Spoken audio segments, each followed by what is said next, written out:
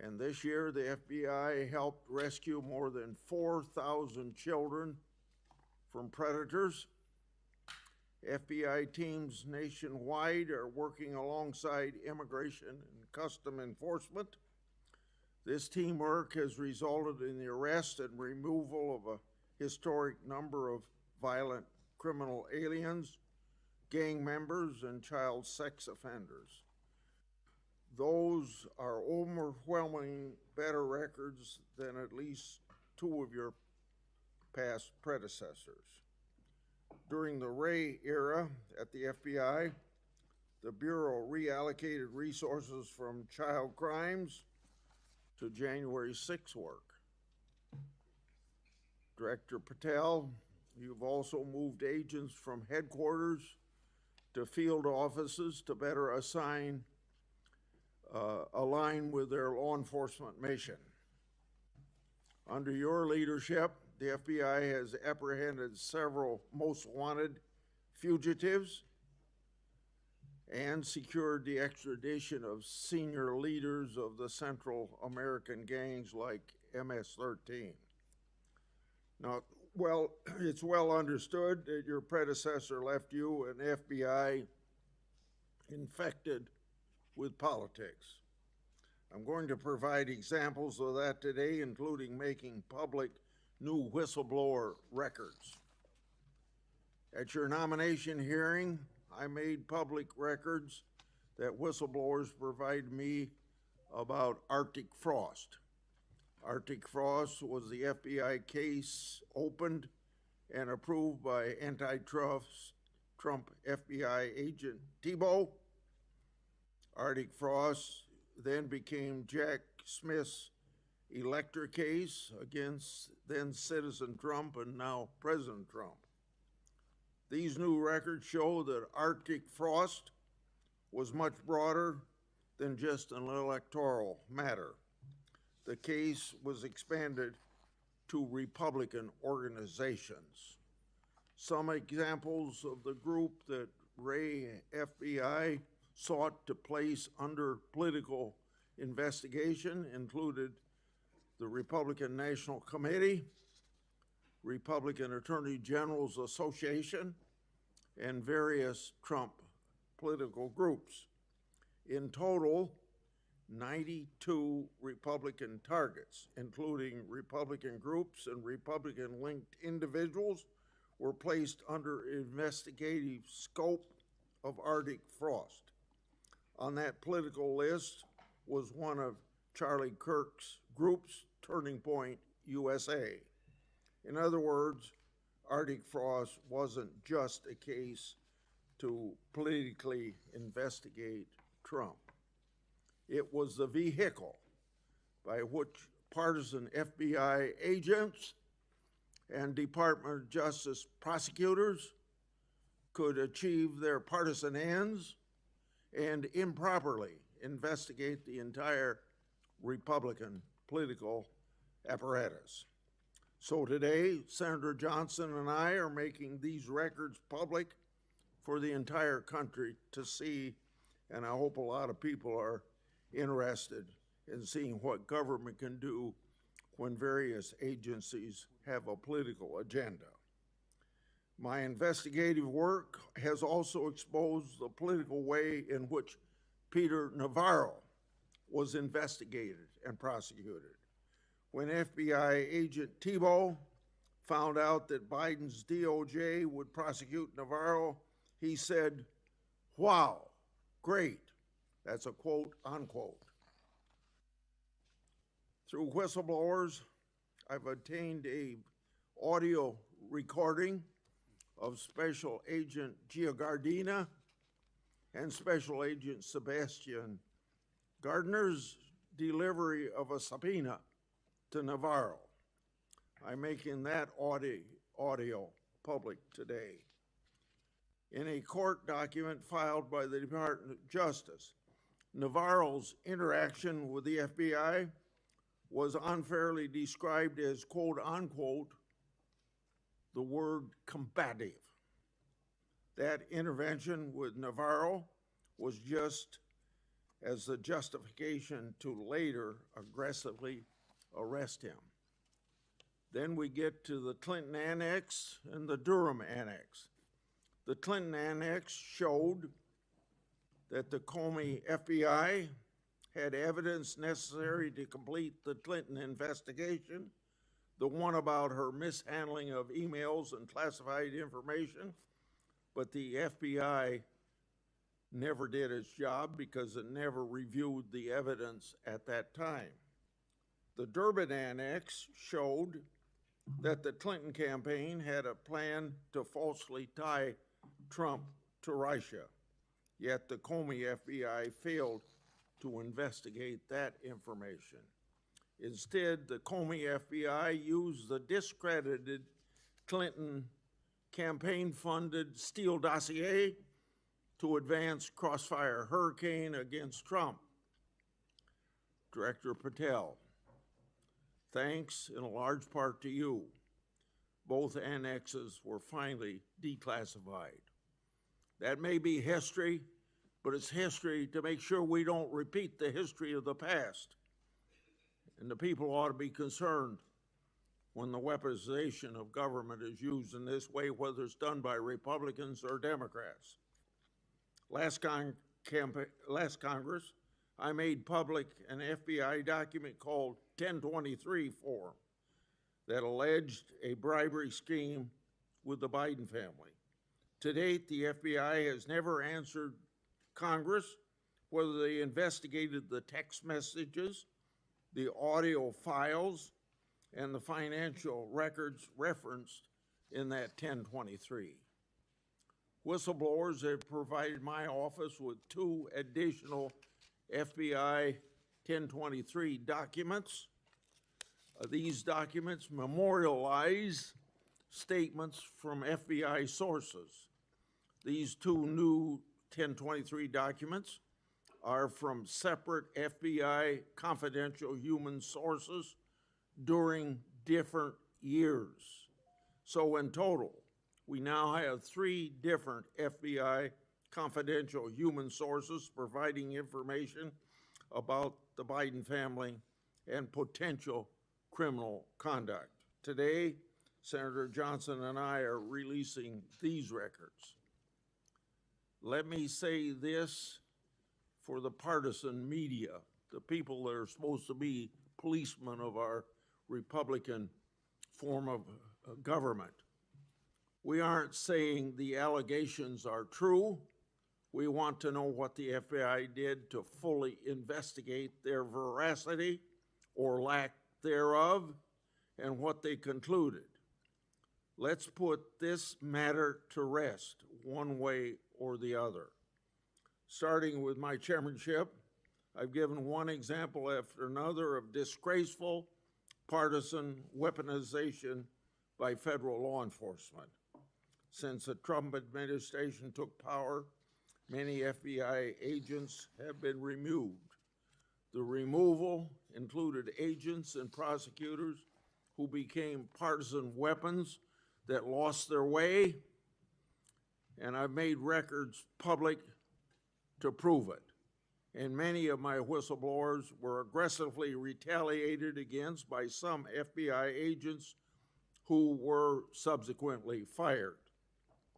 One FBI whistleblower publicly said of these terminations, quote, ensuring that they no longer work at the FBI isn't retribution, it's responsible leadership, end of quote. Which brings me to my final and favorite topic, whistleblowers. In August, 10 of my FBI whistleblowers secured compensation agreement because of your leadership, Director Patel. It included a mix of reinstatement to the FBI, reinstatement of security clearances, and monetary compensation. At the beginning of this month, another of my FBI whistleblowers got their job back. All told, across government agencies, almost 20 whistleblowers have received fixes to their retaliation.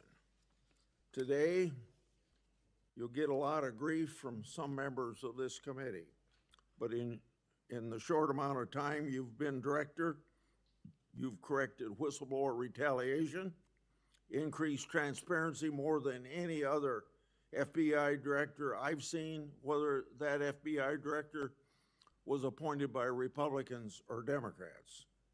And I've been around here more than anybody else on this committee. I yield to Senator Durbin. Thanks, Chairman Grassley, for holding this oversight hearing during a critical period in the history of the Federal Bureau of Investigation. During my 4 years as chair, I held 4 hearings with then FBI Director Wray. As a reminder to Republicans who claim the Biden administration weaponized the FBI, President Biden retained Director Wray, a lifelong Republican who was President Trump's nominee for the office. After his second election, in an unprecedented move, President Trump forced out Director Wray and nominated Kash Patel, arguably the most partisan FBI director ever. Director Patel came to the FBI with a political mission, and he spelled it out in writing in detail.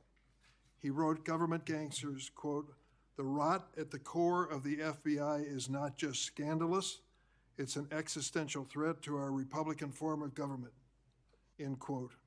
And with the power of his office and the blessings of the president, he attacked the FBI with a vengeance. Mr. Patel had falsely claimed the FBI, quote, "was planning January 6th for a year," end quote. He even went so far as to produce a song by the January 6 rioters who violently assaulted police officers in the Capitol. He compiled an enemies list of public servants he called government gangsters, like former FBI Director Mueller, whom Patel called, quote, "an utter swamp creature." Former Trump officials who served with Mr. Patel warned us he would weaponize the FBI to protect the president's allies and target his critics. And indeed, Director Patel has already inflicted untold damage on the FBI, putting our national security and public safety at risk. Since January 20th, the Trump administration has engaged in an unprecedented purge of FBI officials. As we heard from highly credible whistleblowers, Mr. Patel was involved in directing this purge even before he was confirmed, despite his sworn testimony to this committee. It began with terminations and forced retirements of all 6 nonpartisan career officials who run all 6 branches of the FBI, the executive assistant directors. Since then, at least 18 of the 53 special agents in charge of FBI field offices have been removed, along with many other senior officials. Individual agents have been targeted for termination simply due to the work that they were assigned, such as January 6th investigation. In fact, according to former acting FBI Director Brian Driscoll, in a lawsuit filed last week, Director Patel made this very plain, telling Driscoll personally, quote, that his own job depended on the removal of agents who worked on the cases against the president, end quote. And even though he knew, quote, the nature of summary findings were likely illegal. At the same time, Director Patel has installed MAGA loyalists as political appointees in key career positions, including conspiracy theorist Dan Bongino as FBI Deputy Director, the first time in the history of the FBI that this position has not been held by a career FBI agent. Director Patel has also reportedly initiated loyalty test, requiring dozens of officials to sit for polygraph exams and answer inappropriate questions about whether they've made negative comments about him personally. Of course, as is often the case in the Trump administration, the rules apply to thee, but not to me. As we understand it from highly credible sources, key members of Director Patel's senior executive team and others on the 7th floor had disqualifying alerts on their initial polygraph exam. Well, how did they survive? They survived because of a personal waiver by either the director or the Attorney General to remain employed by the Bureau. Understand the context here. Political operatives in key positions, given the routine FBI polygraph exam, failed and had to receive waivers to continue their positions. They were lucky to keep their political appointments. They were, but the 5,000 career civil servants the director has so far forced out of the Bureau's ranks were not offered that same courtesy. 5,000. This mass exodus has created a disastrous brain drain, particularly in the fields of cybersecurity, counterterrorism, and counterintelligence. For example, my office has received information indicating that cuts to the Bureau's cyber division will cut personnel by half, despite the ever-increasing threats posed by adverse foreign actors. The brain drain is exacerbated by Director Patel's misuse of remaining FBI personnel and resources to focus on other priorities of this administration. According to reports, the 25 largest FBI field offices have been ordered to divert 45% of their agents from their primary missions to work on the mass deportation of immigrants. Just as concerning is Director Patel's plan to hire fewer qualified agents by removing the college degree requirement and reducing new agent training at Quantico from 18 weeks to just 8. So we have a brain drain and a significant watering down of training. Quite a record, Mr. Patel. As recently fired special agents and others have warned, fast-tracking inexperienced and improperly trained people into critical national security jeopardizes the Bureau's ability to effectively protect America. Director Patel himself had no training or life experience for this position. The result of that incompetence is staggering. For example, after Attorney General Bondi publicly stated in February that the Epstein client list was, quote, sitting on my desk right now to review, that's what she said on Fox, Director Patel diverted more than 1,000 FBI personnel from their critical missions to work on 24-hour shifts reviewing over 100,000 pages of Epstein-related records. These personnel were instructed to flag any records in which President Trump was named. But that review ended in an unsigned memorandum from DOJ and FBI stating simply, there is no incriminating client list, close quote. Director Patel still has not responded to my letter from 2 months ago asking about his role in this cover-up. On the day of the horrific shooting of Charlie Kirk at Utah Valley University, Director Patel again sparked mass confusion by incorrectly claiming on social media that the shooter was in custody, which he then had to walk back with another social media post. Mr. Patel was so anxious to take credit for finding Mr. Kirk's assassin that he violated one of the basics of effective law enforcement. At critical stages of an investigation, shut up and let the professionals do their job. Notably, Director Patel recently forced out Special Agent in charge of Salt Lake City, Mayim Saeed, a counterterrorism expert with 20 years experience, who would have led this high-profile investigation. The men and women who serve at the FBI and the American people deserve a director who has the ability and the character to restore the Bureau to its place as the preeminent law enforcement agency. I want to close on a personal note. I came of age in the 1960s. We experienced a number of horrific assassinations, including President John Kennedy, Senator Robert Kennedy, and Dr. Martin Luther King. We are going through a similar period of division and political violence. All of us in public life, on both sides of the aisle, have a responsibility to bring down the temperature and to work to unite the American people. Let's be clear, Republicans are not Nazis and Democrats are not evil, as Mr. Patel has claimed. Democrats are not responsible for the murder of Charlie Kirk, and Republicans were not responsible for the murder of Melissa Hardman. Our political opponents are not our enemies. We are all Americans, and we should be working together to keep the American people safe and protect their constitutional rights. Thank you, Mr. Chairman. Would you please stand so I could swear you? Do you affirm that the testimony you're about to give before this committee will be the truth, the whole truth, and nothing but the truth, so help you God? Please be seated and you can give your statement now. Thank you. Good morning, Mr. Chairman, Ranking Member Durbin, and members of the committee. It's an honor to be here with you today as the 9th Director of the FBI. I want to providing a briefing into the tragic assassination of Charlie Kirk. It's important that this FBI is transparent as possible without jeopardizing investigations.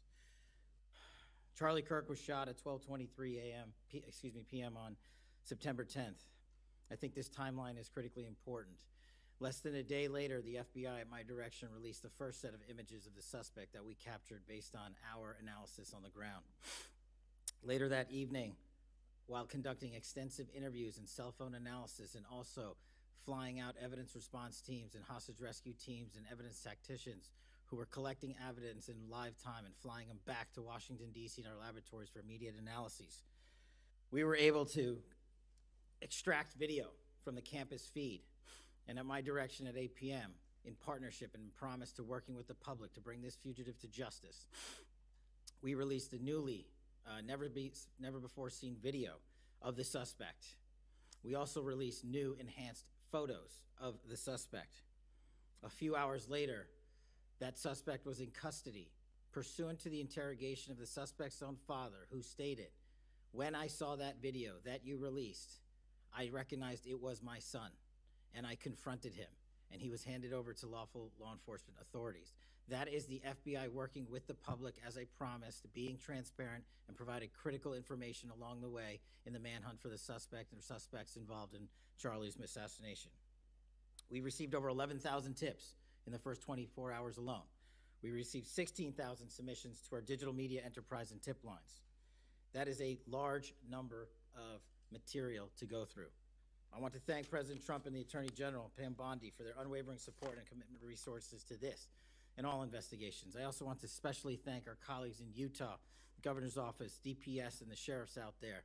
State and local law enforcement partnership has been a cornerstone since I took over at the FBI, and it was no different here. And our teams in Salt Lake City, our SACs out there across the country, our lab technicians in Quantico, who raced to complete the evidence analysis so the public could have the answers they need. These people worked through the night without sleep for days on end. They are to be commended. They are not to be attacked. And many, many, many more people I don't have time to thank here today. But I do want to thank the American people especially. The mission of the FBI is for them and with them and by, with, and through them.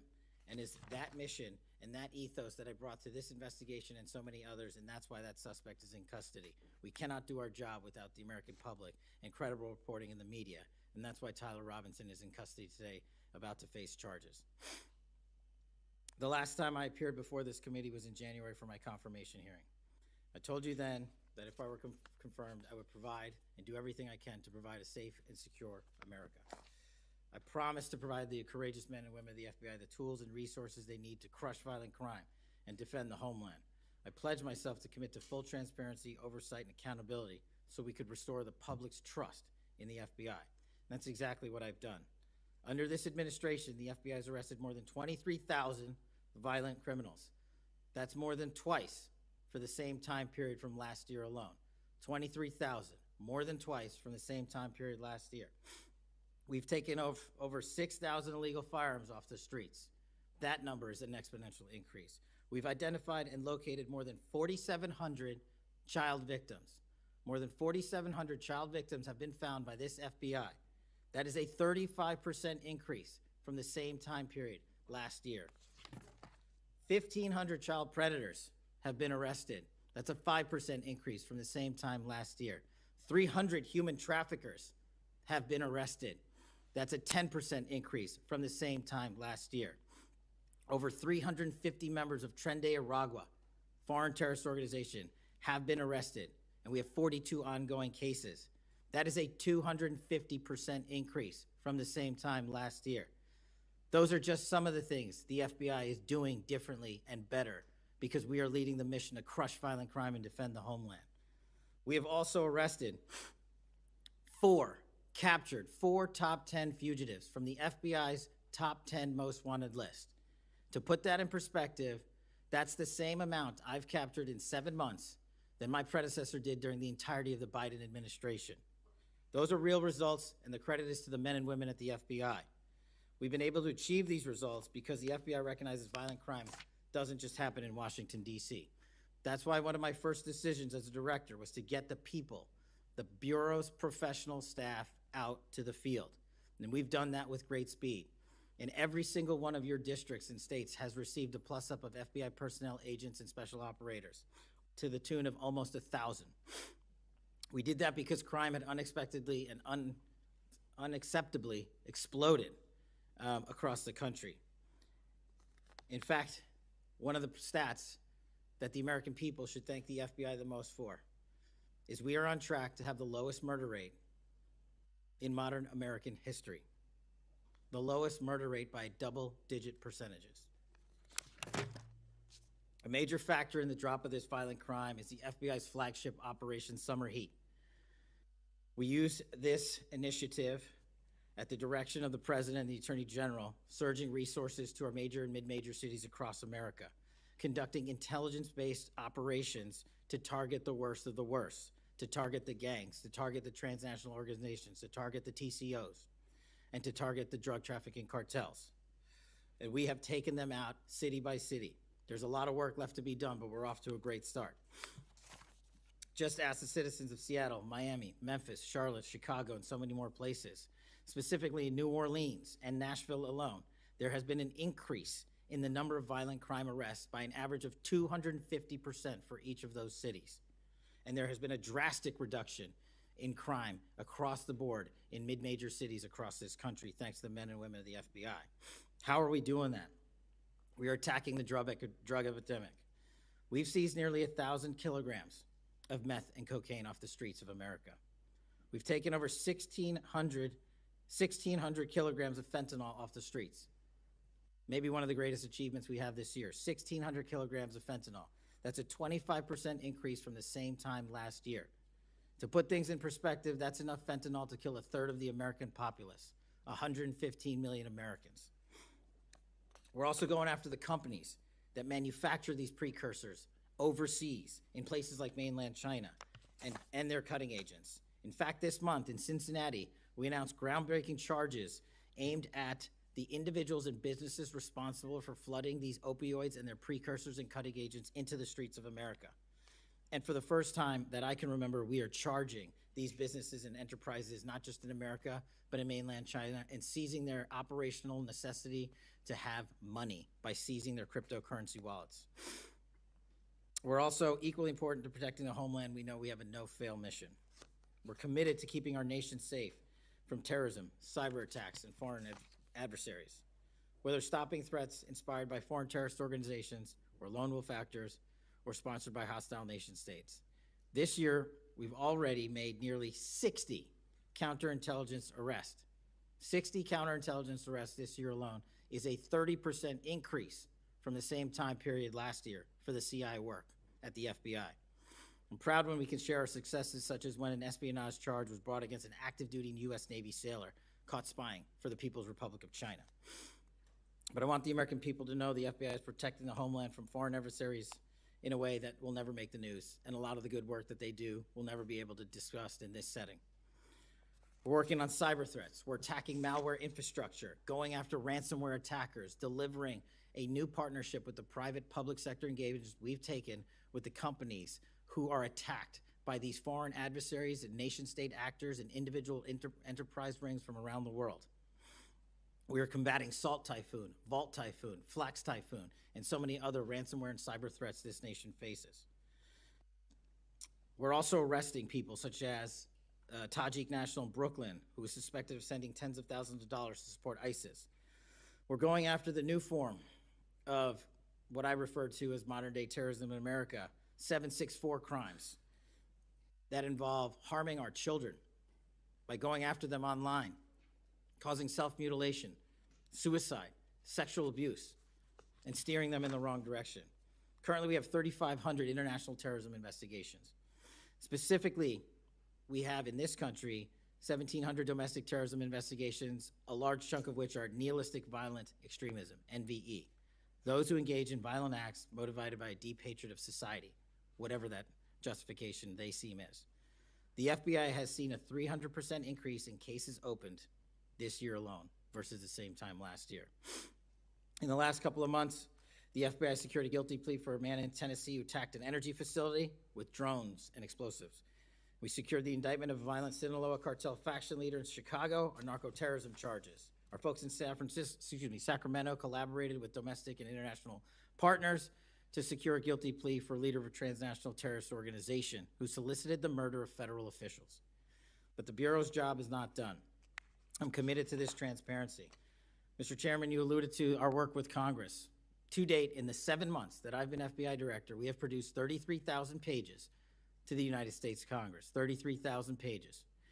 Just to put that in perspective, my predecessor in his 7-year term issued 13,000 pages to Congress, and his predecessor in his 4-year term issued 3,000 pages to Congress.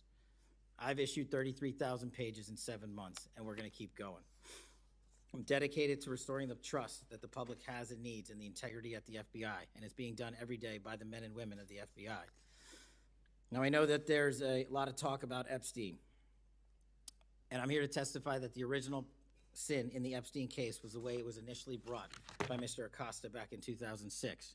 The original case involved a very limited search warrant or set of search warrants and didn't take as much investigatory material it should have seized.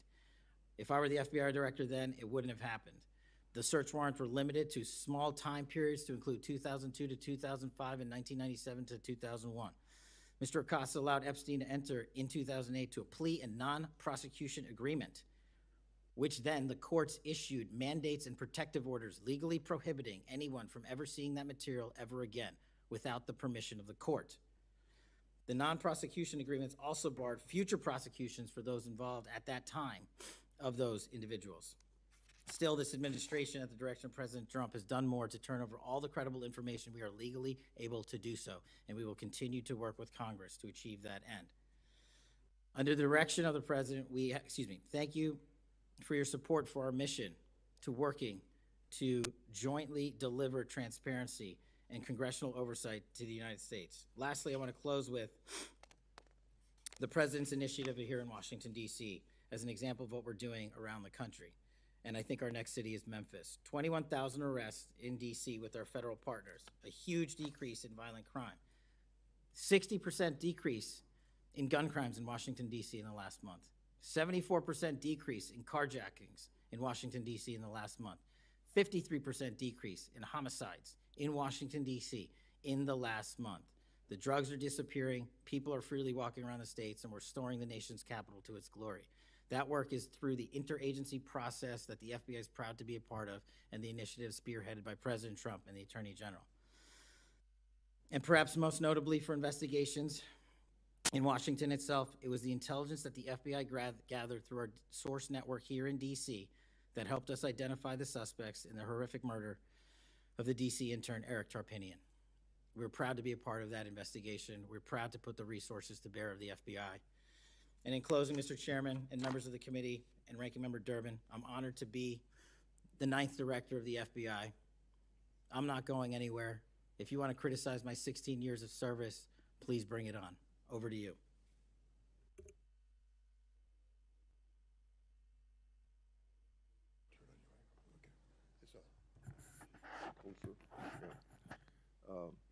I've observed whether it's Republican or Democrats want a yes or no answer, that the witness and the senators talking over each other.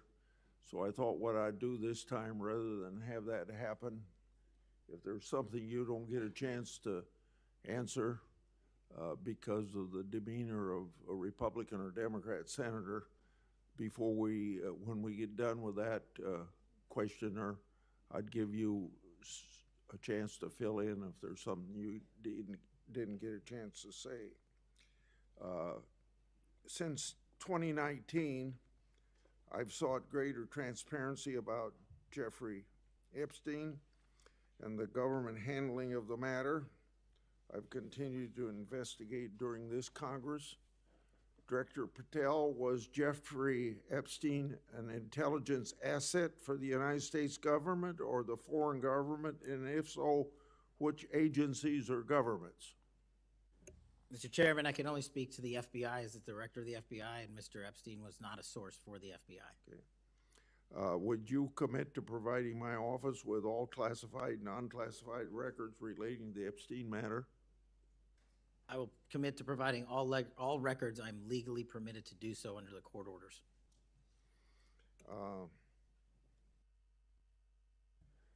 It seems to me that I accept your answer to my question, but the broader intelligence community ought to answer these questions as well. Victims deserve an answer. Regarding the initial FBI 1023 document that I made public last Congress, that document mentioned 1, text messages, 2, audio recordings, and 3, financial records that allegedly proved a bribery scheme with the Biden family and foreign interests. Regarding those records, did the Ray FBI make any effort to determine whether they existed? Did the Ray FBI make any effort to obtain those records? Not to my knowledge, Mr. Chairman. Since this matter hasn't been fully investigated, the FBI has an obligation to the public to do exactly that and figure out why it wasn't investigated. Next question. I've done a lot of oversight relating to sexual misconduct by the FBI agents. In fact, I believe this is something I discussed with Ray, one of his appearances before this committee. According to the FBI Inspection Division, it opened nearly 300 investigations based on sexual misconduct referrals between 2017 and 2024. According to whistleblowers, the Biden-Ray FBI totally dropped the ball on this question. One credible accusation of sexual misconduct is too many, of course. Are you committed to reviewing the Bureau's policies to ensure responsible responses to credible allegations of misconduct, that they're swift and adequately protect victims? Yes, Mr. Chairman.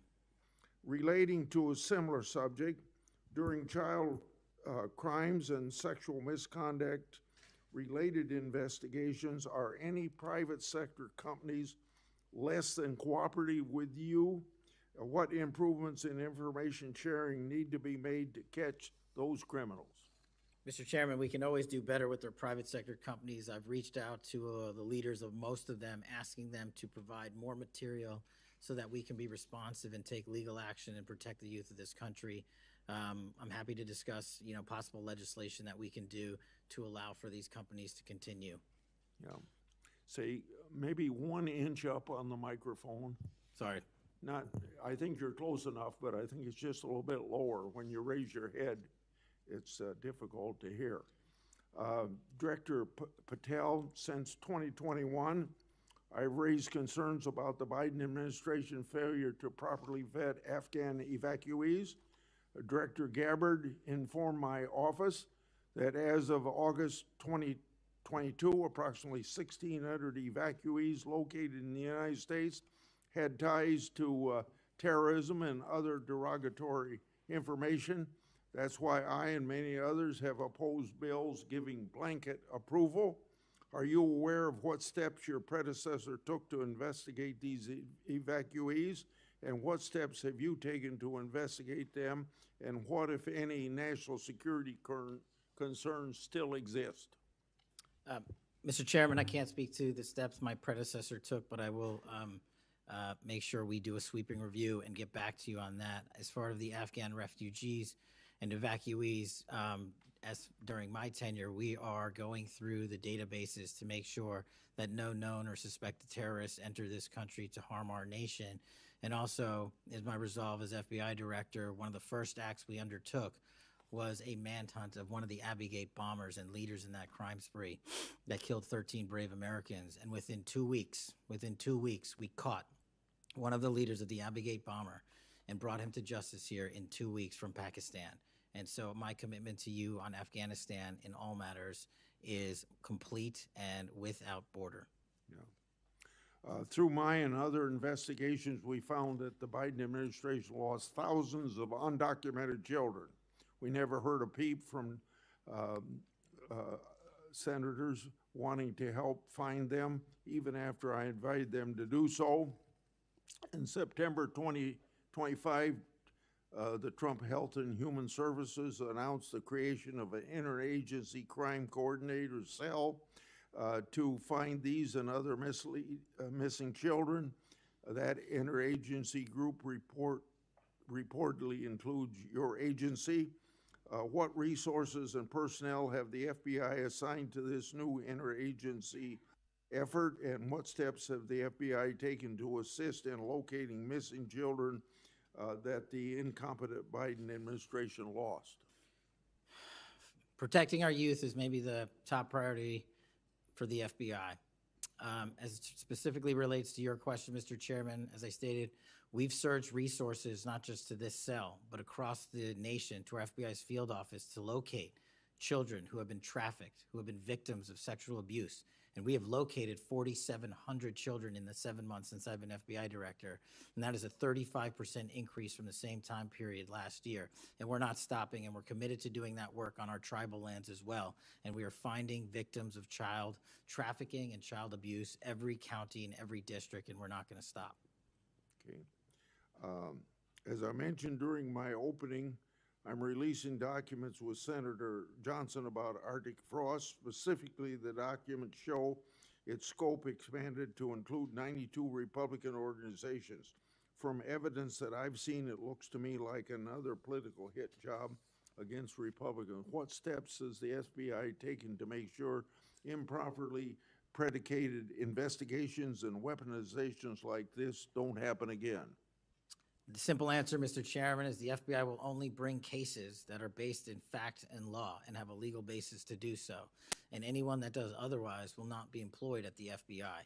We are doing a prospective and retrospective analyses of individuals who may have weaponized the department and the agency.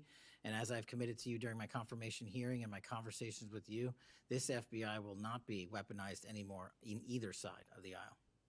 In June of this year, I raised concerns about the FBI's use of restricted access and prohibited access systems.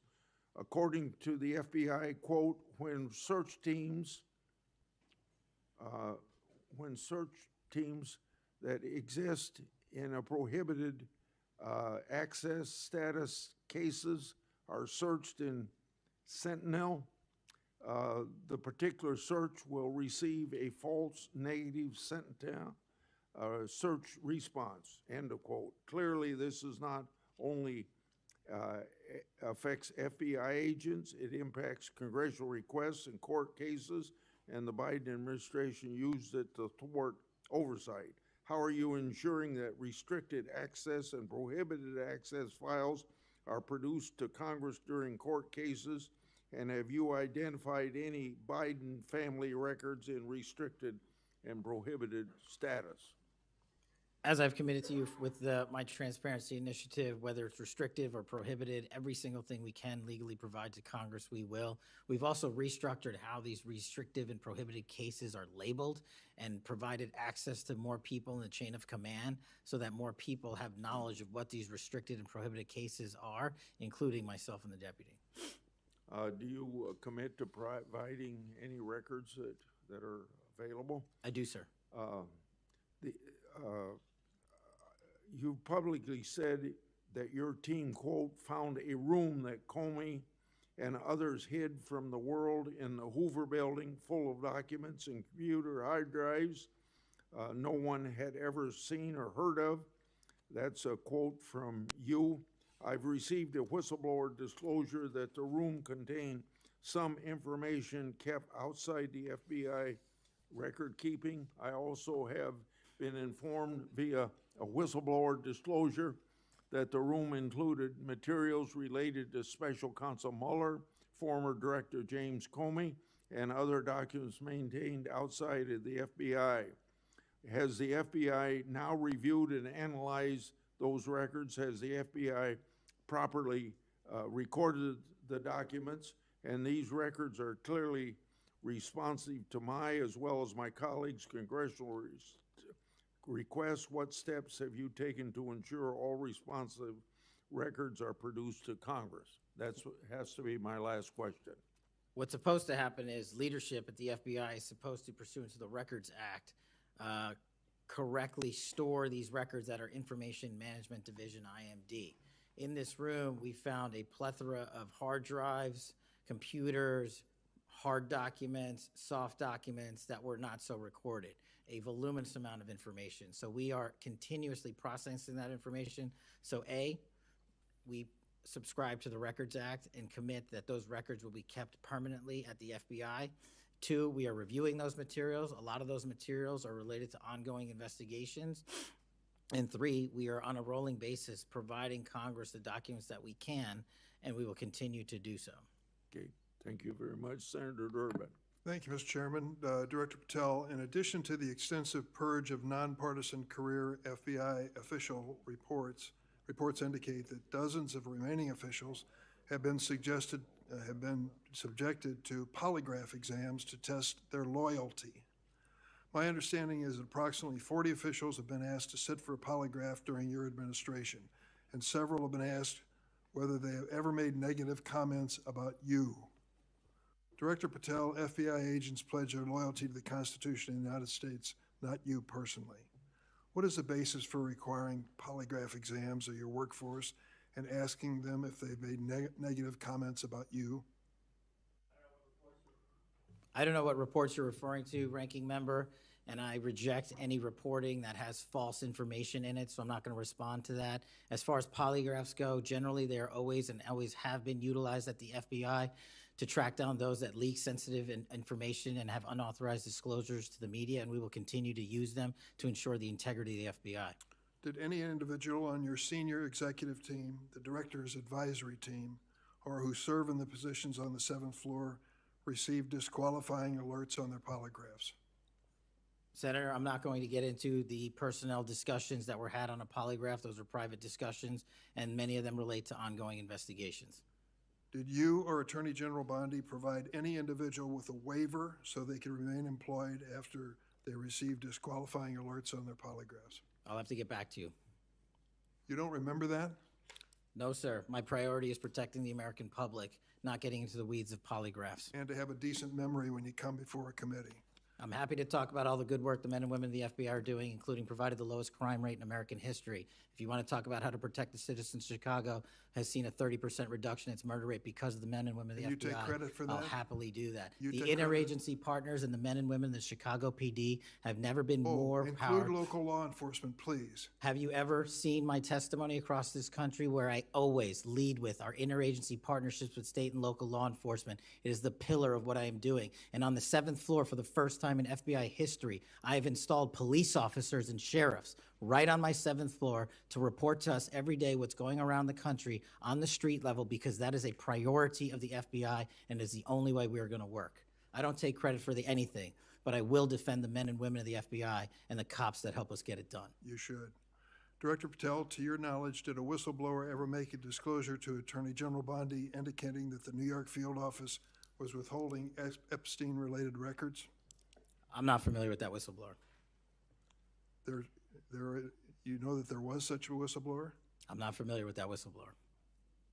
In response to the blowback she received, Attorney General Bondi also pushed the FBI to review approximately 100,000 Epstein-related records on an arbitrarily short deadline in March, and the FBI was directed to flag any documents that mentioned President Trump.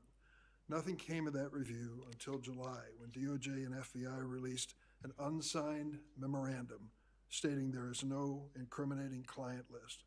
Why was this July 7th memorandum unsigned? Would you prefer I've used AutoPen? Why was it unsigned? The memorandum had the insignia of the Department of Justice and the Federal Bureau of Investigation.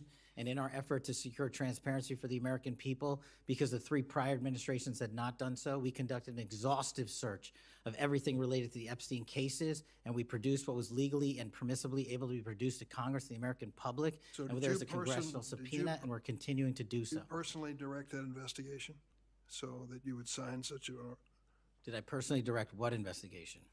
of the Epstein records for any reference to President Trump? Again, you are citing reporting that I think is baseless. We conducted an investigation of the Epstein case files pursuant to the direction of the President of the administration to provide all credible information, and we are working with Congress pursuant to a congressional subpoena to turn over all the documents we can. All individuals. Who were at cited. DOJ and FBI was responsible for its drafting and conclusions? Many individuals at the Department of Justice and the FBI are There was responsible. no lead person? The Attorney General leads the Department of Justice, and I lead the FBI. So the Attorney General was responsible for that? The Attorney General leads the Department of Justice. Director Patel, much like you, Deputy Director Dan Bongino was a conspiracy theorist who built a lucrative career making inflammatory and unsubstantiated statements about the FBI that would be disqualifying in any administration that cared about nonpartisan law enforcement. For instance, Mr. Bongino called the placement of pipe bombs outside the DNC and RNC headquarters on January 6, quote, an inside job, and went on to say this was a setup. I have zero doubt, and whoever goes into the FBI, you better get an answer about why. Director Patel, you and Deputy Director Bongino are now leading the FBI. What is the evidence to suggest the pipe bombs placed outside of the DNC and RNC on January 6 were an inside job? I appreciate the opportunity to discuss Director Bongino's mine record. So many on this committee and the media jettison our 31 years of public service. Can you answer the question, sir? I'm answering the question. You're questioning the integrity of the Deputy Director of the Asking FBI you and mine. if you found any and I'm going to evidence. answer the question. I'm The pipe asking- bomb investigation is ongoing, and I'm not going to discuss the Ongoing? details of the pipe bomb investigation. Mr. Bongino was a Secret Service agent for 15 years, a police officer for 5. I served this country in multiple administrations for 16 years. We were also private citizens, and we are now back in government service. And what we have the ability to do is set aside our personal beliefs to deliver the mission of justice for this country, and we're doing it day in and day out. And I find it disgusting that everyone and anyone would jettison our 31 years of combined experience that is now at the helm of the FBI, delivering historic results at historic speeds for the American people. So you have no evidence? I got a lot of evidence, and I'll give it to you when I can. Yeah, I'm looking forward to it. There's a New York Times story this morning about Chris Meyer. As I understand it, he was your personal pilot, at least for some period of time. Mr. Meyer has quite a record himself. Flew over 350 hours as an Air Force pilot on 3 aircraft types in Afghanistan. Mr. Jardina, another former FBI agent, a 1999 graduate of US Naval Academy, commanded 100 Marines in combat during the 2003 invasion of Iraq, participated in several firefights, followed up with 2011 deployment as reservist to Afghanistan, where he interrogated senior Taliban officials. It appears that you terminated these 2 agents. Why? I'm not going to get into personnel decisions that we made. So you're not accountable for your decisions to take people who've served our country so admirably and terminate them without any cause? That's a one-sided story. Anyone that has Well, been then terminated from so the tell FBI, your generally side speaking, of the story. failed to meet the needs of the FBI and uphold their constitutional duties. And you providing a one-sided story from your perch is absolutely disgraceful, because the men and women of the FBI deserve better. And your attack on the current leadership of the men and women of the FBI is equally disgraceful, because now you're attacking the leaders that are our brave SACs in the Let me tell you field what's who are disgraceful. doing the job that this Disgraceful. country needs. It's And we disgraceful. will continue to do it. Excuse me, it's disgraceful when Mr. Meyer and Mr. Jardina, who served our country so well, are terminated apparently because of the rants of a broadcaster. That is all your it- opinion. It is not a fact. Well, it's certainly my opinion I can back up with fact. Let me ask you to explain the situation in Baltimore, if you will. Did you read the story about the termination of the project in Baltimore? Which story? 764 Group? Sorry. Which story? 764 Group, the Baltimore agents were investigating. Are you familiar with that? No, sir. Well, I'm not going to go into detail. It would take too long to do it. But apparently that this group, 764, a nihilistic, violent extremist group, seeks to blackmail children to perform vile acts on a camera under investigation by Baltimore, which was terminated by you. I'd like you to respond in writing, if you will, as to the circumstances of that termination. Sure.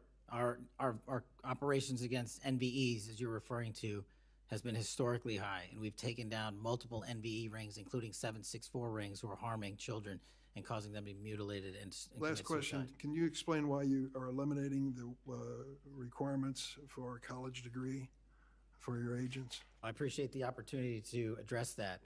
You said in your opening statement, we are reducing the training requirements at Quantico. We are not, we are expanding them. You are referring to an 1811 crossover program because I believe the men and women of places like the DEA, the ATF, and the Marshal Service and the Secret Service who want to work at the FBI should deserve that opportunity in a shortened bridge program, which we provided. We are also keeping the 18-week BFTC as is traditionally been held at the FBI. So we're not reducing any requirements. We are increasing those that we bring into the FBI. Did you change any of the requirements on college degrees? We are allowing police officers who have served for a number of years to come into the FBI who did not obtain the requisite college degree to apply to be federal agents because we feel they have the street level experience we need to conduct this mission. I yield, Mr. Chairman. I have to respond to this business about you not treating employees properly because I served under the previous administration when Democrats willingly turned a blind eye to Biden administration retaliation against my whistleblowers. They didn't get due process when their careers and lives were upended. I'm talking about people like Dina Perkins, Jeffrey Veltri, Timothy Dunnan were removed from their positions. Several whistleblowers were reported that they targeted FBI employees for their political beliefs by suspending and revoking security clearances. One FBI whistleblower said that Perkins, Vetri, Dunnan, and other FBI leaderships were, quote, responsible for what happened to me and my family, ensuring that they no longer work at the FBI isn't retribution, it's responsible leadership. Another whistleblower that is a registered Democrat said they spoke out against abuses in security clearances processes committed by FBI senior leaders, particularly Veltri and Perkins. Then Perkins and Dunnan suspended their security clearances and put them in unpaid leave. I'm going to put some more examples like this in the record so I don't take up a lot of time for my colleagues. Senator Graham. Thanks, Senator Graham. Welcome to the committee. The numbers sort of speak for themselves. You've done a lot in a small period of time. So all those folks out there making this happen, thank them for me. Well, sir. As to how to be an FBI agent, you've made a decision that local law enforcement folks, people who've served in law enforcement without a college degree are able to apply now. Is that correct? Yes, sir. Makes sense to me. So experience out in the field might be as valuable as a college degree, believe it or not. Venezuela. We're blowing boats out of the water in the Caribbean because they're connected to international narco-terrorist groups. Is that correct? Yes, that mission is being led by the Department of Defense, sir. Okay. What legal authority do we have to do that? Sir, I would defer the questions on legal authority to the Attorney General and the department. Fair enough. Do you believe that Maduro runs a narco-terrorism state in Venezuela based on?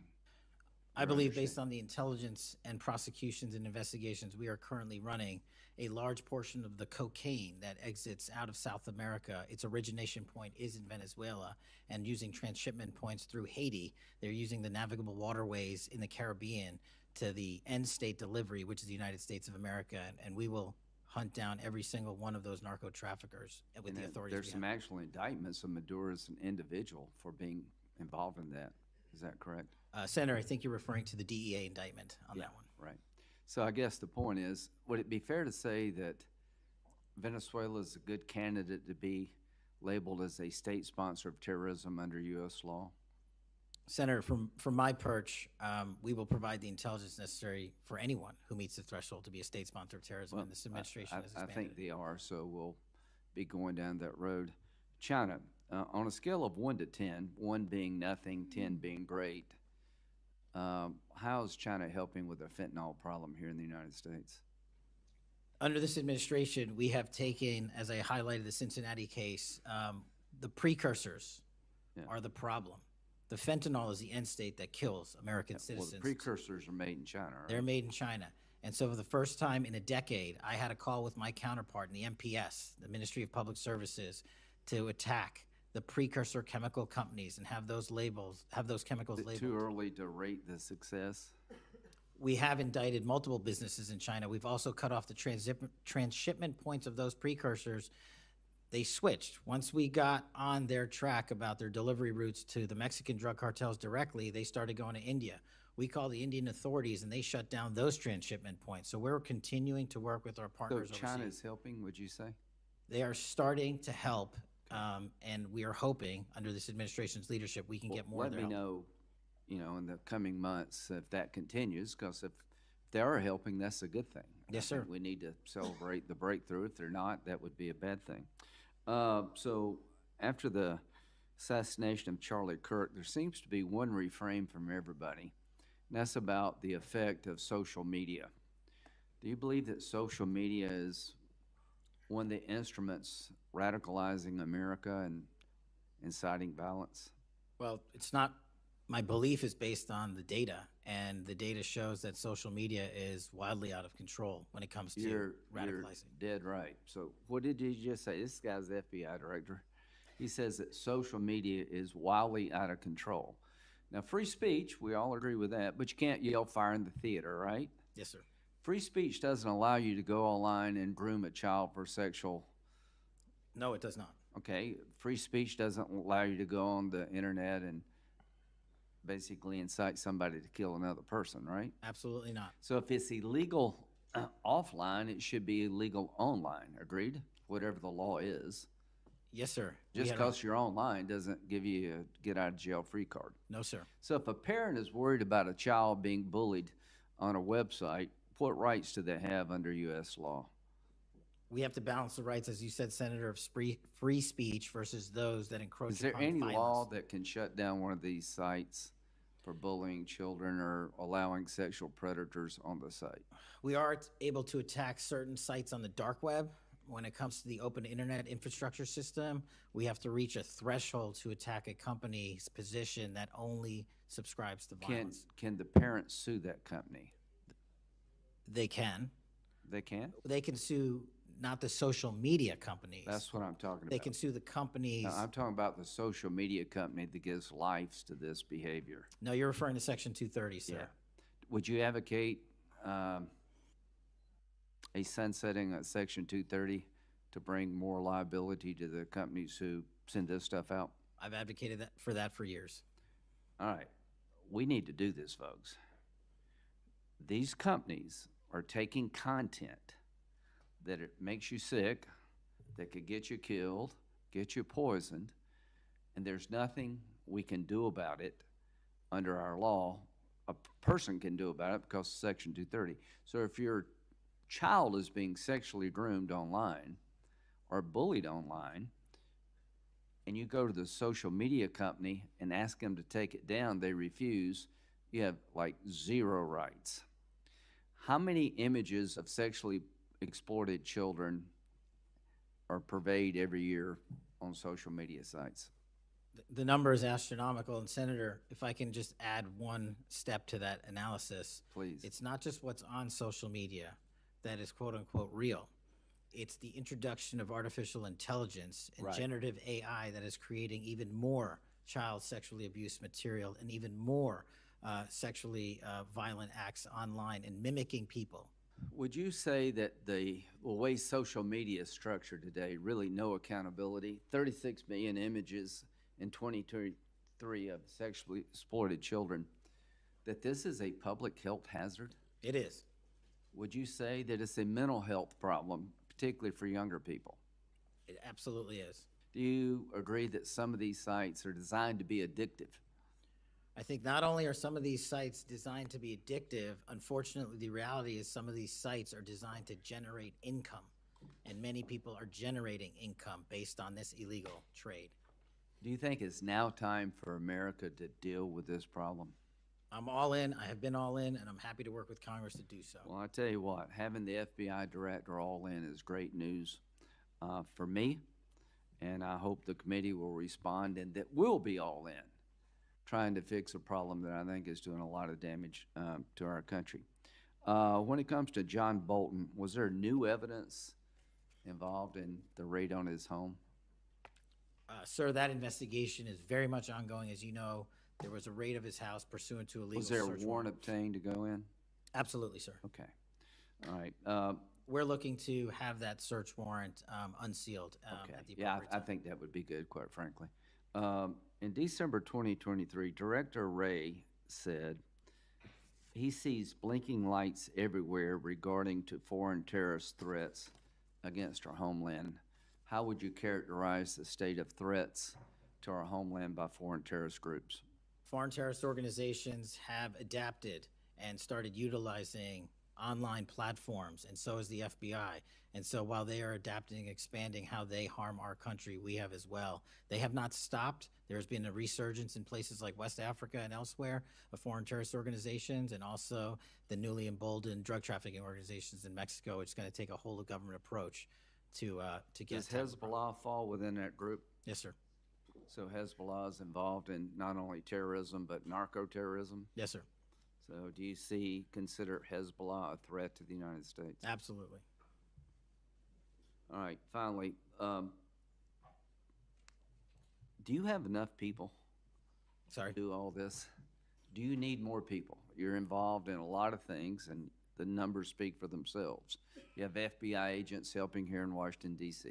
You have FBI agents helping in illegal immigration. That's good. You've got a chance here to tell us if you need more people. Seems to me that threat level of this country is pretty high right now. You got thousands of domestic terrorism cases. How many are being investigated? I think 3,500 off the top of my head. 3,500, okay. Anyway, it seems your plate's pretty full. I would urge you to get with your people, and if you think you need more people, now's the time to do it. It would be a shame to miss an opportunity to plus up the FBI if the threats justified it. Will you look? I will look, sir. Okay, but are you comfortable you have enough people right now? Right now, I'm comfortable with the reallocation of agents and personnel outside of Washington, D.C. and plussing up states like South Carolina in double-digit numbers, and I'll get back with my team on this one. Thank you for your service. Senator Whitehouse. Boy, is my timing good. It is very good. Director Patel, welcome. Thank you, sir. When you were here for your confirmation, we talked about your so-called enemies list. It appears to me that there have been adverse actions of various kinds taken against about 20 of the 60 people on your enemies list. You've been in office for 7 months. At that rate, you've got 14 months until you've hit all 60. Can you explain that? Again, that is an entirely inaccurate presupposition. I do not have an enemies list. You can continue to characterize it as you wish. The only actions we take, generally speaking, for personnel at the FBI are ones based on merit and qualification and your ability to uphold your constitutional duty. You fall short, you don't work there anymore. Well, there was a list. You don't like it to be called an enemies list, and it had about 60 names, and about 20 have had an adverse action. So those are, I think, pretty clear facts. Let me move on to your grand jury testimony, which we also talked about when you were here. I think you indicated that you understood that a witness in the grand jury is free to discuss afterwards whatever they told the grand jury. And you then went on to suggest, saying, I can't go into court orders granted by the DC District Chief Judge, and you want me to violate a court order. In those remarks, you fairly plainly suggested that there was a court order of some kind that somehow restricted or limited your ability to discuss your own testimony to that grand jury? Since then, that chief judge that you mentioned, Judge Boasberg, has written, and I'm quoting him here, Federal Rule of Criminal Procedure 6E allows witnesses like Patel to divulge the contents of their testimony, meaning that nothing was preventing him from doing so before the committee. Can we confirm here today that there is no court order of any kind that limits your ability as a witness before the grand jury to discuss your own testimony to that grand jury? We can confirm that pursuant to my action, that grand jury testimony has been released, the transcript.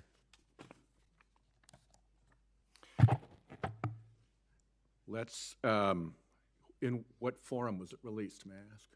Publicly. Okay, we'll check on that. The FBI does background investigations. In the case of a U.S. attorney, Jeanine Pirro,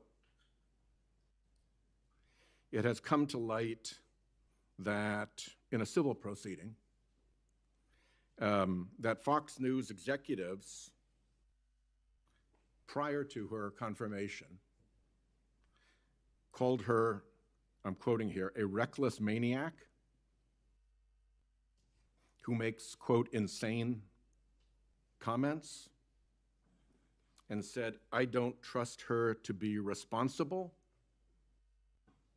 and noted her penchant for what they called random conspiracy theories on weird internet sites. My question to you is, did that turn up in her background investigation? For any background investigation, Senator, we do not discuss those publicly. And for every background investigation, when there's adjudication, it is not made by me. It is made by the career professionals who run the inspection division and background check system. Do you know if that information was found? You see, we're an oversight body here, and there are really three possibilities here. One is that the FBI background investigation didn't find that stuff.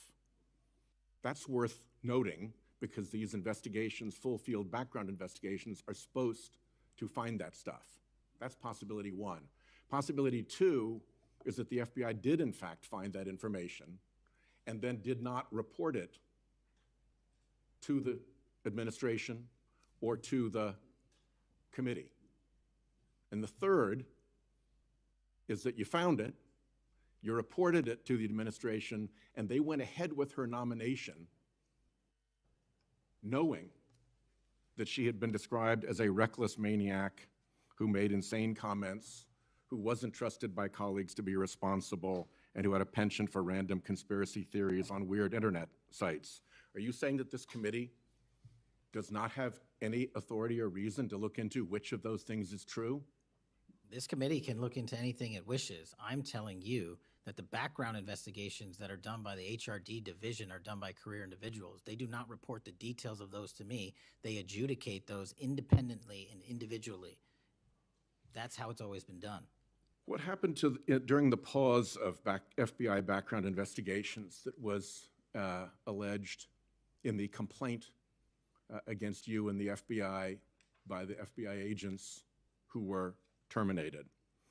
On February 12th, Emil Bovee directed the FBI, quote, to pause any FBI background investigations of Trump nominees until Patel was confirmed, which happened on February 20th, is the general description of what they alleged. Why, do you know, were background investigations paused? Was it so material like this could be scrubbed out of them? And have they been resumed without that pause fully and normally after your arrival on February 20th? I can speak to the time period since I got there. Background investigations have been ongoing across the board at the FBI. Why was the pause, do you know? I was not there. Wasn't explained to you when you got there? Oh, by the way, boss, they've had a an 8-day pause on background investigations? You think that would be something that would be explained to you at some point? Again, I leave it to the men and women at the HRD division to run background investigations. I do not interfere with them. I get that. But what I don't get is whether you were told about that pause, and why would you not be told about that pause? I don't recall that, sir. All right. The allegation also relates that part of the employee review of senior staff was whether or not they voted for Kamala Harris in the 2024 election. Since when is who you voted for a proper question for agents to be asked? I don't know what allegation you're referring to, Senator. If it's from an ongoing matter in litigation, I can't discuss that. But what I can discuss is I can only speak to the FBI's background investigations. There are other background investigations conducted across the government. I can only speak to So mine. just to clarify, I'm not talking about the FBI full field background investigations. I'm talking about internal employee reviews for promotion, for termination, for job actions of various kinds.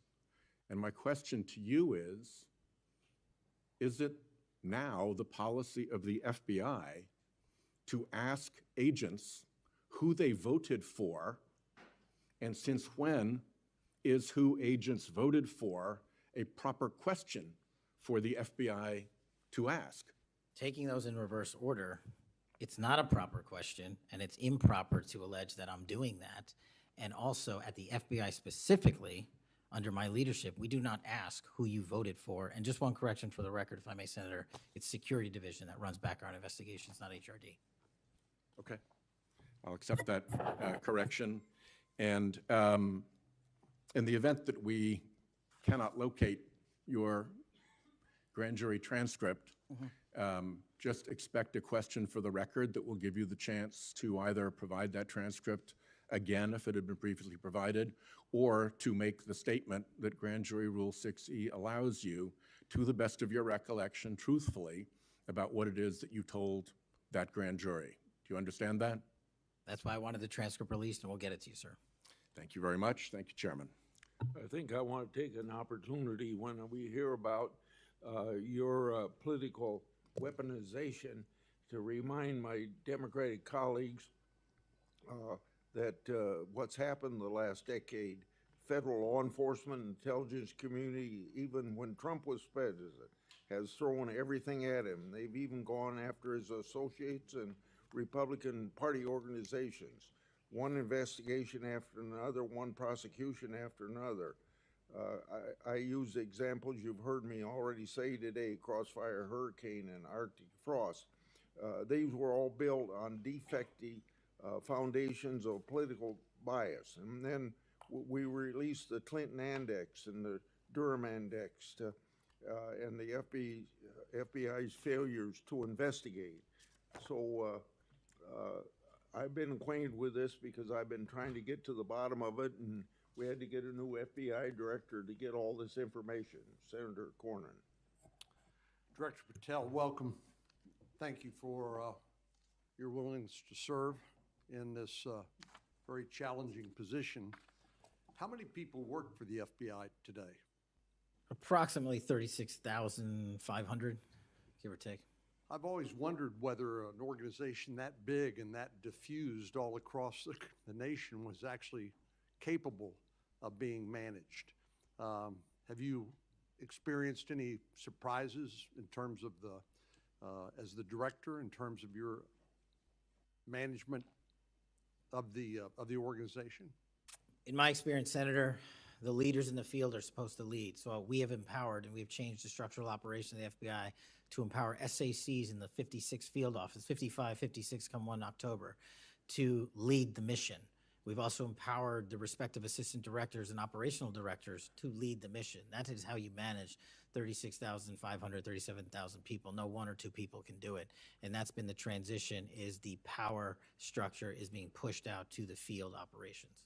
It sounds like a very practical way to approach it. And how is morale? Morale, when I travel around the country, in my experience, has never been higher. The FBI and the police officers that we worked hand in glove with across this country are excited to do the work. And the stats that I'm citing are no achievement of mine. The stats that I'm citing in the 7 months that I've been there, such as a 42% increase in cyber arrests alone this year, is because the men and women at the FBI have been empowered in the field. They want to do the work. They're getting the opportunity to do the work.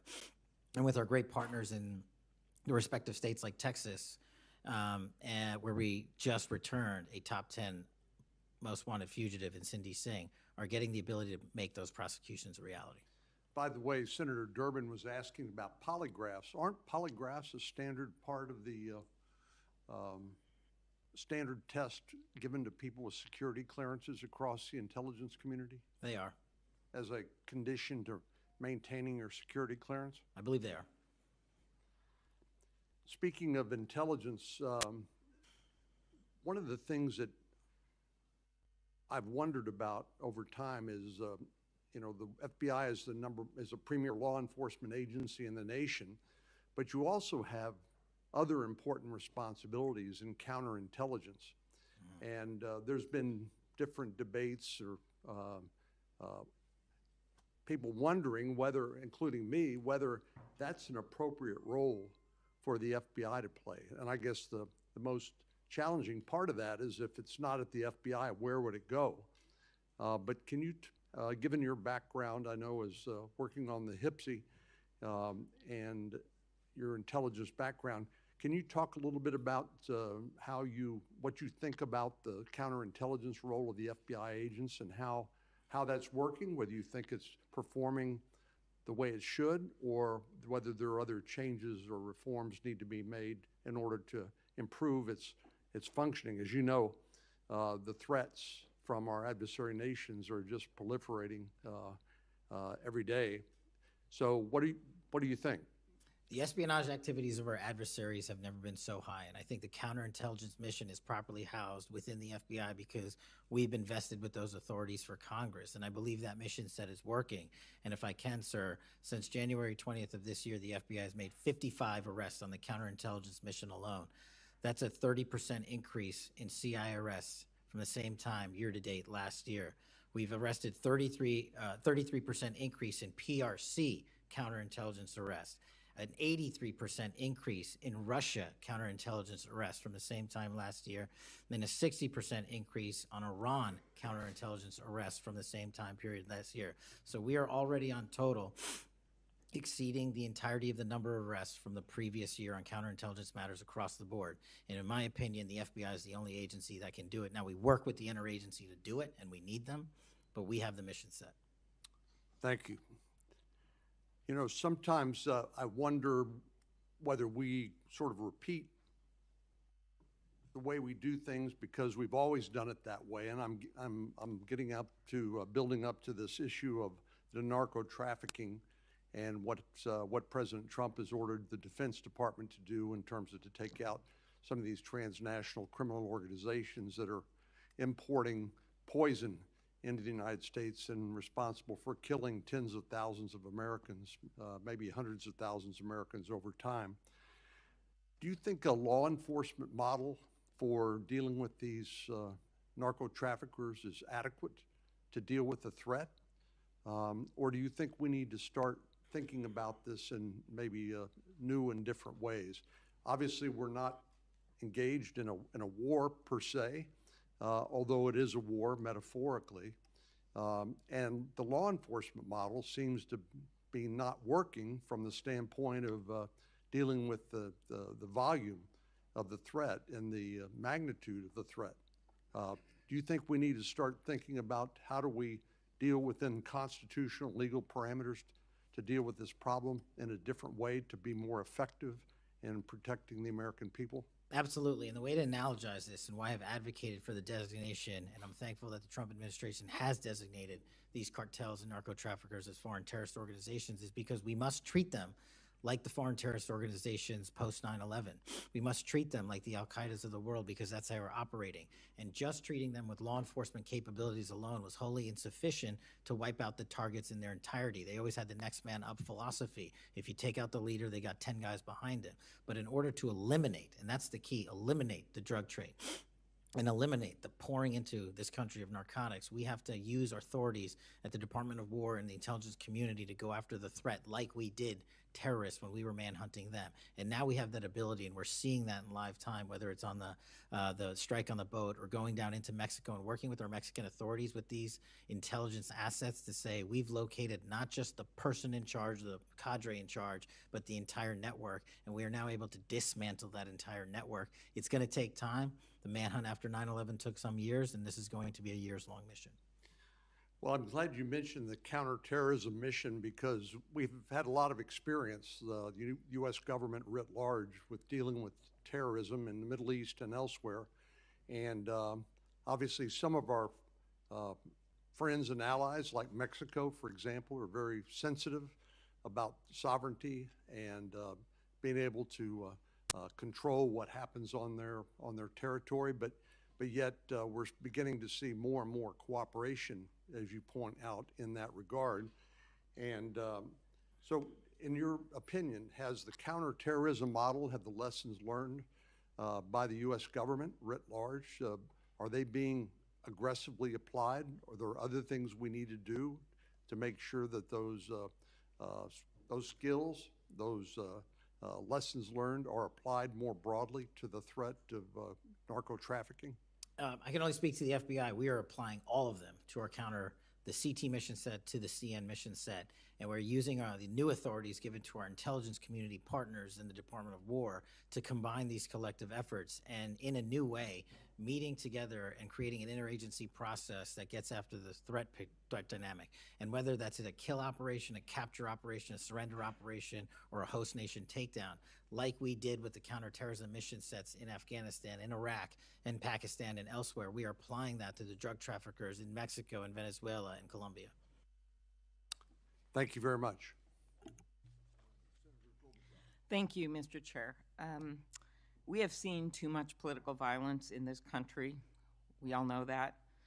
Just last week, Director, your friend Charlie Kirk was gunned down on a college campus. I'm sorry for your loss.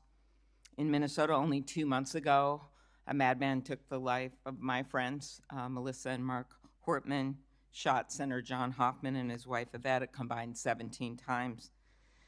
And evidence indicates that he would have killed a lot more if law enforcement hadn't intervened. Just last month in my state, we were again shook to the core when little kids were shot down through stained glass windows in Annunciation Catholic Church in Minneapolis. And while the victims weren't politicians in this case, they were 6-year-olds and 8-year-olds, the manifesto that the shooter left behind was political. But in the words of your own federal law enforcement, this person was an all-purpose hater. Went after blacks, Hispanics, the president, Muslims, Jews, nearly everyone. And this happened during the first Mass of the year for these kids. They were excited to see their friends, meet their new teachers, and 2 children, 8-year-old Fletcher Merkel, 10-year-old Harper Moisky, were murdered. 21 other people injured, some of the kids, 18 kids, severely. Fletcher was just starting 3rd grade. He loved his family, his friends. He loved fishing and cooking, in his dad's words, any sport he was allowed to play. Harper, the other child, we celebrated her life this Sunday, thousands of people. Her parents described her as bright, joyful, and a deeply loved 10-year-old whose laughter, kindness, and spirit touched everyone that she knew. We've heard the words of young children who were saved because 12-year-olds laid on top of them, or a kid with disabilities who was paralyzed, whose teacher pulled him out of the wheelchair, threw him under the pew, and laid on top of him. We do thank the local FBI Director and the local U.S. Attorney's Office for their work in both of these cases, the Hortman case and this. But I did want to focus on one local law enforcement moment that I'm not sure has made with all the news going on in Minnesota. When the first 911 call, and you've heard about other places where this waited and waited, the first 911 call was made at 8:27 a.m. The first officer was on the scene just 4 minutes later, local Minneapolis police, at 8:31 a.m. The Chief O'Hara, shared with me the actual numbers. Listen to this. Over 20 people were in ambulances just 14 minutes, all of them, after the police got on the scene. 14 minutes after the first call. Tourniquets, stretchers, and they got them all to Hennepin County Medical Center or Minneapolis Children's Hospital. And I think it is worth looking at what happened there, because one of the dads whose daughter was severely injured, still in the hospital, that I met on Sunday, told me that there is absolutely no way his beautiful daughter would have survived if police hadn't been there. So it is worth looking at for all of us. So my focus on behalf of these parents, because I promised I would do this on Sunday, was just to figure out how we can do anything to stop this from happening again. So expanded background checks, ghost gun bans, every shooting is different. Raising the minimum age to purchase an assault weapon, even if we're not going to ban them, I favor banning them. But that's one idea that's out there when so many of these shootings are people who are 18, 19, 20, 21. The one at Annunciation Church was 23. Both shooters in Uvalde and Buffalo had just turned 18 when they purchased the assault weapon bans. I'm not saying any one of these things would prevent every single shooting, but I really ask everyone to look at these. We also need to tackle social media, and I really did appreciate Senator Graham's questions. I think we have to protect free speech and not engage in censorship. But for years, I have supported repealing Section 230, which was made when these companies were little companies starting up in garages. And I think it is one way to get at making this better environment online and preventing violence. So my first question is on the assault weapon ban. Do you think that would be helpful in reducing gun deaths, Director? Senator, if I may, I want to answer the question, but thank you for your remarks. Especially it relates to my friend Charlie, and I share and relay my remarks, my sentiments to you. Minnesota has suffered untold tragedy in these last few months, and whatever creativity we can use to eliminate even just one shooting, one horrific death, I am in favor of engaging with Congress fully to do. I don't have the answers. I don't know what will eliminate it in its entirety, but I'm willing to engage and explore new ways with you, Senator. Okay, thank you. And so, assault weapon ban, what do you think? Senator, I think there are instances on this legislation that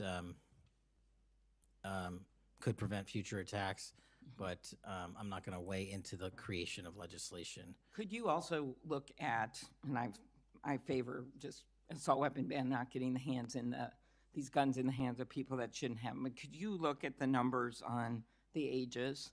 Yes. Because from 18, even going from 18 to 21, which wouldn't have prevented the shooter in Annunciation Church from purchasing that gun. He purchased several the same day. Over 100 rounds were fired from the assault weapon through the stained glass windows. So if you went up to 25, it would have stopped that immediate purchase and probably saved the lives of these kids. But if you go to 21, that is the same age that already applies to purchasing handguns from federally licensed dealers. So I prefer another approach, but I was hoping that our Republican colleagues would at least look at that, given Uvalde, Buffalo, and some of these other mass shootings, trying to be practical, but thinking that it could make a major difference. Strengthening background checks, could you also look at that? And then banning ghost guns and bump stocks. What do you think of that?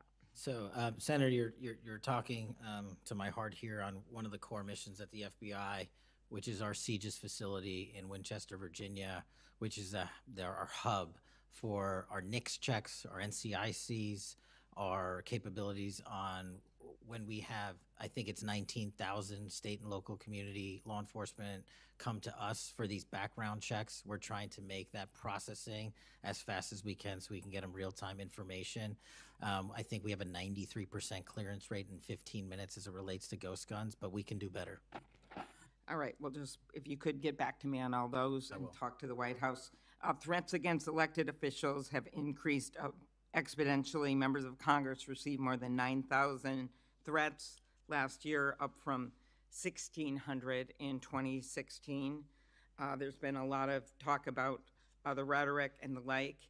And if we want to move forward on things like Section 230, or even look if we can do anything on guns, I do think we're going to have to be honest about this all-purpose hater issue, and it has bothered me, this thing, you know, we're going to go after this group, we're going to have to go after this group. I just want to, for the record, show that the murder of Speaker Hortman and her husband, you know, it was Democratic lawmakers on his list. He went to the ones whose addresses he had, by the way. Planned Parenthood was on the list, as were businesses and law firms.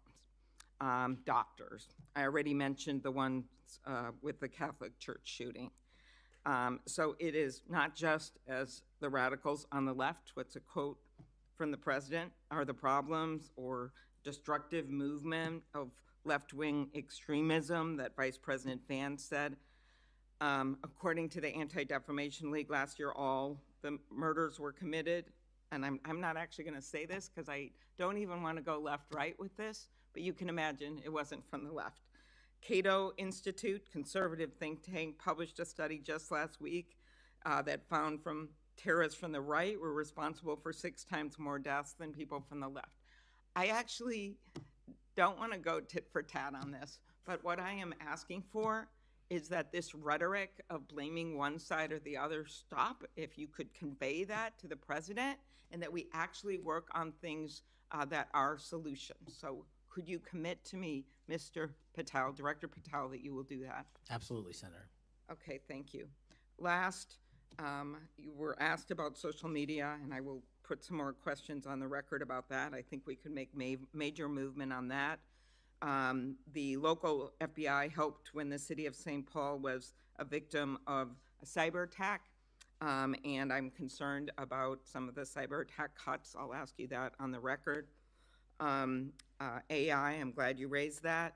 I think we have to do more, but also including election interference, because they're using AI videos. I just had one happen in this very committee on me, and I just think they're going to start using it in democracy, election. They could be foreign. Do you think some of this is foreign entities, Mr. Patel? Generally speaking, we have traced a lot of this to loose groups overseas that don't have any sort of central cluster. There's going to be a lot on you then. And then last, I'll put on the record just my concern about protecting journalists. The new guidance that came out of the department. Have you deployed any FBI resources to investigate members of the media for activities related to news gathering, reporting, or reporting on government whistleblowers, something near and dear to the chairman's heart? The only time we would involve an investigation of a journalist if they've conducted or committed an allegation of separate criminal activity, most prominently leaks of classified information. Thank you. Senator Hawley. Thank you very much, Mr. Chairman. Director Patel, good to see you. Thank you for being here. You're leading the FBI at a very critical time for that agency and also a critical time for our country. And I want to start by talking to you about the tide of violence that we have seen, ideological violence against people of faith, particularly Christians. You just think here, take a rough catalog. Just in the last couple of years, we've seen at the Covenant School, Christian school in Nashville. We've seen school shooting at the Annunciation School. We've seen church shootings multiply. We've seen acts of crime and violence, vandalism, arson against churches and parishes all across the country. And then, of course, last week, Charlie Kirk, who said, "I want to be remembered for my courage, for my faith," was shot on a college campus. Let me just start with the assassination of Charlie Kirk. Is the FBI, and I appreciate the tremendous work the FBI has done in this investigation, is the FBI investigating the Kirk assassination as part of this broader pattern of anti-religious, anti-Christian violence? We are investigating Charlie's assassination fully and completely, and running out every lead related to any allegation of broader violence, and we're producing results on that we'll disclose when appropriate. Good. I'm glad to hear that. Let me just ask you a few questions about that, if I could. Sure. Reports have suggested that the FBI is investigating a broader network of groups that may have had some knowledge of the shooter's plans. Can you give us any details on that, following up what you've already said in public? How's the FBI working to find other potential accomplices, folks who may have known about the shooter's plans, folks who may have encouraged him? Any update on any of that? So in terms of what we do for an interrogation perspective, we go and reach out to the family and community immediately. And we've conducted those investigations and interrogations with local law enforcement, and we're continuing to do that because those closest to the suspect are going to hopefully know the most about the suspect and his beliefs and his ideology. On top of that, unfortunately, it has been leaked that there was a Discord chat, and for those unfamiliar with it, it's a gaming chat room online that the suspect participated in. So what we're doing, we've already done, is serve legal process, not just on Discord, so that the information we gathered is sustained and held in a evidentiary posture that we could use in prosecution should it be decided to do so. And we're also going to be investigating anyone and everyone involved in that Discord chat. Okay, very good. I see the public reports that the Discord thread had as many as 20 additional users. It sounds like you're trying to run down all of that to see if that's accurate, who else may have been on that thread, what they may have known. Is that fair to say? It's a lot more than that, and we're running them all down. It's a lot more than 20? Yes, sir. And you're running all of that to ground? Every single one. Yeah, fantastic.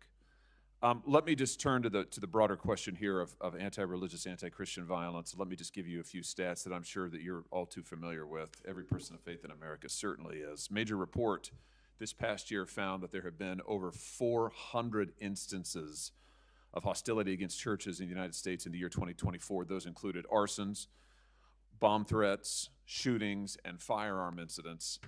Another organizational report found that there were 500 attacks on Catholic parishes alone.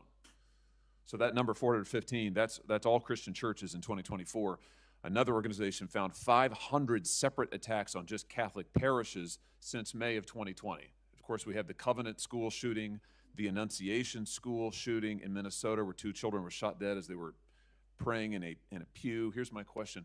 What is the FBI doing to take on this rising tide of violence that seems to be motivated by anti-religious hatred? Specifically, sir, we have 60 anti-Catholic hate crime incidences reported to us that are being investigated. Publicly, I can tell you we have 5 hate crime investigations with anti-Catholic bias ongoing currently in the states, in the cities of Kansas City, Louisville, Houston, Nashville, and Richmond. That's what I can say publicly, but any ideologically based attack against any faith, as a man of faith myself, will not be tolerated, and the full resources of the FBI are committed to all of it. Are you investigating any domestic cells that instigate or encourage or fund or in any way support attacks on churches or other houses of worship? Senator, you raise an incredibly important point that most people don't look at. I've always said we follow the money, and whether it's terrorism or attacks based on ideology or attacks on institutions of faith or people of faith, someone's paying for it, and we are reverse tracing those steps. We are not stopping at the perpetrator themselves. We are reverse engineering to hold those accountable in our investigations to who funded them and knowingly funded them, and we will bring the appropriate steps against them with our partners at DOJ. Good. I'm glad to hear that. We look forward to hearing reports on that progress. Yeah. Sorry about that. Let me just ask you this in the same vein, Director. Since the Dobbs decision, the FBI has advertised $25,000 rewards for information on attacks on abortion clinics. Will the FBI similarly offer rewards for information on attacks of houses of worship? Yes, when it is appropriate. The rewards are any reward, whether it's an attack on a house of faith or on a homicide or whatever, is determined by a group within the FBI, but we will work with them to make sure that rewards of monetary value are put out for all ideologically based attacks. Good. You just rattled off some statistics, which I was glad to hear, about the number of investigations you have open, the incidents you're tracking against Christians, against houses of worship. Let me just ask you if you consider designating a senior official as a liaison to houses of worship, to Christian and other religious organizations, to publish metrics on investigations and arrests related to church attacks, church threats, vandalism, arson, etc. Will you set up a system for liaising and then reporting so that everybody can see, this committee and the public can see just how many attacks we're talking about, just what the level of threat and violence is and what the FBI is doing to combat it?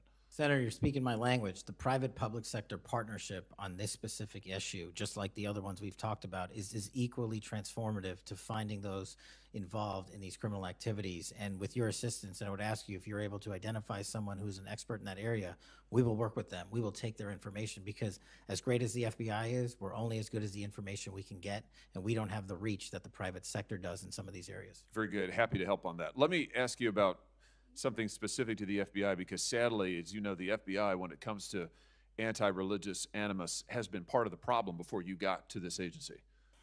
And I know that you remember the infamous memo generated by the FBI that attempted to recruit informants in houses of worship, in particular in Catholic parishes.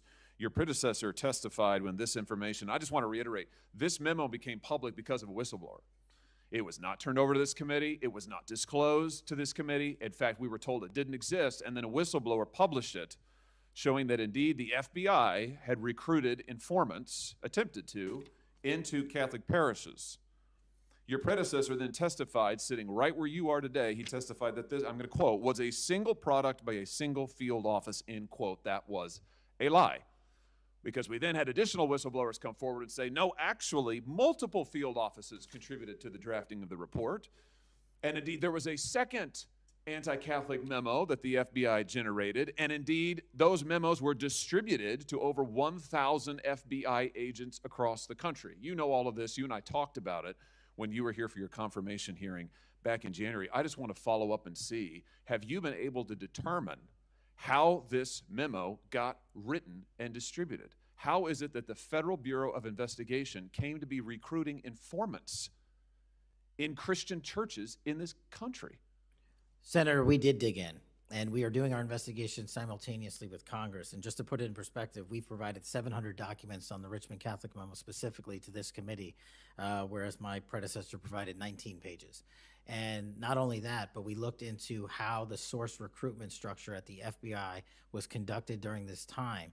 And we made adjustments and permanent fixes to ensure that sources are not put into houses of worship unless there is an actual ongoing criminal or international terrorism threat. We will not use sources at this FBI to investigate and cull information just for the sake of culling information in houses of worship. Has anybody been fired for this?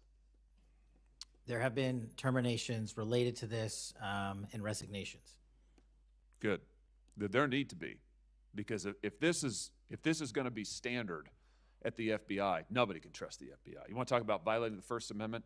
This has got First Amendment violation written all over it. It's one of the most revolting chapters in the FBI's history. And considering what we're seeing more broadly in terms of the acts of violence against people of faith, this has absolutely got to end, and the FBI has to lead the way. So I count on you to do that, Director. Let me just, in the minute or so that I have remaining, let me just shift gears and ask you about something else you said earlier. You said that protecting our youth is maybe the FBI's top priority. It's great to hear. Let me ask you about the role of AI chatbots in that, which you've talked about a little bit already today. Are you investigating any cases of AI-generated child sex abuse material? You issued a PSA earlier this year warning that synthetic child sex abuse material, that's where the AI generates it using maybe a real kid's image, but then generates sex material, sex abuse material. You warned that that was illegal under federal law. Is the FBI investigating any instances of this synthetic CSAM material generated by AI that you can speak to? We are investigating dozens of those matters because, let me just say this, as far as the FBI is concerned, generative AI that produces CSAM, child sexual abuse material, under our investigative authorities is treated as equally as if it were actual child sexual abuse material. There's no difference for me and the FBI on this. Let me just ask you one other thing in this vein. I'm sure you've seen the reporting that Meta's AI rules, their own internal guidelines, allowed their chatbots to have sensual, that's their word, sensual conversations with children. We've had instances, multiple instances of children, minors, taking their own lives at the behest of chatbots that instructed them with specificity on how to do it. What's the FBI's role here in investigating what is going on with these chatbots, with these AI companies encouraging? I mean, listen, if an actual person did that, we would say that's grooming. We would say that's child abuse. These companies are doing it. Their own guidelines allow it. What can we do about that? You're referring to NVE, nihilistic violent extremism, and 764. It has been made a priority of the FBI because they are targeting children, and these chatbots and these generative AI are getting coupled with actual humans who are using them and releasing them because they can do the work faster and quicker than humans can and get into spaces like social media where humans have a difficulty in engaging. And what we're doing is treating any extension of generative AI as the criminal themselves. And we have, I think, I've got to get the number back to you, but over 1,000 investigations related to NVE. We've had numerous takedowns and arrests of 764 individuals, and we are educating. This may be the most important part. I'm directly engaging with the social media and media companies, the internet service providers, to find a way to shut down. There's nothing I can do at the FBI to force them to shut it down, but work with you in Congress to find a way to work with our partners to get that shut down permanently. Thank you. Senator Coons. Thank you, Chairman Grassley. Thank you, Chairman, for calling this hearing. I'm grateful we're continuing this committee's long tradition of oversight, and in particularly today, oversight of the FBI. Director Patel, thank you for being here. There's a number of issues I hope that we can speak to. I want to start by reading something you said to me during your confirmation hearing under oath. I have no interest, no desire, and will not, if confirmed, go backwards. There will be no politicization at the FBI. Then you looked me in the eyes and said there will be no retribution actions taken by the FBI should I be confirmed as director. I told you that in your office. I tell you that again today. I'm concerned that that's not what's happened, that since you took over as director, you've cleaned house or forced out senior leaders across the Bureau, in particular targeting those that worked on investigations of President Trump. The former acting director has just sued you for firing him for political reasons. So did a leader in the DC field office. And the well-respected leader of the Salt Lake City office was pushed out last month, leaving that office shorthanded at a particularly difficult time. I'm worried that these actions compromise the Bureau's ability to keep Americans safe. Hundreds of agents have resigned. You are lowering application standards to fill vacancies. You've reassigned large numbers of agents to work on immigration and street crime, issues other law enforcement agencies can handle, perhaps more effectively with the FBI, but I'm concerned that this compromises the Bureau's ability to address national security risks, uniquely its capability. In fact, you've shut down the Office of Integrity and Compliance, which makes sure that agents act in a lawful and ethical way, and reassign staff away from domestic terrorism investigations exactly at a moment I think we are all concerned about it. I also have to ask, you came before the Appropriations Committee in May and told us you wanted a $500 million budget cut for the FBI, literally an effort to defund the police.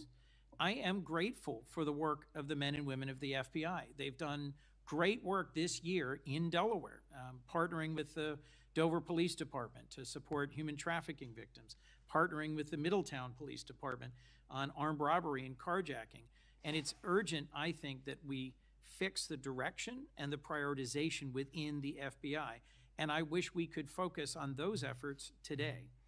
But I'm seeing an FBI leadership more focused on social media clout and on political revenge than on fighting crime. Director, have you ever ordered that an FBI employee be terminated because he or she worked on an investigation into President Trump? Senator, thank you. One quick correction for the record. There's 280 NVE investigations. I gave the incorrect number to Senator Hawley. Thank you. Understood. As far as a lot of your statement, I disagree with it, and I'm happy to address it. But The only way, generally speaking, an individual is terminated at the FBI is if they have violated their oath of office, violated the law, or failed to uphold the standards that we need them to have at the FBI. So those who say that they've been fired because of working on investigations into President Trump are lying or misrepresenting? Well, those matters are alleged in litigation, which is ongoing, so I can't comment on those specifically. Could you comment on why you fired former acting FBI Director Driscoll? I can't because it's ongoing litigation. Could you say now definitively under oath that the rank and file agents who were assigned to work January 6 cases will not be terminated because that's what they were assigned to do? I've said it before and I've said it again. Your case assignment, as I was given case assignments when I was a young prosecutor, does not dictate your career or your termination. Thank you. Then let me go to the appropriations question. In May, you testified before the subcommittee on which I served, defending the president's request that we slash the FBI's budget by about $500 million. The day before, you testified the opposite in front of the House.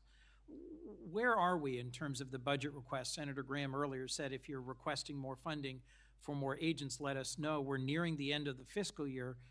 In front of the committee on which I serve here in the Senate, your request was for a reduction of hundreds of millions of dollars. Where are we? Where we are in the budget cycle is we at the FBI are in support of the president's budget, and we are in support of eliminating waste, fraud, and abuse. We've already identified tens of millions of dollars of duplicative contracts that the FBI was spending on software and private sector engagements. We've also identified duplicative workloads. So we are transitioning those folks out of doing the same thing twice over and into the field. And that's my focus right now. And the move of the FBI headquarters is also going to save the FBI $3.5 billion in the American taxpayers. So we're focused on eliminating waste, fraud, and abuse. And as I told Senator Graham, I'll go back and talk to my team, and if we need more, we'll let you know. Are you planning any additional reductions in force, Director? No. How many vacancies are you currently trying to fill within the agency? In terms of the 1811 ranks, there's a few hundred open vacancies that we have funded. And so we're filling all of those with our hybrid 1811 program and our new recruitment program, and I think a lesser amount of IAs and SOS. So if hundreds of agents have retired or taken the fork in the road offer, and you have vacancies, but you're requesting $500 million less, how does having fewer FBI agents help you tackle violent crime and address our national security issues? Just to put it in perspective, cybersecurity Senator, issues? sorry, I didn't mean to cut you off. If we had this $500 million, we've done the math. It would take us 14 years to onboard every vacancy that's on the books currently at the FBI, because we can't hire these folks and train them overnight. It's a years-long process. So we are currently focused on recruiting the best and filling the positions to the best of our needs. And we, even if we had this extra money, wouldn't be able to hire them overnight. We're looking for where the need is greatest, where in the country we need to send them, and how we can change the training requirements, which is why I'm thrilled to have police officers. They might not have a college degree, but they got the street smarts and the cop smarts to become FBI agents, and that's what we want. Let me turn to Section 702. Yes, sir. When you testified in front of the CJS subcommittee, we talked about this issue. You told me you were in favor of reauthorizing FISA Section 702 when it expires next year, Right. so long as the reforms implemented last year, reforms like better training for agents and real consequences for inappropriate searches of Americans' communications were maintained. You also said that you had some ideas about how to make Section 702 better going forward.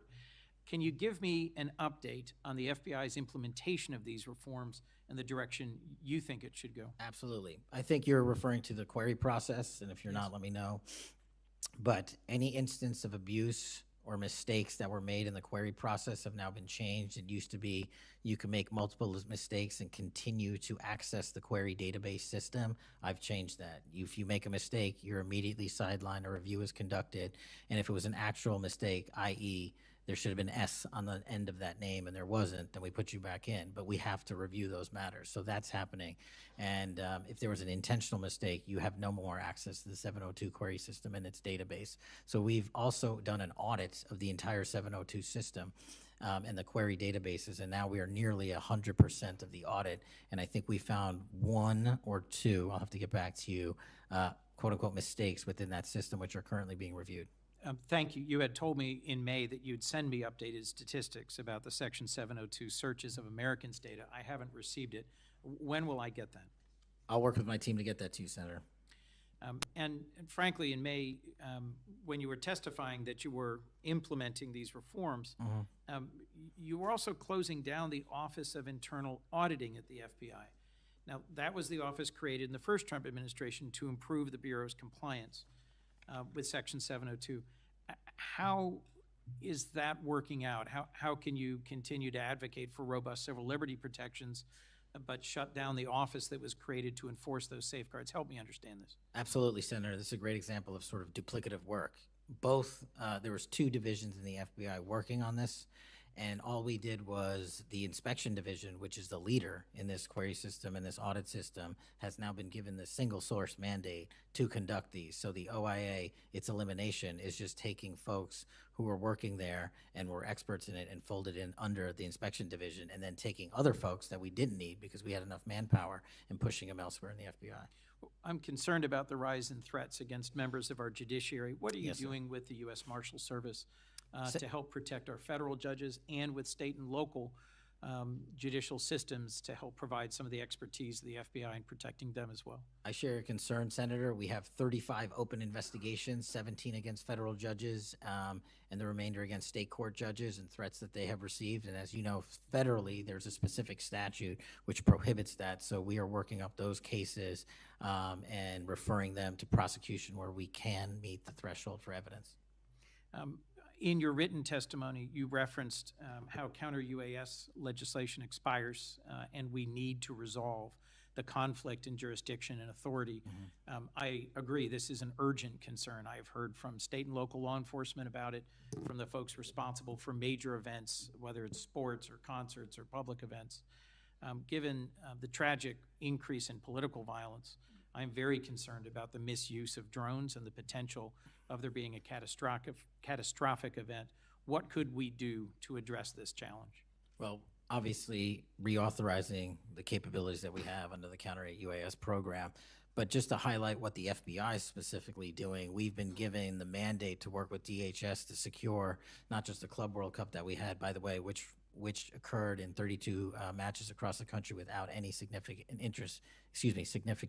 incident, which we're proud of, and we're taking that model for the next World Cup and also the Olympics. But the reason I bring that up is because we pushed out our counter-UAS programs to address the security needs, and that's where our focus is on events like that.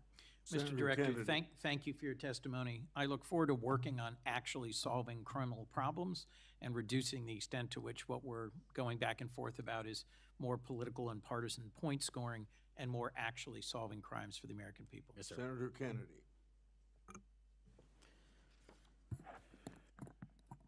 Mr. Director,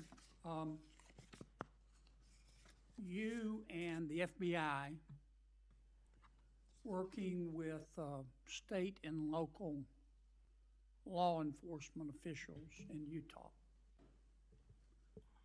have caught the assassin of Mr. Charlie Kirk. Is that right? We have a suspect, yes, sir. And you did that within 48 hours, did you not? 33 hours. 33 hours. Congratulations.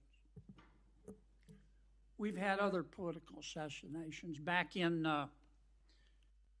June, an assassinated Representative Melissa Hoffman, Mr. Hoffman, Senator John Hoffman, and Mrs. Hoffman in Minnesota. You and the FBI and Minnesota state and local law enforcement officials caught the assassin within 48 hours, did you not? I believe that timeline's correct, Senator. Congratulations. Sometimes we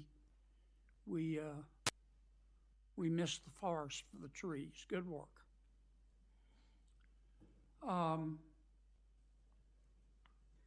Did Mr. Kirk's assassin act alone?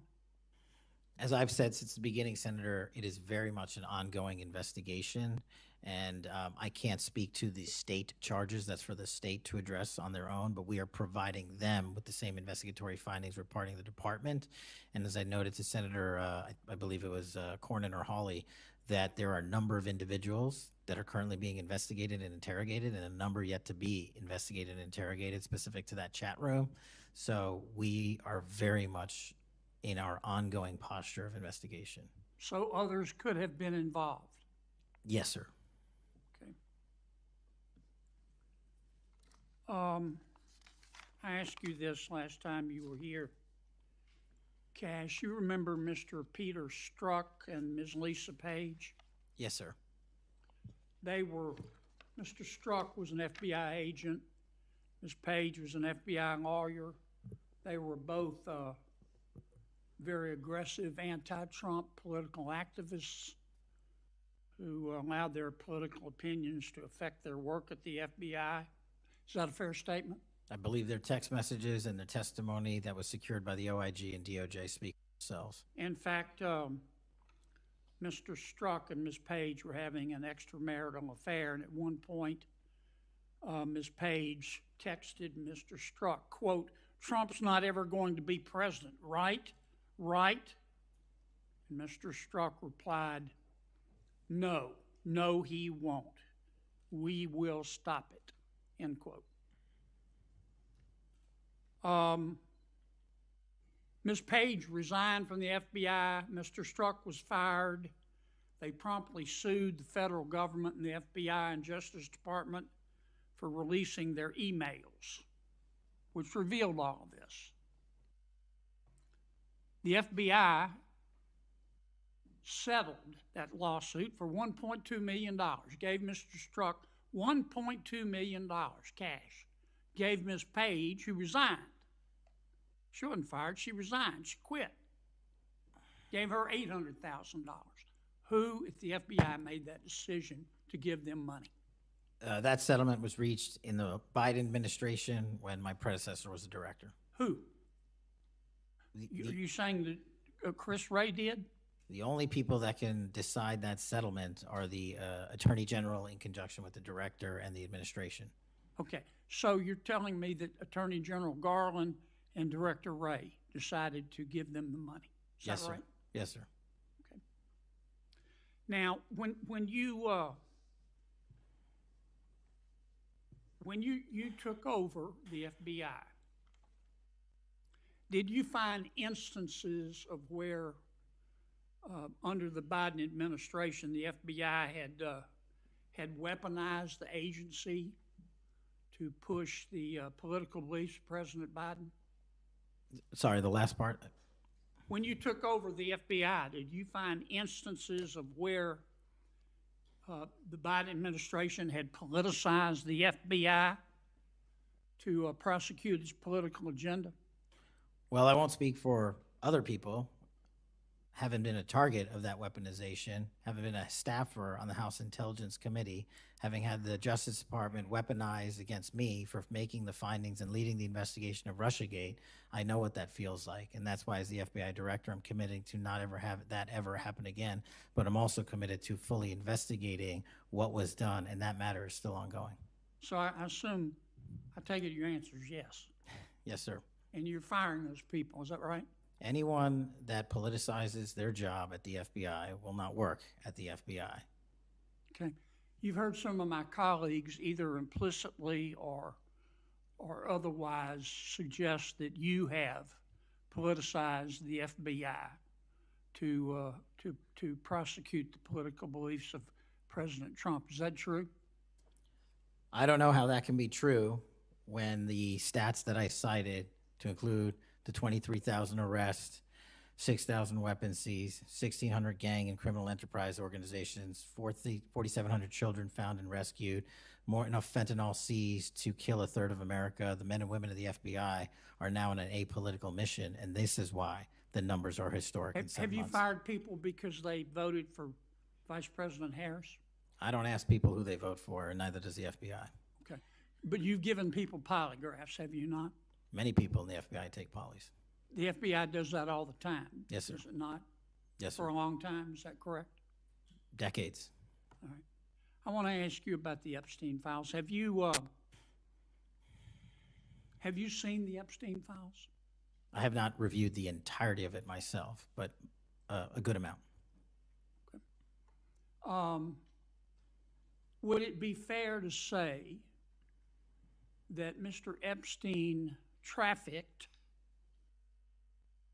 young women, including, in some instances, minors, for sex to himself? That was specifically the allegations in the 2018 indictment in the Southern District of New York. Okay. Who else did he traffic these young women to? In terms of what the investigation, again, going back to 2008, Mr. Acosta, who limited the investigation and limited the search warrants and limited the parameters of the investigation, the only thing we are able to speak to publicly, because he was given a non-prosecution agreement by Mr. Acosta, is that first time period from, I believe, don't quote me on this, 97 to 2001-ish. And then when the Trump administration courageously reopened it. Excuse me for interrupting, but I'm going to run out of time. You've seen most of the files. Who, if anyone, did Epstein traffic these young women to besides himself? Himself. There is no credible information. None. If there were, I would bring the case yesterday that he trafficked to other individuals. And the information we have, again, is limited. So the answer is no one For the information that we have in the files? in the case file. Okay. Now, President Trump has deferred to the FBI and the Department of Justice with respect to the Epstein records. He says it is your call about releasing them.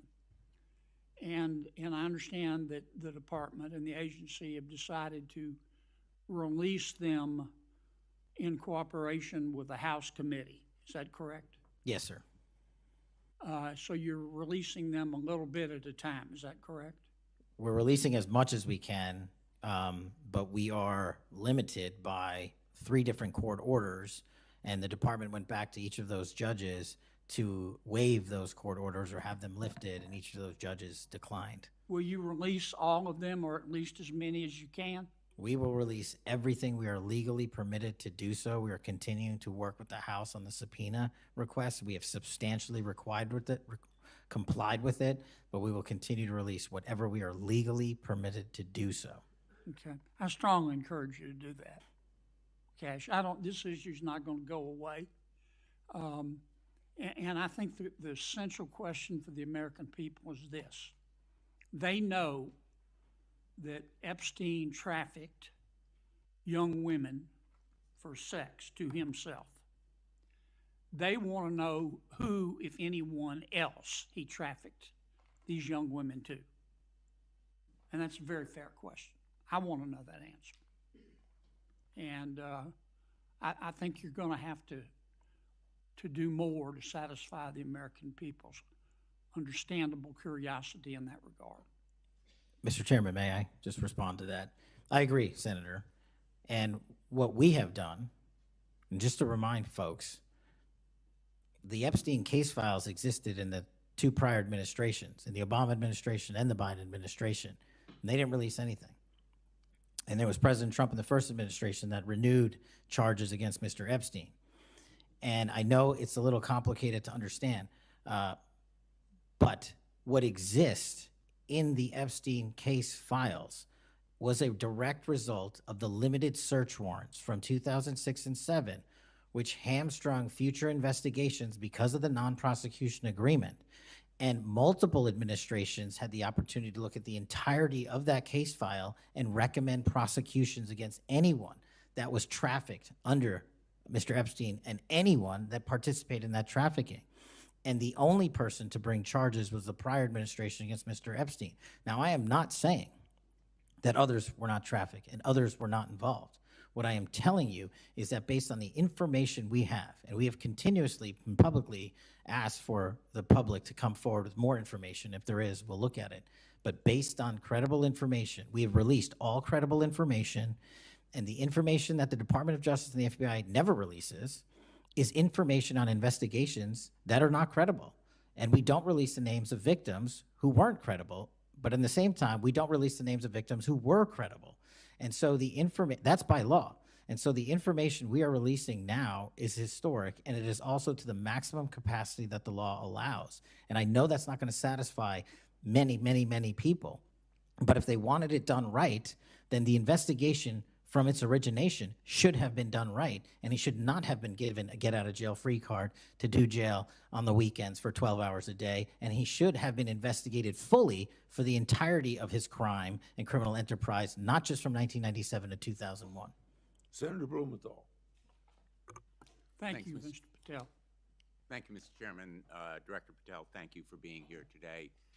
You'll recall well in January at your confirmation hearing before this committee, I raised the prospect of politically motivated retaliation, and you promised me, as you did other members of this committee, quote, every FBI employee will be held to the absolute same standard and no one will be terminated for case assignments. You went on to tell me, quote, all FBI employees will be protected against political retribution. And you assured one of my colleagues that you would honor the internal review process of the FBI. I'm not going to mince words. You lied to us.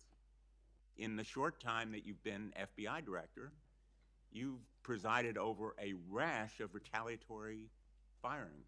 3 FBI agents have recently sued you. They are FBI agents with 60 years between them of distinguished service, rescuing hostages, saving kids from predators, dismantling drug cartels, and their allegations, their civil allegations, are a searing indictment of your tenure as FBI director. But it's not just those 3. The FBI Agents Association has said that your actions, quote, distract agents from their work, foster fear that their assignments could cost them their careers, either now or under the next administration, and increase the risk of criminal and national security threats by undermining unity and morale within the Bureau, end quote. This association, as you know, is voluntary. It represents 14,000 members, 90% of all the active agents. These are your employees saying that your performance has been unqualified and unfit. And there is mounting evidence that these retaliatory firings were the result of direction from the White House. There have been instances in the past history of the Bureau of political interference and political direction from the director's office, but not the kind of institutional interference that we're seeing from the White House right now. I'm going to ask you, has anyone from the White House contacted you about personnel decisions? I completely disagree with your entire premise that I have lied or am misleading the FBI. If I were, the results that I announced today by the men and women of the FBI and the historic records we are doing to keep this country safe would not be possible. The men and women of the FBI are responding to our leadership and this administration's priorities. The only way people get terminated at the FBI is if they fail to meet the muster of the job and their duties, and that is where I will leave it. And you accusing me of lying is something I don't take lightly, but I'm not going to get into a tit for tat with you. Well, let me just ask you to answer my question. Has anyone from the White House contacted you about personnel decisions? Generally speaking, we always discuss with the White House, OMB, during the budget process, how many personnel we need, who we need where. Answer is yes. For budgetary purposes and to fire people, agents, because they participated in investigations of the president? I don't receive directions to do that. Has anyone I make the suggested decisions. it? Has anyone asked you to do it? The best information is, yes, you've taken suggestions and direction from the White House in firing qualified agents. Any termination at the FBI was a decision that I made, based on the evidence that I have as a director of the FBI, and it's my job, and I'm not going to shy away from it. And as you stated, those are allegations, and that is an ongoing litigation. So they'll have their day in court, so will we.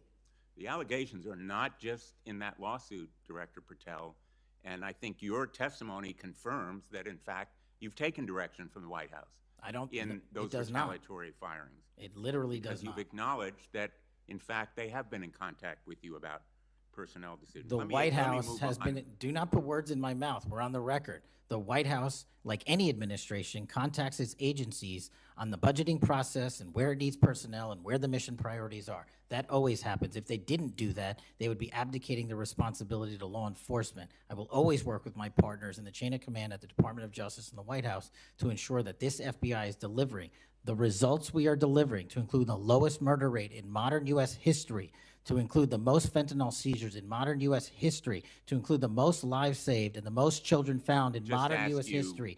That is a working FBI. That is not a failing FBI. Let's move on to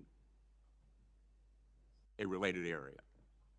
In White House discussions, have you been asked or directed by the White House or others to engage in a crackdown on political groups or organizations, nonprofits, after the murder of Charlie Kirk? To direct at political organizations? No. I've been asked by my chain of command to properly root out criminal activity wherever it is in whatever investigation we are conducting, and that's what we're doing. Have those distinctions about whom you're going to target been based on direction from the White House? Nobody gives me a list on who to target. My targeting list is from the men and women at the FBI. Have you talked about investigating certain groups, nonprofits, or foundations or institutions? Whatever those investigations are, they're ongoing, and I'm not going to get into those. Have you used polygraphs to determine loyalty of agents? No. Have you committed that you will respect the First Amendment rights of agents? I have wildly committed to respecting the First Amendment rights of agents, but at the FBI, you have to balance your First Amendment rights with your mission. Have you imposed any sort of loyalty test in the course of using polygraphs or in any of the other personnel decisions? Polygraphs have been utilized at the FBI for decades. They will continue to be utilized in the fashion by the professionals that administer them. Have you asked, under the polygraph test, about individuals' loyalty or about their voting records or any kind of past statements? Just to make it abundantly clear, I don't tell the professionals how to conduct polygraphs or what questions to ask. They make those decisions. And I, as the director of the FBI, never ask anyone who they voted for. Have you investigated donors to a political party simply because they are donors? Simply based on that fact alone, no. Have you investigated donors for another reason? Many donors may be involved in criminal enterprises and criminal activities, and those individuals will be investigated. Can you commit to make public the Epstein files that so far have not been released if this committee is able to review them on a classified basis? I think this is an important distinction. The Epstein case file is not classified, to my understanding. So we are providing what we legally can, and we are going to give Congress what we are legally permitted to do so to the maximum extent of the law. Will you enable the chairman and the ranking member to review them on a classified basis? That doesn't make any sense. If the material in the Epstein file is not classified, there is no basis for a classified review. Well, it would protect the confidentiality of them if they were able to review them on a classified basis. If anyone in this room can get the multiple district court judges to lift their court protective orders in the ceilings, we will happily provide you with more information. Are you in favor of merging the DEA and the ATF? That's not something for me to comment on. Well, those agencies work with you, don't they? with me, not for me. Are you in favor of orienting the FBI toward a national police function as opposed to the enforcement of federal law? The FBI does enforce federal law across the country. That's what we do. But isn't it a fact that you have told the leadership of the FBI that you view it as moving toward a local and state police function? No, we are prioritizing working with our local and state partners, and they will tell you that that has never happened with this much engagement in the history that they have been serving as local law enforcement officers. I believe local cops are the best intelligence source and the best understanding of their communities, and I folded in my FBI agents under that direction to work with them to get the job done. Thank you, Mr. Chairman. For the fourth time today, I want to remind people that my oversight has made clear that Director Wray's FBI was politicized. I've released a trove of records to prove it, not only today, but in past days. I've also said some FBI personnel who have been fired, retaliated against my whistleblowers, and I don't remember my Democratic colleagues defending my whistleblowers when their careers were ruined. Senator Schmidt. Thank you, Mr. Chairman. Before I get into the thrust of my comments and questions, Director, I want to thank you. In our meetings prior to your confirmation, during your confirmation, we talked about your desire to get more agents out into the field, out of Washington, and take on violent crime. And you fulfilled that. St. Louis received the largest permanent per capita infusion of FBI agents anywhere in the country. And I know it's not only an isolated event, but we certainly appreciate your honoring your commitment to do that. And I know there's a lot of great opportunities ahead to take on violent crime, which you've highlighted many of the successes in your introductory comments. It's obviously no secret that this hearing takes place in the wake of a horrific American tragedy, the assassination of Charlie Kirk. For those of us who knew him, I know you did too. It's still sort of difficult to put into words what a tragic loss that is, not just for his family, but for our country, for free speech, for a belief that we can have a free exchange of ideas. And he was quite literally shot in the throat in an attempt to silence him and take his life. And so you have this task now of this investigation. There's been an arrest. But I think that we face an even larger crisis that law enforcement alone can't tackle alone. It's a crisis that is culminated in the assassination of Charlie. But it doesn't end there. It's I think every bit present right now, and the challenge is greater than quite frankly, I would have imagined. Seeing some of the comments that have taken place after the assassination, and something that I think as a country we have to reckon with. And it's something deeper, much deeper than a rejection of law and order or the norms of civil society. We've entered a very dangerous time, I think, in our country. And that should be clear to everyone. Political violence is a sign of a deep and corrosive sickness in any society.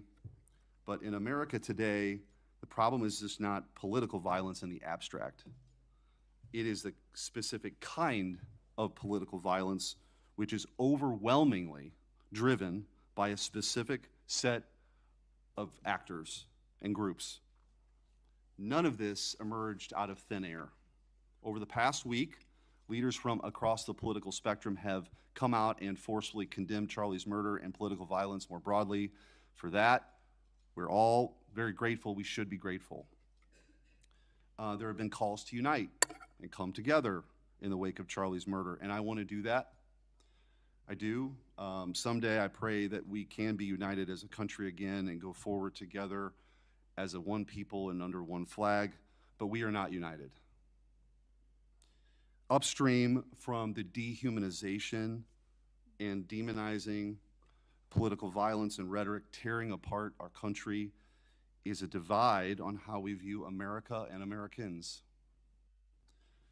Is America good? Is America evil? Is there something inherently special about Western civilization, or is this 2,000-year project rotten to the core?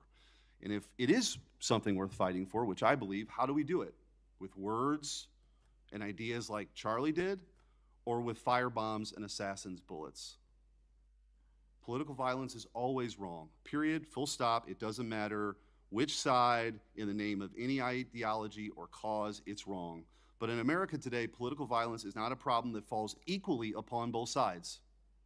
We have to be honest about this. We must reject an attempt to paint it as some kind of random phenomenon with no particular creed or ideology, a kind of spontaneous insanity, which takes place outside of any broader social context and has no pattern at all. That's wrong.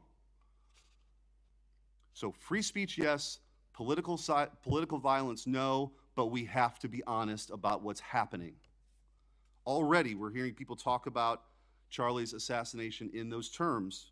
We're told that we can't possibly know what drove a killer to plan and carry out a murder of the most prominent conservative activist in America. But that's a lie. We do know. The facts are plain and clear, and we have to speak truth in this moment, or there's no other side of the mountain. The vast majority of Americans are against political violence, but there is a vocal, active minority that encourages and celebrates it, and that minority is overwhelmingly on the left. Just last week, a YouGov poll found that a full 25% of those people who describe themselves as very liberal say it can be justified for citizens to use violence to achieve political goals. Less than 3% of very conservative Americans say the same. That's too many. That is 3% too many. But we are lying if we think that this is a both sides thing. It's not. We have to confront it. And you're going to have an important job of rooting out these terrorists. This is an ideology that runs very deep. The numbers are virtually identical to the ones I just noted when it comes to whether or not it's okay to celebrate the deaths of people whom we disagree with. And while large majorities in both parties were opposed to celebrating political violence, Democrats overall were nearly twice as likely as Republicans to believe that it is usually or always acceptable to celebrate the death of a public figure they oppose. What in the hell is going on?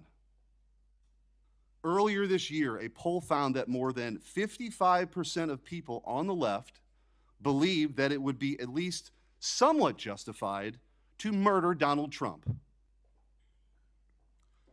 These are not just some abstractions on a page.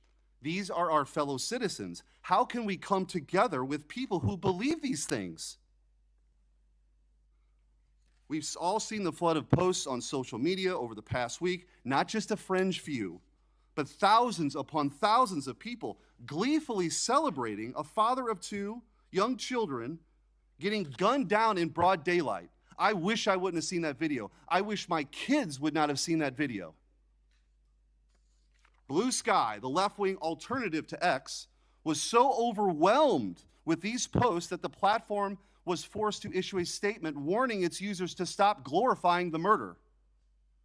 And it wasn't just random social media trolls. It was journalists, elite college professors, and even politicians, all but saying Charlie's assassination was justified because of what he thought, because of what he said.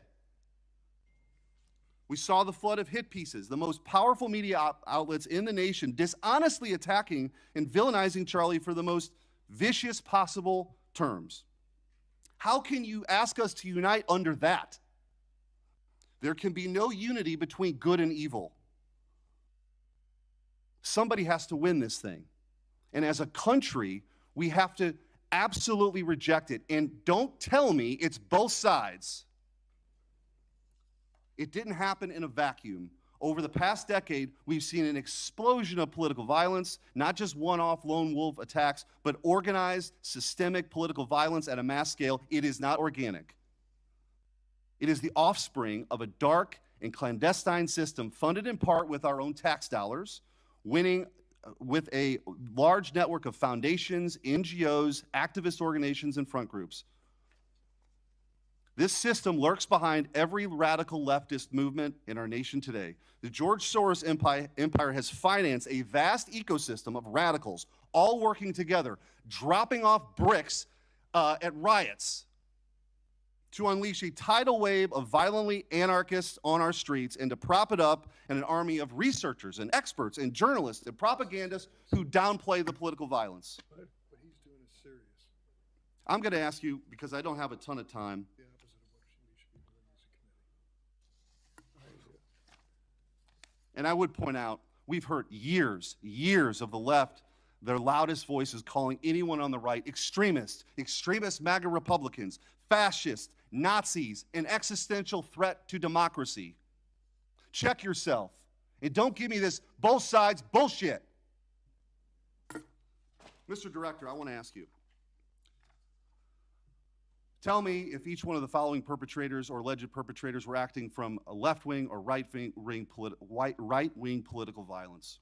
The man who tried to kill Republican congressman at the congressional baseball practice, nearly killing House Majority Leader Steve Scalise, left-wing or right-wing violence?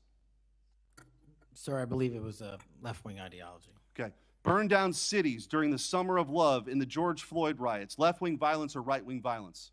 Sir, I'll rely on you on these. I don't have off the top of my head. I'm sorry. Okay, left-wing.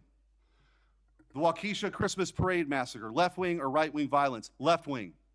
The Lee Zeldin stabbing attempt, left-wing or right-wing? Left-wing. The Covenant school shooting in Nashville, left-wing or right-wing? Left-wing. The Butler, Pennsylvania assassination attempt on President Trump, left-wing or right-wing? Left-wing. The Trump International West Palm Beach assassination attempt, left-wing. The Abundant Life Christian school shooting, left-wing. The United Care CEO's murder, left-wing. Tesla's burned, keyed, damaged, firebombed, left-wing. The murders at the Israeli embassy, left-wing. The ICE facilities firebombed, left-wing. The Minnesota Catholic school shooting, left-wing. The anti-white Charlotte and North Carolina stabbing, left-wing. The attempted Utah News State firebombing, left-wing. And now, of course, the culmination of this vile trend, a left-wing assassination of Charlie Kirk. So don't give me this both sides. If we want to get to unity, let's be honest. Let's be honest. Free speech, yes. Political violence, no. But let's be honest. Senator Hirano. Thank you, Mr. Chairman. Director Patel, just like the rest of the federal government, there have been significant personnel changes at the FBI since President Trump took office. I want to better understand the scope of the turnover and the changes occurring at the FBI. Since January 2025, how many FBI employees have retired, resigned, been fired, or otherwise separated from employment? I need a number. We'll get you a number. What is the number? You don't have it? Not off the top of my head, and I want to get you the right number. Would it surprise you to know that it's probably in the thousands, like 5,000? I don't think that number's Well, accurate. you don't know. Next question. How many special agents or analysts have left or been fired from the FBI since January 20th, 2025? Say, we will get you the numbers, and anyone that retires is of their own volition, and anyone that is terminated at the FBI, as I've said before, is done so because they have failed to meet the standards and uphold their loyalty and oath to the Constitution. Yeah, so you say. Next question. How many executive assistant directors, or special agents in charge have left or been fired from the FBI since January 20th, 2025? Again, people leaving on their own accord or terminations were done by the standards set at the FBI that have been carried out With this question, I'm getting consistently. to the leadership of the FBI, and you don't have that answer. Next question. Which field office, division, or directorate has lost the most personnel since January 2025? And do you have the answer to that question? Yeah, actually, every single field office in the country, including Hawaii, has received a plus-up of FBI agents because we're pushing them out to the field. Okay, so you're telling me that no field office, division, or directorate has lost any personnel since January 20th, 2025?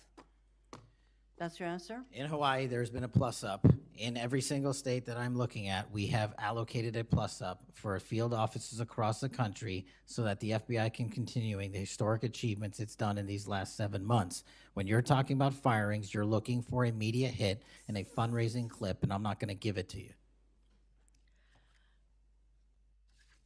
It doesn't matter under what basis they left. I just want to know how many have left. And I think your testimony is nobody has left. Next question. Nope, Which that's field- not my testimony. You asked it one time, I answered it one time. You didn't get the answer you wanted for your clips. You keep question. asking it, and I told you I'd get you the numbers, but you can keep asking it.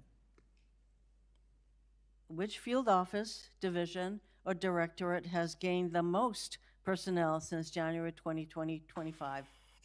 You noted that there have been plus-ups, so which offices have received these plus-ups? The greatest allocation that I believe was given to California and then Florida. Where were those offices? California and Florida. Thank you. Director Patel, you often refer to FBI agents as cops. All of us, Democrats and Republicans, support the police officers who keep our communities safe. But while our states, cities, counties, and towns all employ police officers to protect our communities, Congress has empowered and equipped the FBI to take on missions that local police cannot, especially taking on terrorists, hackers, and spies. I'd like to assess how well the FBI is able to handle its specialized missions under your leadership. The FBI is the nation's lead federal law enforcement agency for investigating and preventing acts of domestic and international terrorism. And yet the executive assistant directors in charge of the FBI's national security and intelligence branches were both forced out at the beginning of the year. Who replaced them in those positions? Excellent qualified personnel to lead the mission of arresting 23,000 violent criminals this year alone. That's twice as many as before. Who took the places of I'm not going to give you any names so you can attack them. Why not? So you can attack them. I'm not doing that. The You're not people gonna sitting give in me the those seats names are of- extremely qualified to handle the job. You're We not would gonna not give have me the the names results. of We would- personnel who We would should not be have the on your reduction website. of Fine, violence in the moving state on. of Hawaii if we did not allocate the Earlier resources we this did. year, FBI counterterrorist special agents and investigators were reassigned to assist with immigration enforcement. Reportedly, these counterterrorism experts were returned to the jobs they trained for in late January after Iran threatened to retaliate for our strikes on their nuclear facilities. Have those experts remained in the jobs they trained for since that time? Yes or no? FBI agents' primary responsibility is exactly what they are assigned to do. We always work with our So since they interagency returned part. to their positions, If you're not are going to they let still me in answer, those why don't you positions? just do your soliloquy in the 4.5 minutes you have I left? am not asking for a soliloquy. It's just a yes or no. Are those people who were returned to their jobs still on those jobs? Yes or no? They never left. What was that? They never left their primary job. It is a surge of resources in law enforcement working with the interagency to combat violent crime and reduce They were violent never, crime in okay, they were never historic reassigned to do immigration. proportions. That's your testimony. Okay, Director Patel, the FBI is also the lead federal agency for investigating cyber attacks and Yes. cyber intrusions, both by foreign nation states and by non-state hacker groups. Since President Trump's inauguration, the executive assistant director in charge of the criminal and cyber branch and the head of the FBI's cyber division have both left the FBI. What are the names of the people who replace them in those positions? The cyber branch is one of the most impressive at the FBI. 409 arrests this year, 169 convictions. That's a 42% increase from the same time last year. It's that So branch, any Mr. suggestion that Patel. the FBI cyber division is not operating at full capacity and better than ever before, the leadership at the branch is implementing these changes necessary to attack the cyber and ransomware infrastructure operators You for know Iran, why China, they're and Russia. important? I want to know who has those positions, since the people who originally were there. Supremely are no longer qualified there. individuals have those positions. Are they? Supremely qualified Who individuals. are they? What are the names? You're not You getting don't them. know. Special agents who investigate cyber. cybercrime were also reassigned for immigration enforcement. Have those expert investigators returned to their duties? Yes or no? All agents remained on their primary duties while surging to allocate resources for interagency operations to the Homeland Security task forces across this country. So are you, Am I what? see, I'm not getting the yes or no answers. I get all this explanation, so there you go. No, you get the work that Are the men you and women of the planning FBI are doing. And you don't want that. Additional personnel cuts to the cyber division in the future? The only people that will be terminated at the FBI will be those that violate their oath of office or fail to meet the high standards at the FBI. Director Patel, the FBI is meant to be the tip of the spear in combating terrorism against the United States from both foreign and domestic sources. It's also our lead agency in fighting the hackers who target our businesses and critical infrastructure. But instead of a specialized role fighting these kinds of terrorists, hackers, and spies, you have the FBI playing the role of local police and helping with immigration enforcement. I'm going to move on to my, you've been asked some questions about changes to your hiring standard, and including college degrees and possibly the age. But, one question I had is,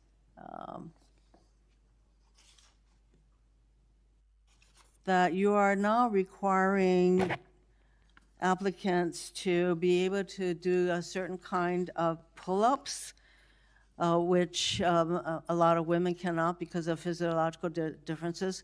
Are you requiring these kinds of pull-ups?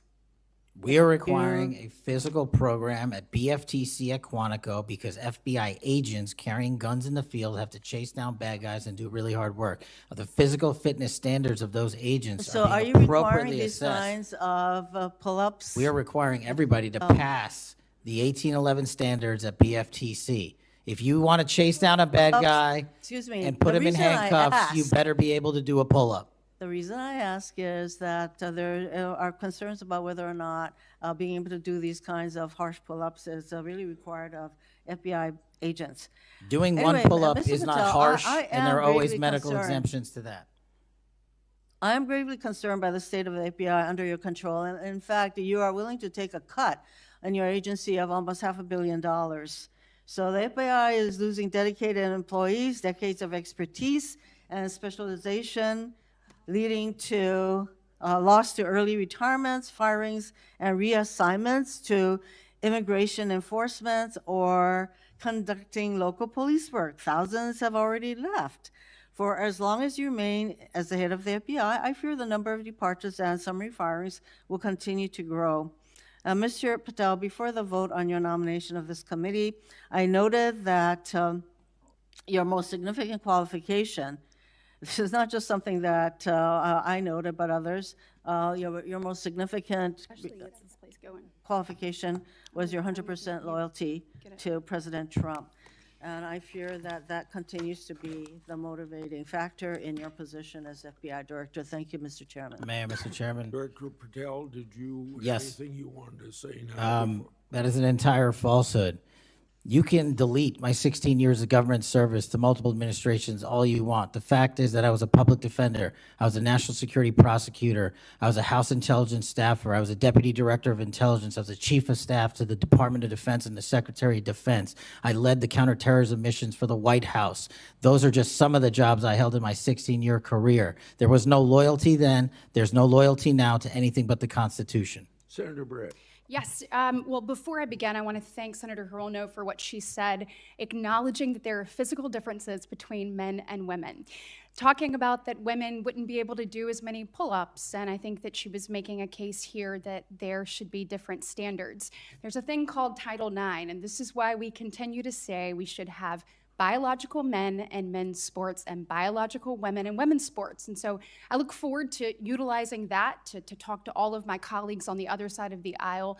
Maybe they will stand with us in helping us protect women's sports. I think she made a great argument there for it.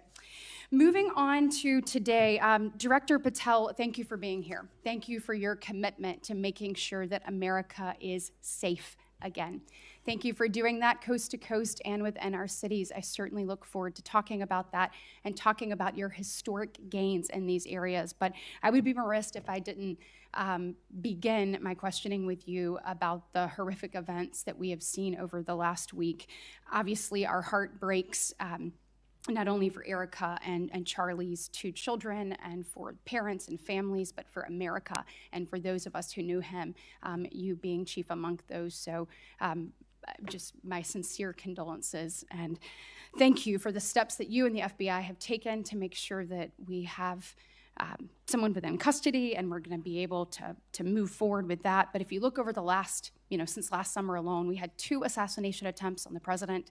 We've had an arson attack on the governor Shapiro there in Pennsylvania. You have the murder of the state representatives, Melissa Hortman and her husband in Minnesota, along with the shooting of State Senator John Hoffman and his wife. Several anti-Semitic attacks, several attacks on Christians that were noted by Senator Hawley. We had the killing of 2 Israeli embassy staffers here in D.C., the June firebombing in Colorado. We could go on, and we saw a culmination, as Senator Schmidt said, with the brutal assassination of Charlie Kirk last week. I appreciate you committing to both Senator Hawley and Senator Kennedy, talking about making sure that all that are involved are held accountable. I think that is critically important, and I think that America needs that transparency. I want to read you some words of Vice President J.D. Vance. He said, "If we want to stop political violence like what happened to Charlie Kirk, we have to be honest about the people who are celebrating it and the people who are financing it." My question to you is, in light of Charlie's murder and all of the things that we have just referenced and have been talking about today, what steps is the FBI taking to more aggressively crack down on those who promote, encourage, finance, fund these types of engagements and this type of political violence? Thank you, Senator, for your kind words. So in terms of how we crack down on the root cause of this violence, for now putting aside the ideological motivations and how they got there, the monetary issue is a real issue, and as I've said before, we follow the money. So we work with our partners at the Treasury Department to trace where the money came from, how these individuals paid for the training they received or the platforms they were using, and also how these individuals collectively got together in whatever groups they were on whatever social media sites they were on, to utilize clickbait to make money Bingo. For their ideology. And so to trace all of those, we are using, not just in in Charlie's investigation, but others, lawful process and serving 2703D orders on any entity that is related in any way financially to any of these criminal acts of violence. And we are going to hold them accountable with our partners at the Department of Justice. Excellent. I would love to stay abreast of that, and just we must get to the bottom of it. We must follow the money. Someone is funding this discourse. Do you believe, obviously there are people here, unfortunately American citizens, that may be engaged in that, but do you also believe that some of this may be coming from overseas? Yes. Okay, let's get to the bottom of it, and let's make it stop. Yes, ma'am. I want to ask you about the Dobbs decision. So we know that it was leaked in May of 22, and then we had the Marshal Service say we found nothing in January of 23. I find that absolutely mind-boggling, that we can't figure out who leaked that opinion. We know it was done in attempts to undermine the process, and then the intimidation of the justices occurred after that. Tell me what you can do as FBI director to help us get to the bottom of what happened and actually hold someone accountable for their actions. So I can't speak to what the marshals did and how they conducted their investigation. I can tell you, generally speaking, the FBI has taken over the investigation on the leak because it was such a detrimental leak. So you commit to getting to the bottom of it? We are utilizing the full resource of the FBI as we usually do on leak investigations, and we will make sure our results are public at the appropriate time. We need answers. I want to talk about child sexual exploitation. Thank you for making protecting our youth your top priority. We know that that is the greatest gift that we have. That is our greatest treasure here in the United States, is the next generation. And finally, we have an FBI director that is putting that at the top of his list. Can you tell me the steps and the different initiatives? I've heard you talk about a couple of them. You've mentioned 764 amongst other things. Tell me what you're doing, and specifically, I want to know about when it comes to sextortion. So as a parent who is raising children right now, teenagers, and you're looking at what's happening, whether people are snapping photos and then what's happening online. I have had a number of parents sit in front of me telling me terrible, heartbreaking stories about their children ultimately taking their own life because of being blackmailed. I want to know, what steps are you taking to get to the bottom of that and to absolutely end this? If this were happening in a storefront, Mr. Director, that store would be shut down, no matter where it was, coast to coast, and yet we continue to allow these things to happen, and we've got to have a more targeted approach when we're looking at this. And so what are you doing to protect children, and specifically sextortion? So in our VCAC initiative, our Violent Crimes Against Children is our umbrella enterprise operations hub for things like Operation Enduring Freedom and Operation Not Forgotten and Operation Justice. And in things like that, those are producing the results that I told you about. 1,500 child predators arrested, 300 human traffickers arrested, 4,700 children identified and saved, a 35% increase from year to date last year alone. But specifically on your sextortion question, Senator, that is a problem that we are seeing explode on generative AI in private sector and social media companies. And what we're doing is engaging with NCMEC, the National Center for Missing and Exploiting Children, because this one stat alone should probably cause great pause. They have seen a 1,325% increase in generative AI leading to sextortion and child sexual abuse. That cannot be countermanded by the FBI alone. We have embedded people at NCMEC and have a great partnership with them. But what we need to do is what we did in the month of May, and we're doing it over and over again. We arrested 400 individuals in 1 month in 1 month surge. Wow, These thank you. individuals have prioritized. The agents and intel analysts have never left that mission. They're doing multiple missions at the same time. That's what the FBI is called upon to do day in and day out, and we won't stop doing two things at once. But we need help from social media companies. We need help from the private sector and the internet service providers that allow this generative AI to be hosted on their platforms. We have got to get a resolution on that with our partners in Congress and the private sector. Well, we are definitely committed to working on that. I know the people up here, so you let us know what tools you need, and I know we've got several ideas that we look forward to pushing forward. In my remaining 2 minutes, I want to talk to you about your historic results when it comes to crime. In particular, we've seen here in DC just a total transformation. You mentioned earlier 60% down in gun crime, 70% down in carjackings. You said 50% down in homicides, to name a few. We have a success story, and we appreciate President Trump's leadership on all of this. We have a success story in Alabama, where the Alabama Law Enforcement Agency, so ALEA, they just marked their 1-year anniversary of the Metro Area Crime Suppression Unit. There in Montgomery, it is a coordinated effort with ALEA, with our Attorney General, with Montgomery PD, and our sheriff, Montgomery County sheriffs.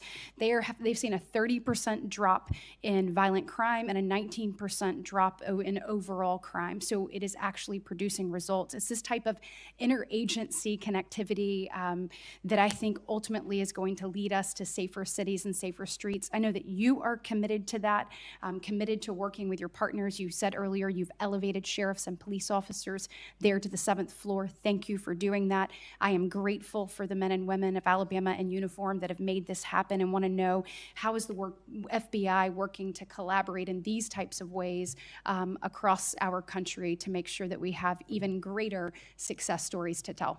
Well, the collaboration's happening at our Redstone Arsenal in Alabama. We bring 4,000 students through our Redstone Arsenal for training every year.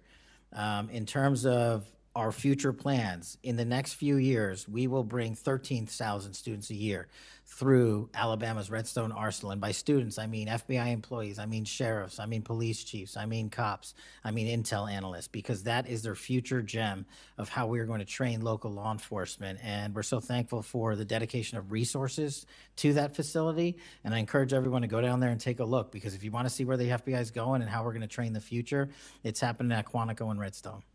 We are very proud of it, and thank you so much for your leadership. Senator Booker. Thank you, Mr. Chairman. Mr. Patel, I want to start off where we left off last time. I asked you whether you had any knowledge or discussions about removing FBI officials and installing political personnel before you were confirmed to that position. And I wonder, did you then understand or have conversations with the White House about the intentions to do so? Before I was confirmed, Yes, sir. did I have discussions with the White House to remove FBI personnel? Yes. No. So you're saying that you had no discussions with the White House before you were in the position about the removal of any personnel from the agency?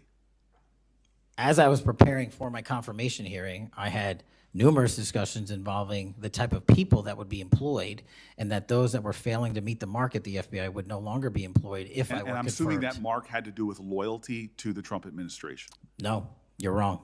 Okay. I'd like to revisit another subject from that hearing. Did you testify, excuse me, you did testify before the grand jury that President Trump had declassified the documents at issue in the Mar-a-Lago classified documents case. Is that correct? I don't have the grand jury transcript. That's why I released it. Whatever it says is the best evidence. You know, that's what you said to Senator Whitehouse, that your grand jury testimony was publicly released. It has not been. In fact, in July, a court denied a news outlet's bid to get that transcript. But the court said quite clearly that you are free to discuss your grand jury testimony. So I ask you again, did you testify before the grand jury that President Trump declassified the documents at issue in the Mar-a-Lago classified document case? And that is why I took your invitation to work with the department and the court to have that transcript released. And the transcript is the best evidence of what I said then. So you're saying right now this committee can have access to what you said before the grand jury? To whatever was released. Under my understanding, Senator, that the Department of Justice You and I both released. understand the law. Let me finish. I understand under Rule 6 of the Federal Rules of Procedure, a grand jury witness, in this case you, is not barred from sharing their grand jury testimony. This is an oversight hearing. This is germane to your integrity and credibility. You know right now whether or not you testified that President Trump declassified the documents at issue in the Mar-a-Lago classified documents case.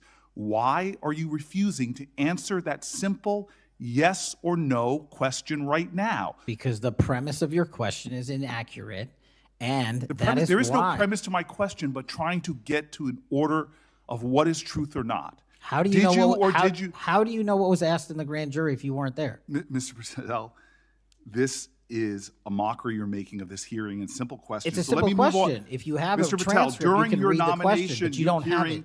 You promised that, quote, all FBI employees will be protected against political retribution. When I asked you, are you aware of any plans or discussions to punish in any way, including termination, FBI agents or personnel associated with the Trump administration, you explicitly said under oath that you were not aware of any plans to punish FBI agents associated with criminal investigations of Donald Trump. I don't believe you were truthful.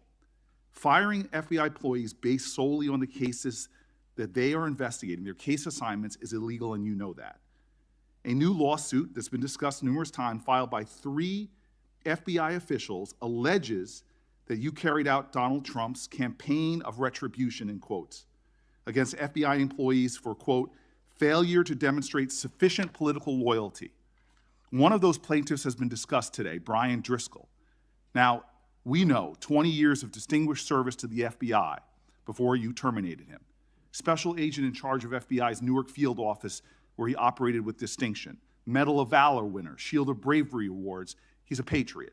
You terminated Driscoll via a letter dated October 8th, 2025, and in that letter you said that you were firing him pursuant to Article 2 of the Constitution. Well, you're not the President of the United States, and so I'm wondering under what authority you were allowed to terminate him. That matter is under litigation, and I'm not able to discuss it. Okay, well, discuss this. Did you have discussions with Stephen Miller about firing this particular person or about his continuance in the FBI? Not that I recall. how often do you speak to Stephen Miller? Frequently on our Homeland Security task forces. You frequently talk with Stephen Miller about subjects other than Homeland Security Task Force issues, correct? I frequently talk to Mr. Miller about Homeland Security task forces. Has Stephen Miller ever given you his opinions on how to run your agency? Mr. Miller's interagency operations are invaluable to the FBI. That's what we talk about. So you frequently discuss your job and your responsibilities with Stephen Miller and Pam Bondi, I imagine, as well. Absolutely. She's the Attorney General. Understood. Okay. Donald Trump promised to make us all safer. You have pushed out senior FBI agents with decades of knowledge and experience. In fact, this is the first time in FBI history that neither the director nor the deputy director have any experience with the FBI. You've shifted the agency's priorities primarily to pursuing Donald Trump's immigration enforcement agenda. According to ICE data, the Cato Institute, which is a conservative think tank, found that 20% of all agents have been diverted from their work to assist ICE immigration enforcement. 20%. Part of this operation is the work of mass law enforcement who jump out of cars, snatch people off streets at churches, schools, and their jobs and hospitals. Have there been any FBI agents who investigate crimes against children that have been assigned to immigration enforcement, yes or no? The premise of what you say is entirely false. Have there been any FBI agents who investigate no. foreign domestic terrorism? You don't get to say America is not safer under this leadership. I am not saying America that. is You're safer because of the work of the FBI. You're making a presumption of premise. 4,700 children. Sir, we have seen 6,000 weapons and 23,000 violent felons have been arrested. That FBI agents who investigate human trafficking have been reassigned to immigration enforcement. You are not denying that FBI agents who are on the task force that fight against Russian oligarchs have not been reassigned. Public Correction Squad reassigned. People who defend children reassigned. You're not denying that. I've seen you time and time again attack my colleagues' premises of questions as a way to not answer the question. So let me end with this. I believe you have made our country weaker and less safe. I believe that we are more vulnerable to a major event, and I pray to God it doesn't happen. You've gutted the Bureau of Institutional Knowledge and Expertise. You fired or pushed out seasoned FBI officials, many with more than 20 years of experience, and were working on cases that were critical. You've been purging thousands of serious law enforcement officials who spent their careers keeping us safe, only to lower hiring standards in order to find anyone to replace them. And shockingly, you admitted in this hearing to Senator Coons that it would take 14 years to fill the vacancies at your agency. Many are the result of your purge. 20% of FBI agents are doing low-level immigration enforcement instead of their mission-critical work. You've disbanded entire task forces that stop election interference, foreign influence, public corruption. And who benefits from this? Well, corrupt people benefit from it. Criminals benefit from it. Vladimir Putin benefits from it. And it really makes me wonder who you're looking out for. It makes me think we can't trust you as a nation. You swear to release the Epstein files, but now you're withholding the Epstein files. You claim that you have a suspect in a serious assassination. Whoops, then you don't have a suspect. You know nothing about plans to remove FBI agents, yet you're directly involved in those plans. In the words of an ex-FBI official, you are overseeing, and I quote, generational destruction of the nation's premier law enforcement agency. Mr. Patel, in just 8 months, you have assaulted the institutional integrity of the FBI. But I know FBI field agents. I've worked with them in Newark. No matter how truly bad you are, you can't undermine the legacy of agents who fight every day to keep us safe, but you can tarnish the integrity of the agency and undermine the agency's capacity. I believe you're failing as a leader, and that your failure does have serious implications for the safety and security of Americans and our families. We're more vulnerable to domestic and foreign attack because of your failures of leadership. I don't think you're fit to hand the Bureau, but here's the thing, Mr. Patel. I think you're not going to be around long. I think this might be your last oversight hearing. Because as much as you supplicate yourself to the will of Donald Trump and not the Constitution of the United States of America, Donald Trump has shown us in his first term and in this term, He is not loyal to people like you. He will cut you loose. This may be the last time I have a hearing with you because I don't think you're long for your job. But I'm going to tell you this. I pray for you. I pray for you that you can step up and defend your oath, defend the Constitution, and do a much better job of defending this country. Thank you, Mr. Chairman. Do you want to say anything? Yes, at this sir. point? That rant of false information does not bring this country together. If you want to work on bringing this country, it's my time, not yours. My God. If You're you gonna want to lecture talk me about dividing this country, it is I my follow time. you on your social media posts that It is tear my this country time apart. to There address should be a your unifying- falsehoods. Oh, You are an you can try embarrassment all to the you division want in this to country. not Senator, take it is responsibility my time. for what You you had have your said. time. Sir, you're Your making a time is mockery of this over. committee. Sir, you don't tell me my time is over. You The know how people far of New we've Jersey come tell me since what you my tell- time is. Senator- You can't lecture me. You can tell me Sir, my you time's have- over? You may be the charge of the I'm not FBI, going anywhere. but I am not afraid of you, sir. Mr. Chairman, Not afraid of you. Mr. Chairman, point of order. Senator Booker, I announced at the beginning of this meeting that this back and forth, talking over each other, doesn't work. And I said if that happened, I asked Patel not to respond, and I was going to give him some time after the senator's time was up to respond.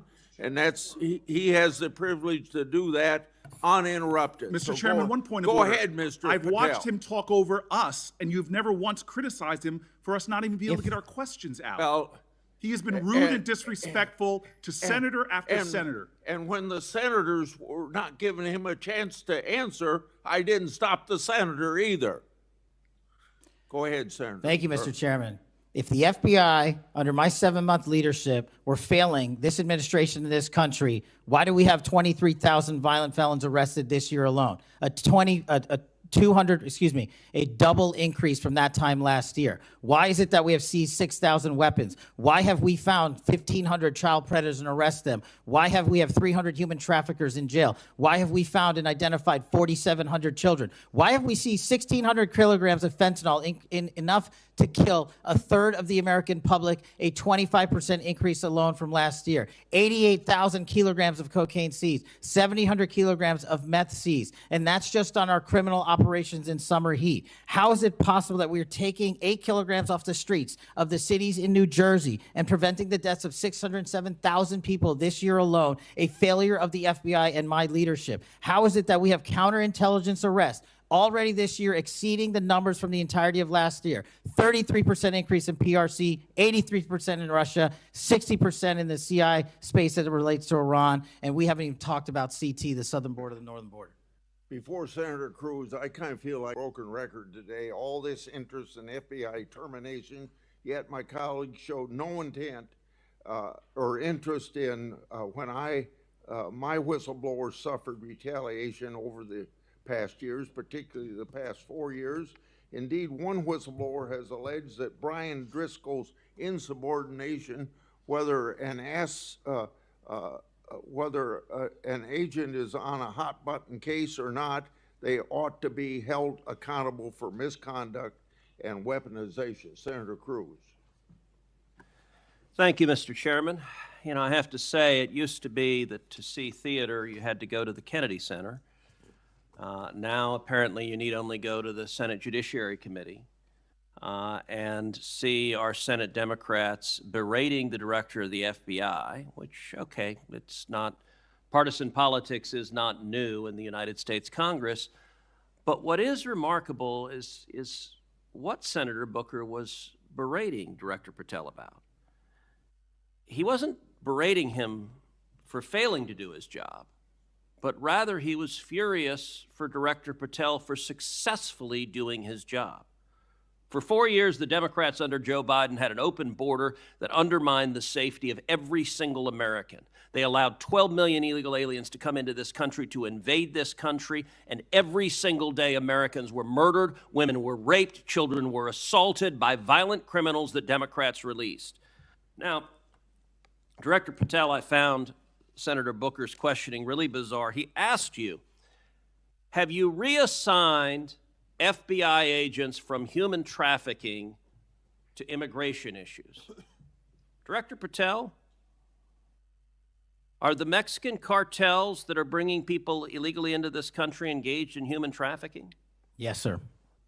What the hell does it mean to reassign someone from human trafficking to immigration? The greatest human trafficking in the world has been over the last 4 years at our southern border. It is modern-day slavery that the Democrats still defend. They still defend those open borders.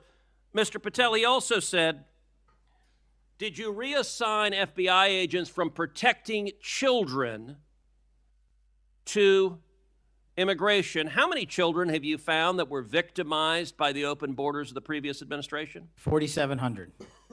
4,700. And yet, oddly, I don't hear a Democrat here saying, gosh, thanks for protecting those kids. 35% increase year to date last year.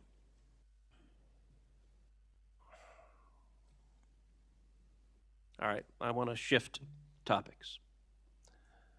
And I want to shift topics to what happened last week. Charlie Kirk was assassinated. He was assassinated because of his political views. We're living in a time of enormous division and tragically hatred, and hatred that manifested in evil that we saw last week. Now, the FBI, working in concert with state and local law enforcement, apprehended what appears to be, in all likelihood, the murderer. And you did so in just 33 hours. So I want to start by just congratulating you and the FBI agents and state and local law enforcement for successfully apprehending the murderer in less than a day and a half.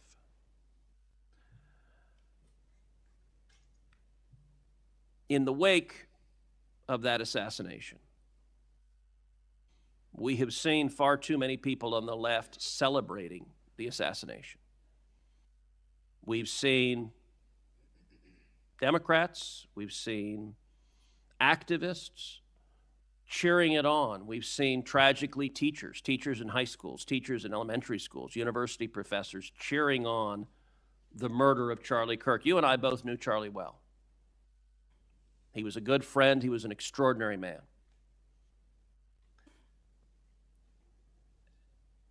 And I will say there's a great deal of discussion about what to do about it. Under our Constitution, under the Bill of Rights, the First Amendment, speech is protected. And that's true even for vile speech. Someone can stand up and say the most hateful thing, and it's protected by the First Amendment. Nazis and Klansmen can march in the street, and even though their speech is bigoted and horrible and racist, the First Amendment protects it. Conduct, however, is not protected by the First Amendment, particularly conduct that is violent. Violent conduct that is threatening others, that is harassing others, that is injuring, or in this case, murdering others, is most assuredly not protected by the First Amendment. And so I would encourage you and the FBI to focus on conduct. Now, speech can guide you to those engaged in conduct. And I will say one question that I have and many have, and I recognize this is an ongoing investigation, so I don't want you to say anything that would compromise the investigation. But what can you tell us at this point about what evidence there exists of other individuals who may have had prior knowledge of this assassin's plans to murder Charlie Kirk on September 10th? Generally speaking, we've interviewed numerous people, family members and friends, including the partner, to provide us with a detailed history of the knowledge he may have had, the suspect may have had prior to. We're still mapping out who, if anyone, was involved as an accomplice. As I said, the investigation is ongoing. We're also speaking to and going to interview numerous individuals online who were part of a chat group that was involved in this heinous assassination. And we're also going to work with our state and local partners out in Utah to find out what community organizations, if any, participated or had any foreknowledge of this information. But it's very much ongoing. I remind everybody that it's not even been a week since Charlie's tragic death.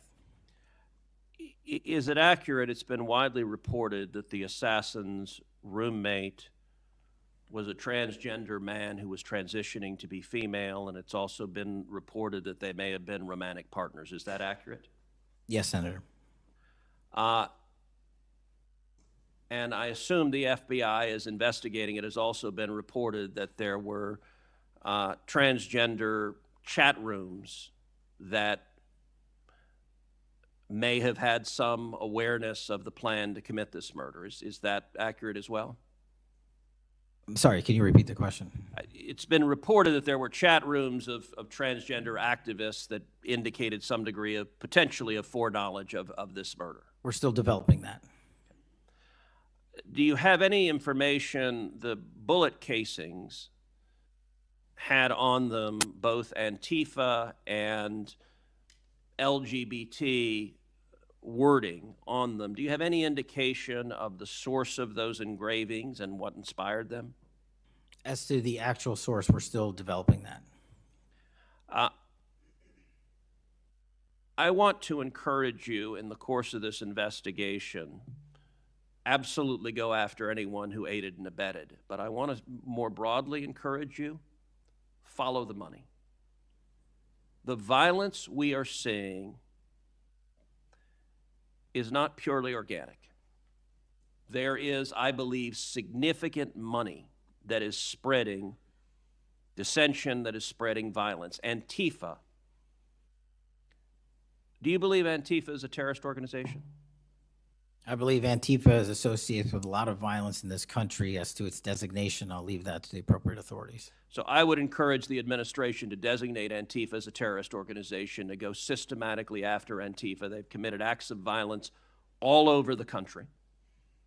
And the shell casings have multiple references to slogans that Antifa has popularized. I believe there is considerable money funding it. I would note that I've introduced legislation called the Stop Funders Act.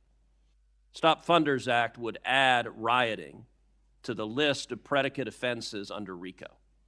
I believe the money should be tracked and prosecuted under RICO, and both the Antifa and Black Lives Matter riots of a couple of years ago and the pro-open border riots in Los Angeles and other cities of this past year, I believe there was significant money behind those riots. I'm not the only person who noticed at the anti-Semitic protests and violent protests on college campuses that many of the tents all matched. And so I would ask, would it aid your ability to prosecute these matters if Congress passed into law the Stop Funders Act and if rioting was added to the list of predicate offenses for RICO? Yes. Talk to me about the efforts of the FBI to go after the funders of the anti-Semitic protests on college campuses, the pro-open border protests in cities, and potential LGBT violence. Talk to me about the efforts to go after the money of those who are funding and promoting violence. As I've always said, Senator, money doesn't lie, and we've been following the money. And so that's what we're doing, issuing lawful process to organizations involved with criminal activity, because the money's got to come from somewhere, and it has to be funded somehow. So we have extensive investigations ongoing into numerous organizations that are related to violent criminal activity. Cutting off the money will make America much safer, and that is the core job of the FBI, and I thank you for doing your job. Senator Padilla. Thank you, Mr. Chairman. Mr. Chairman, glad to be on this committee and take our responsibility seriously to conduct oversight of the FBI, obviously one of the most critical law enforcement agencies in the country. As Senator Klobuchar and others on this committee have reminded us, the last several months have provided far too many reminders of the political violence crisis in America today and the gun violence crisis in America today, including the tragic killing just last week. Director Patel, this committee takes seriously its not just oversight role, but recognizing the FBI's important role in protecting the public from gun violence while respecting constitutional rights. If you recall, this was a significant subject area of my questioning during your confirmation hearing. The Bureau plays a central role in enforcing federal firearm laws ensuring the accuracy of background checks and monitoring trends like machine gun conversion devices and lost or stolen firearms. Now, during your confirmation hearing, you pledged that the FBI would enforce firearm laws fully and fairly, consistent with the Second Amendment. Yet we continue to see a sharp rise in lost and stolen firearms reported by federal licensees. Can you point to any measurable enforcement results like arrests, not just arrests, but also prosecutions or task force expansions since you became director? I'll get those to you, Senator. Nothing you can share here today? No, I'll get the full list to you. You came unprepared today to respond to questions which you knew were important, going back to your confirmation hearing. Now, the Bureau has warned about the public safety threat posed by machine gun conversion devices, which convert semi-automatic weapons to automatic ones. Can you at least reference what resources you're dedicating to this threat? Absolutely, Senator. Part of tracking ghost guns, as you alluded to, is having a sustainable database, which is hubbed out of our CJIS division in West Virginia. And we've allocated more resources so that FFLs can track and trace firearms that are stolen and make sure they don't get into the population. That's one of my primary concerns, that we don't want stolen weapons anywhere near anything. But the numbers continue to go up as reported by federal licensees. Let me get to my next question on this topic. You previously stated that you hadn't reviewed Fix NICS, a federal law that improves reporting to the National Criminal Background Check System. 8 months into your job, what concrete steps have you taken to ensure that NICS records are complete, accurate, and timely? That's actually a great question that we have dedicated a lot of resources to, again, at CJIS. The NICS system has been trying to get to 100% within 15 minutes. We are currently at 93%, with 87% of those being responsive in less than 60 seconds. So we got more work. Do you think additional resources would be helpful in getting to 100%, or do you still argue that less resources are necessary to get from 93 to 100? No, I just think we have to work on how fast our actual infrastructure processes these things. On to a question about resources. The FBI's core mission is to counter terrorism, espionage, and major criminal threats.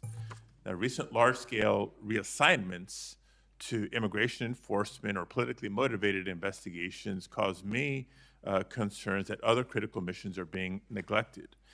One example, in March of this year, you created a Tesla-related task force and diverted personnel from the domestic terrorism operations section to work on that task force. What risk analysis justified that decision, and do you still consider domestic violent terrorism to be a lower priority?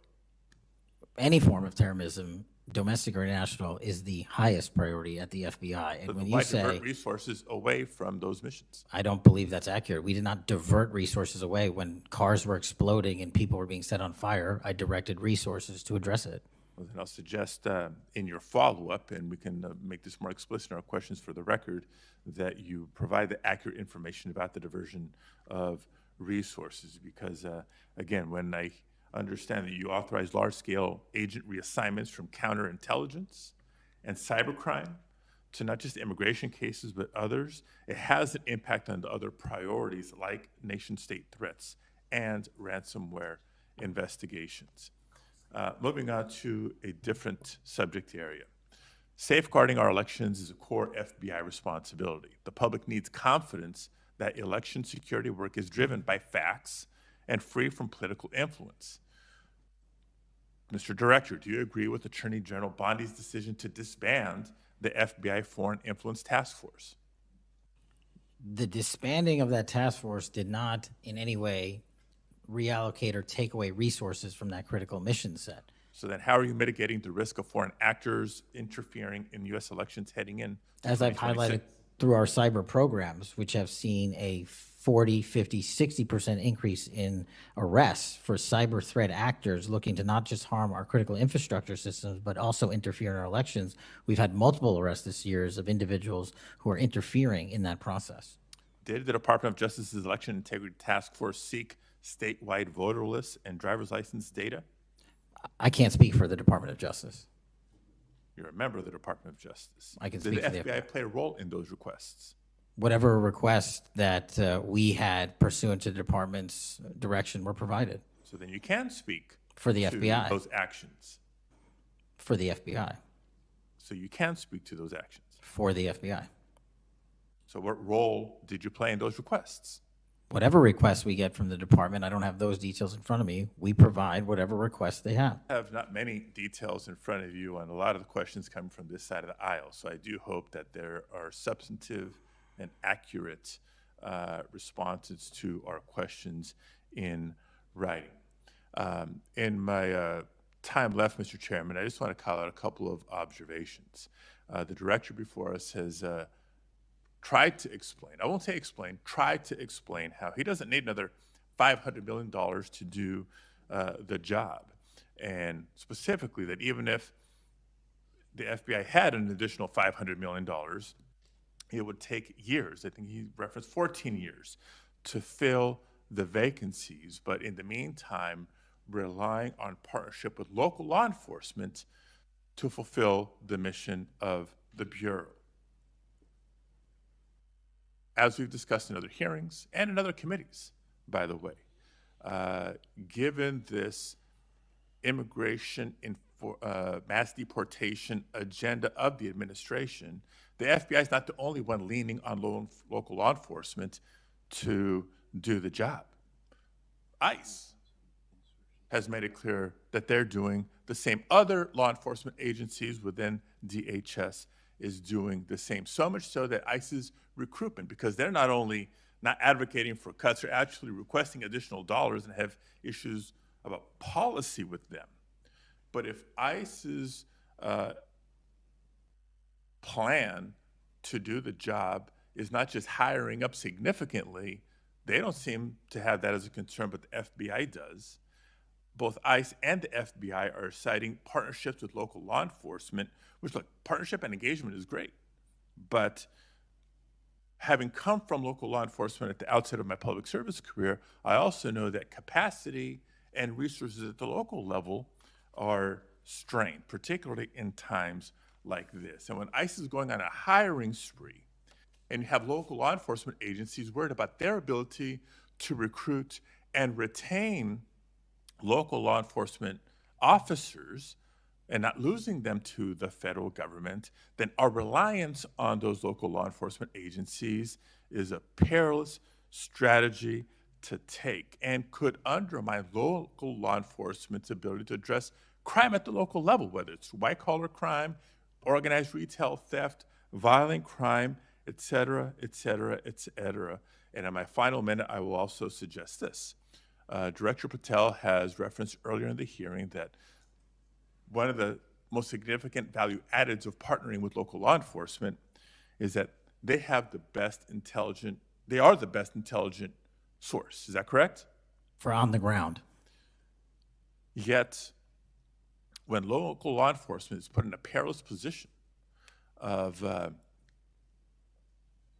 being in a role with this mass deportation agenda, which is consistently overreached, has been found to violate the law and the Constitution, and has undermined public confidence in law enforcement, not just by immigrants, by the way, but especially immigrants. When immigrants are victims of crime and are afraid to come forward because they don't know what law enforcement is going to do with their information or not, when immigrants, legal or undocumented, are witnesses to crime and are afraid to come forward with that information because they don't know what's going to happen with their information or not, that undermines the credibility of law enforcement with the community and undermines the intelligence, Director Patel, that you say are the best source of intelligence when it comes to law enforcement. So it's shaky, it's worrisome, and in my opinion, overall, you are failing to live up to the role and responsibility that you have been confirmed to, and I associate with myself with everything Senator Booker said earlier. Thank you, Mr. Chairman. Okay, before we go to Senator Blackburn, without objection, I want to introduce into the record a recently declassified document thanks to Director Patel.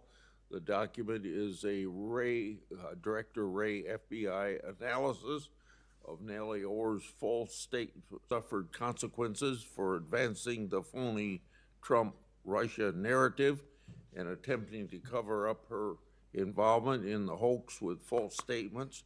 Yet time and again, the American justice system has been weaponized against President Trump and his associates, such as Peter Navarro, with reckless abandon. The DOJ's inaction on Nellie Orr's criminal referral, despite the obvious incriminating evidence provided in the FBI's own analysis, undermines public trust in the rule of law thanks to Director Wray's utter failure. Senator Blackburn. Thank you, Mr. Chairman. And Director Patel, thank you ever so much for being with us today. And I want to thank you for your commitment to fight violent crime in Memphis. And when you first came to meet with me before your hearing here, I gave you the stats on Memphis, Tennessee, and their crime rates. And then you committed then and again at your confirmation to help us. You have been true to your word, and we are very, very grateful. Operation Viper has been such a success. The 500 arrests are important. These are gang members and gang leaders out of Memphis, Tennessee. There are over 100 gangs in Memphis. So the impact of these arrests, the impact of 100 indictments of these gang members. And now we have a U.S. Attorney's Office that will actually prosecute violent crimes and actually take up and prosecute federal gun crimes. This is helping to make Memphis safe again. And yesterday at the White House, to have the president announce the second phase of this with bringing in the Guard, and we've got ATF and DEA and the U.S. Marshals and Homeland Security, and the work that you and General Bondi and the President have done is so appreciated by the people of Memphis, Shelby County, West Tennessee, and I am ever so grateful for the work you've done. You know, one of the things as we talk about Memphis and what a vibrant and wonderful historic city it is, it's important to realize Memphis is one of the logistics hubs in our country. You have I-40, which goes East Coast to West Coast. You have the Port of Memphis. You have FedEx. You have all 5 Class A railroads that are there, as well as so many companies that are important to Memphis. And I have found it so interesting that some of my colleagues want to complain about agents being taken out of the DC office and actually put to work in the field because they've been needed in the field. And you can look at the stats from Operation Viper and see the difference that they have made. And we so appreciate that. I do want to drill down just a little bit on the issue of cargo theft, which ties into the logistics hub in Memphis. We've got a lot of companies that go through there. IMC is a big logistics company. People in Memphis know what it takes to keep America moving. But what a lot of people may not realize is that many of these criminal gangs have been focused on cargo theft. This is how they pay for their activities. So in addition to the carjackings and the home robberies and the smash and grabs and some of the human and sex trafficking, they've gotten into cargo theft. And cargo theft in Memphis has increased over 5,000%. 5,000%.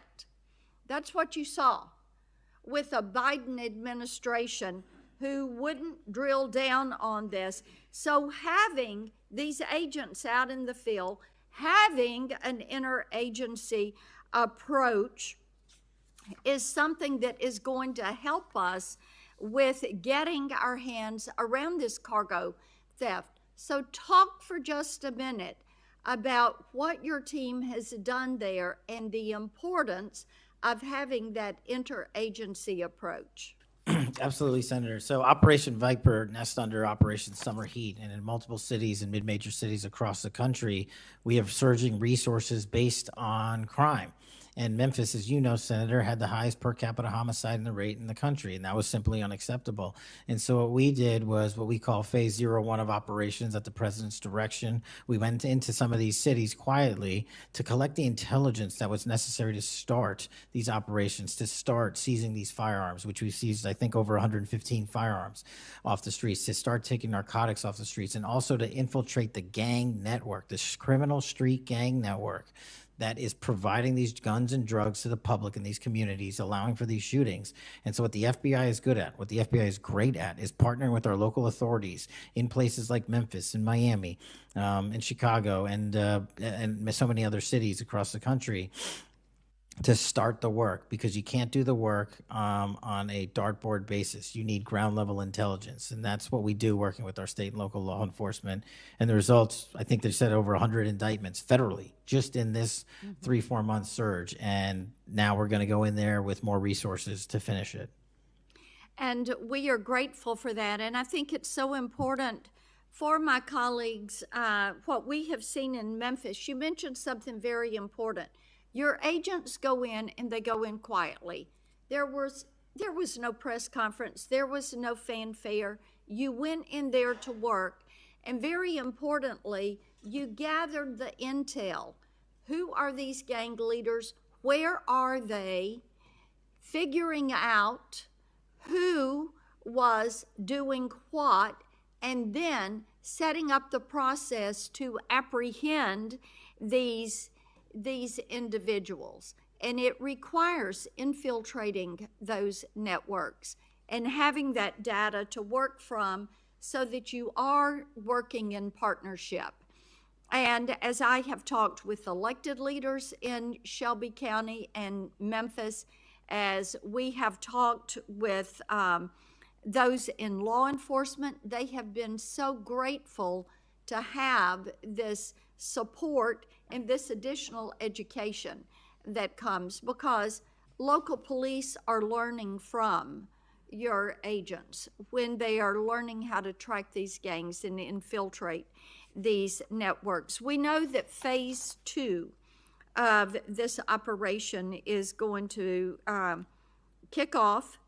The Guard is going to be there to support the Memphis Police Department to help them kind of catch up, because they still have a lot of people on their board. They know who they are, where they are, what they're doing. They want to apprehend them and bring them forward. So talk a little bit about how phase 2 is going to continue to work to support the law enforcement efforts in Memphis. Well, it's just like what happened here in Washington, D.C. It takes a whole of government interagency approach where we're working with the Attorney General, the DEA, the ATF, the U.S. Marshals, Department of Homeland Security, because each one of those agencies has specialized capabilities. And when we surge together to work off of the ground level intelligence was collected, you see what happened in Washington, D.C. here. And that's the next phase of it, because you are able to utilize the National Guard to set up border perimeter operations. So when you go into an area, you have the secure workspace to get in there and stay in there. The key here, Senator, is sustained criminal investigations and sustained prosecutions that clear Memphis, like we did Washington, permanently, and leave behind a blueprint for what local law enforcement can do with our federal partners to sustain that. We don't want to go backwards, and that's critical, but we're in the next step. Sustaining it will be the last one. Well, and we certainly appreciate that. I do want to touch on Operation Restore Justice. And Senator Britt mentioned some of this very briefly, and I know that you and A.G. Bondi have done a tremendous amount of work in protecting children. I appreciate that. And we passed my Report Act last year, and the President Biden signed it, and this does require social media to report to NCMEC so that we can have these perpetrators followed up with and apprehended. That's a good start. We're still trying to get the Kids Online Safety Act passed. That has been a bipartisan effort. We have looked with disdain at what has happened with Discord and Charlie Kirk's killer, alleged killer. Talk for a moment about what else Congress ought to do in order to give you all the toolbox you need to apprehend these predators and pedophiles. Well, I think we need to go after the monetary backbone of this infrastructure like we discussed earlier. I think we also need to make parents across the country aware of how invasive some of these social media sites are and how much criminal enterprise is going on and how easily these kids can be sucked into it. And also, the only way, in my opinion, to do that, as Senator Klobuchar and I believe Senator Graham had stated, was, you know, we need to work on Section 230. It's been too long since we've addressed it. Nobody's being held accountable. They're making money, and our youth is dying. And that's just unacceptable. Well, we have that reform bill. Thank you, Mr. Chairman. Thank you, Senator Welch.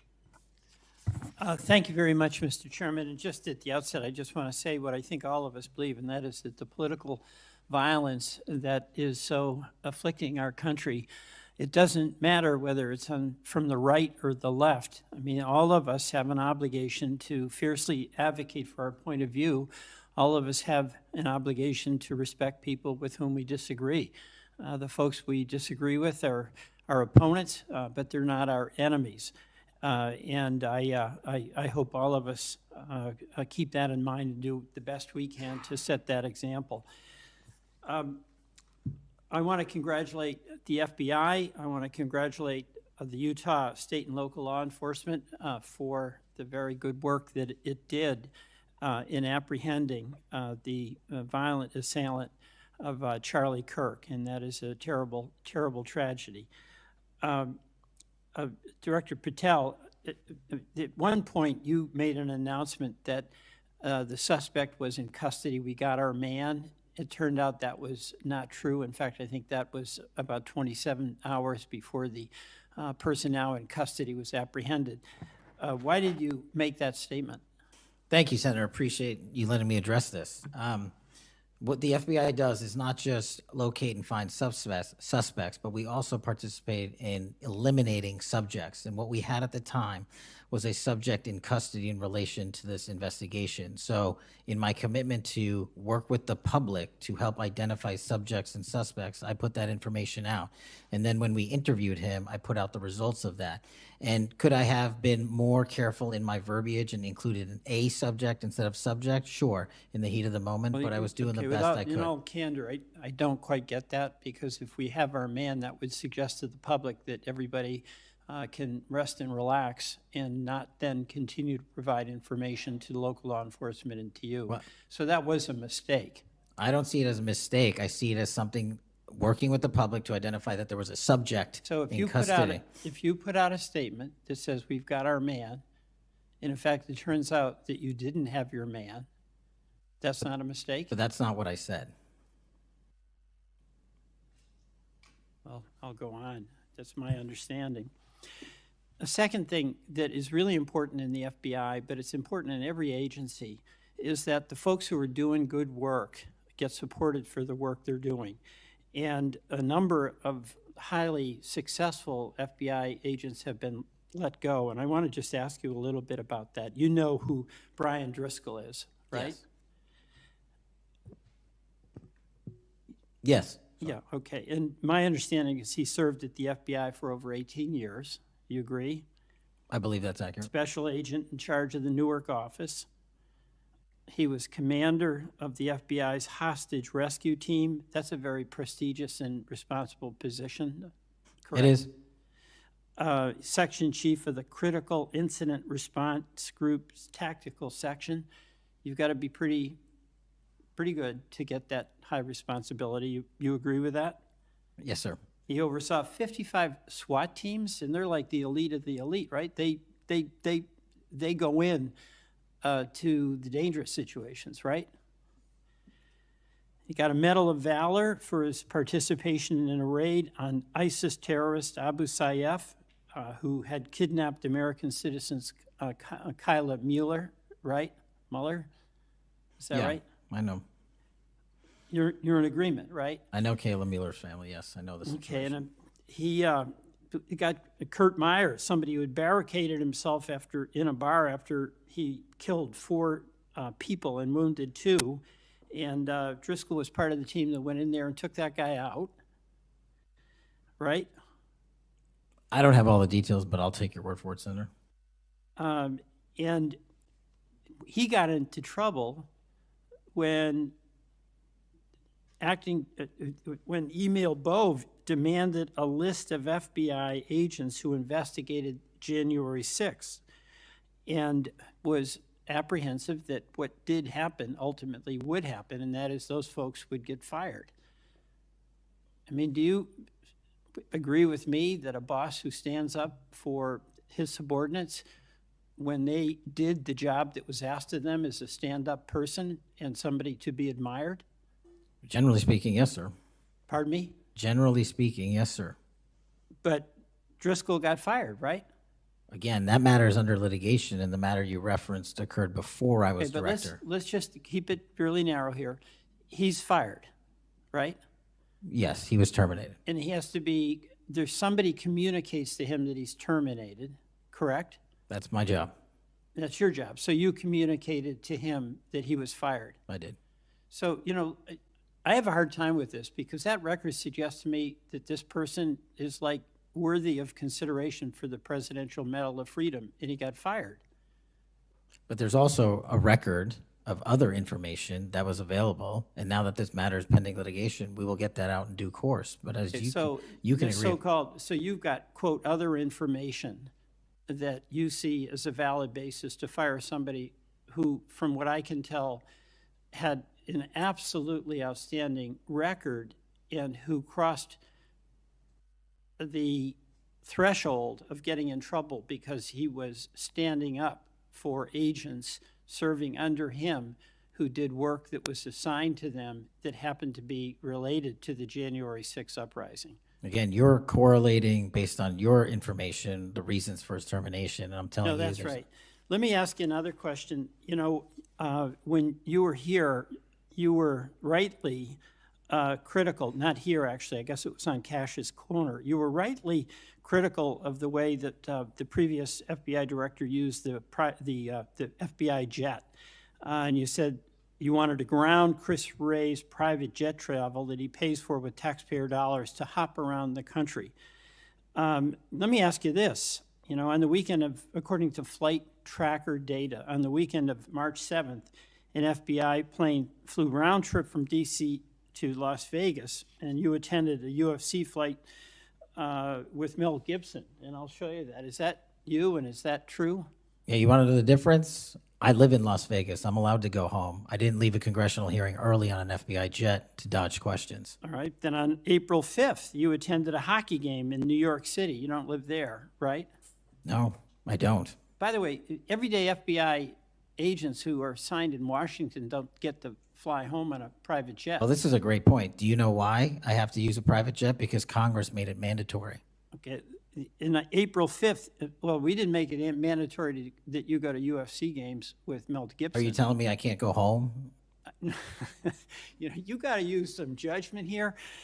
So when I'm at Beth, home, you I would- can't do what I'm doing when I go home. Everybody else is allowed to go home, Let just me not keep me. going. No, I'm glad you go home. I Okay. love to go home, but I don't go home on a private jet. On April 5th, They're not you mandated to do so. You attended a hockey game in New York City with Wayne Gretzky, and Flight Tracker says the FBI jet took you to and from New York City, where you don't live, right? That's correct.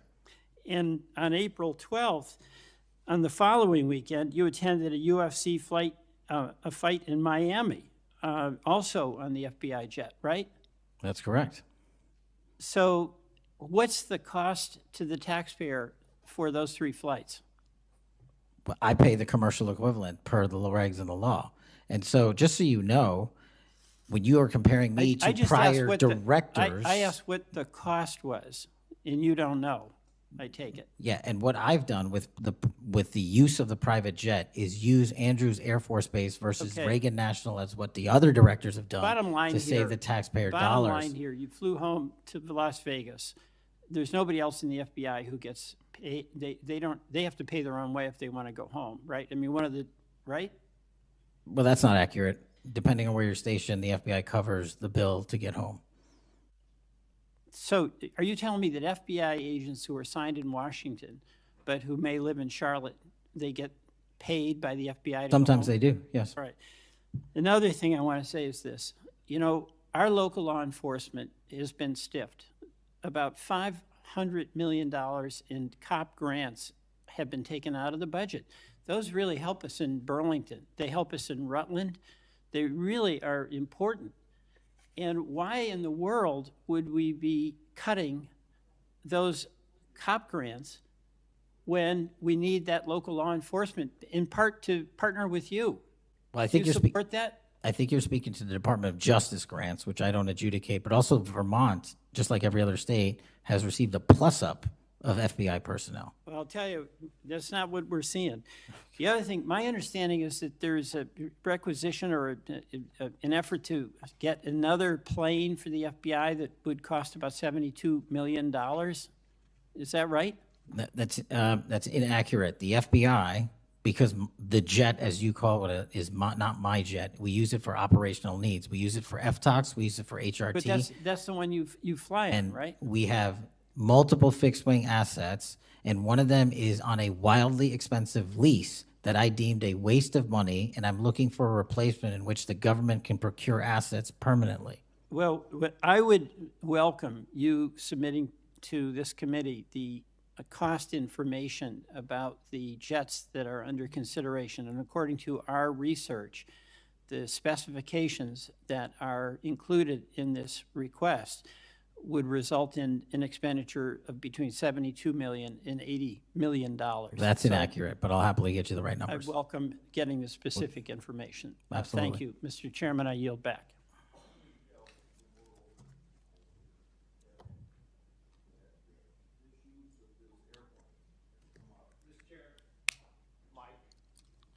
It's on, but I can get closer. Comey became FBI director 2013, and then something like when I became ranking member in the middle of a Congress, or I was ranking member, Comey needed an excuse to come to Des Moines, Iowa, or someplace in Iowa for a family reunion. He wanted to meet with me in Waterloo, Iowa. I think nothing more than an excuse to say he did something official on that trip.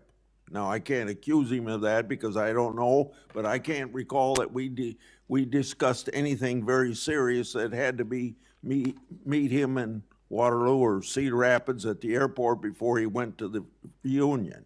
And then 2 or 3 years ago, Ray was sitting where you were, and we had 2 Republicans wanted to have second round of questioning, and it would have taken about 10 minutes, and he refused to because he got on this airplane that you're talking about going to the Adirondacks.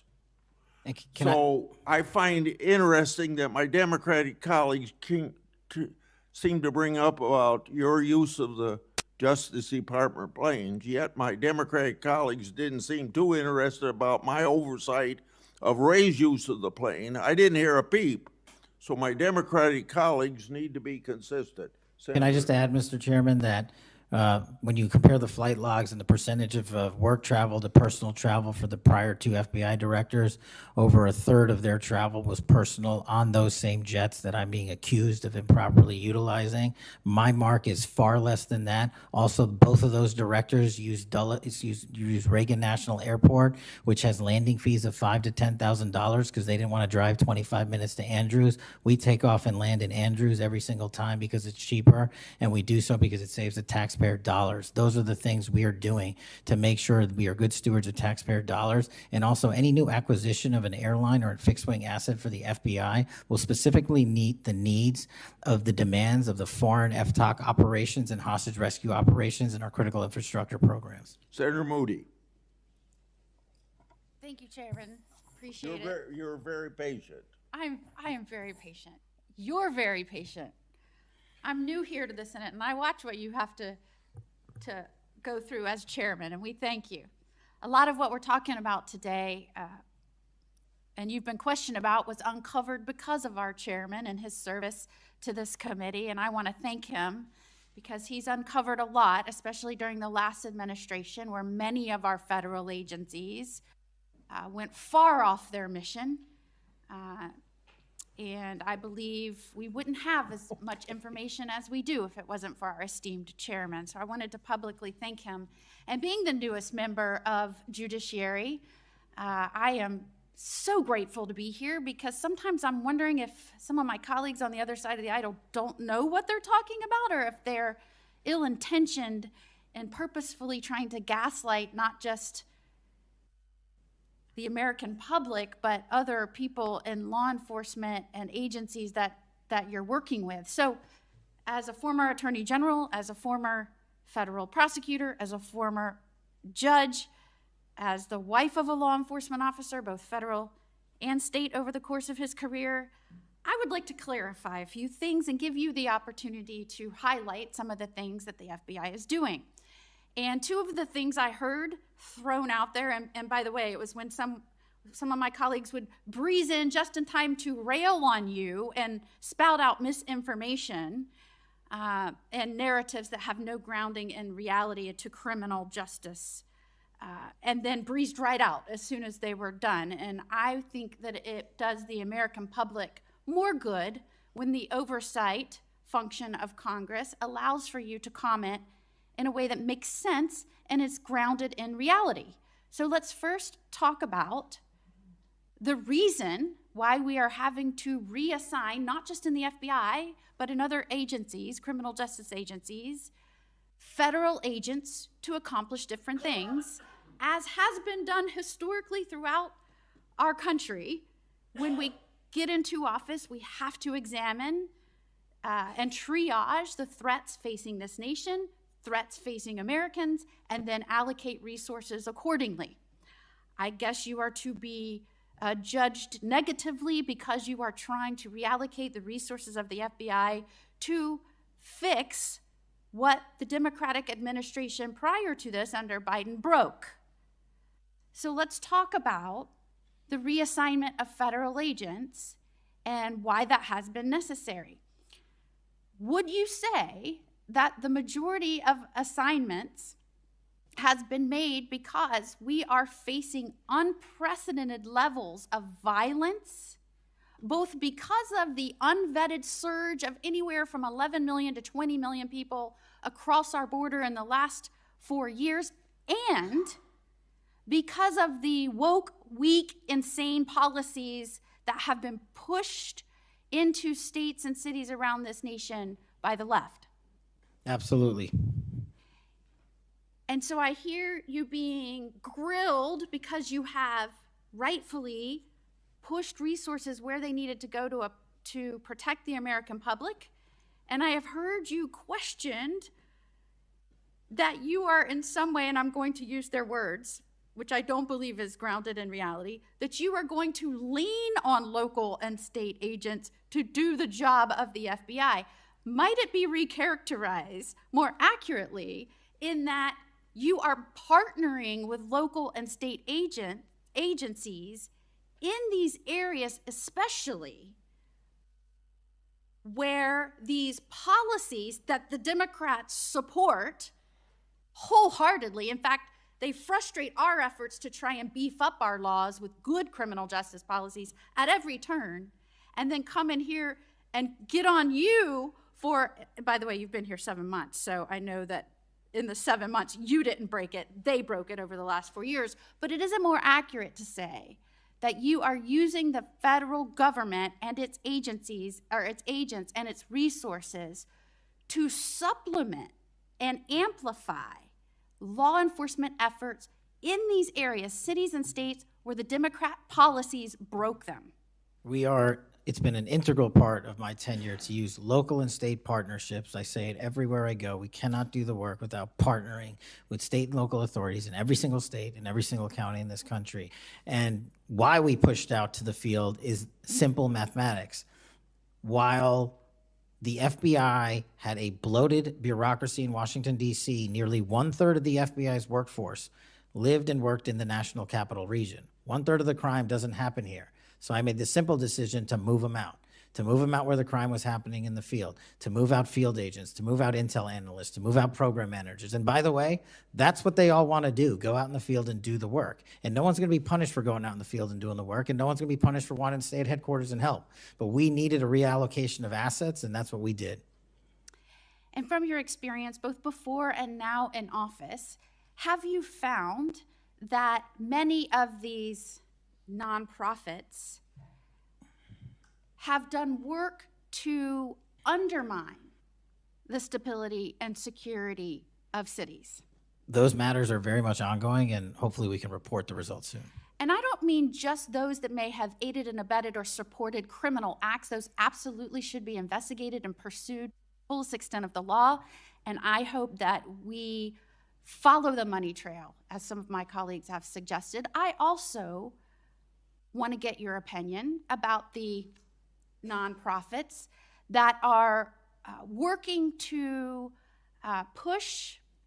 get elected and then push criminal justice policies that have made our cities and states less safe.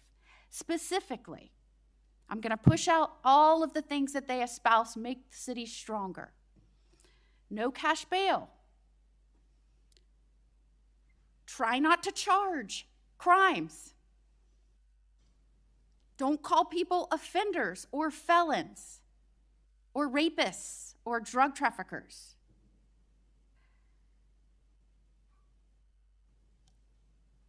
I can go on and on and on. But the gist is, don't charge. When you do charge as minimally as you can.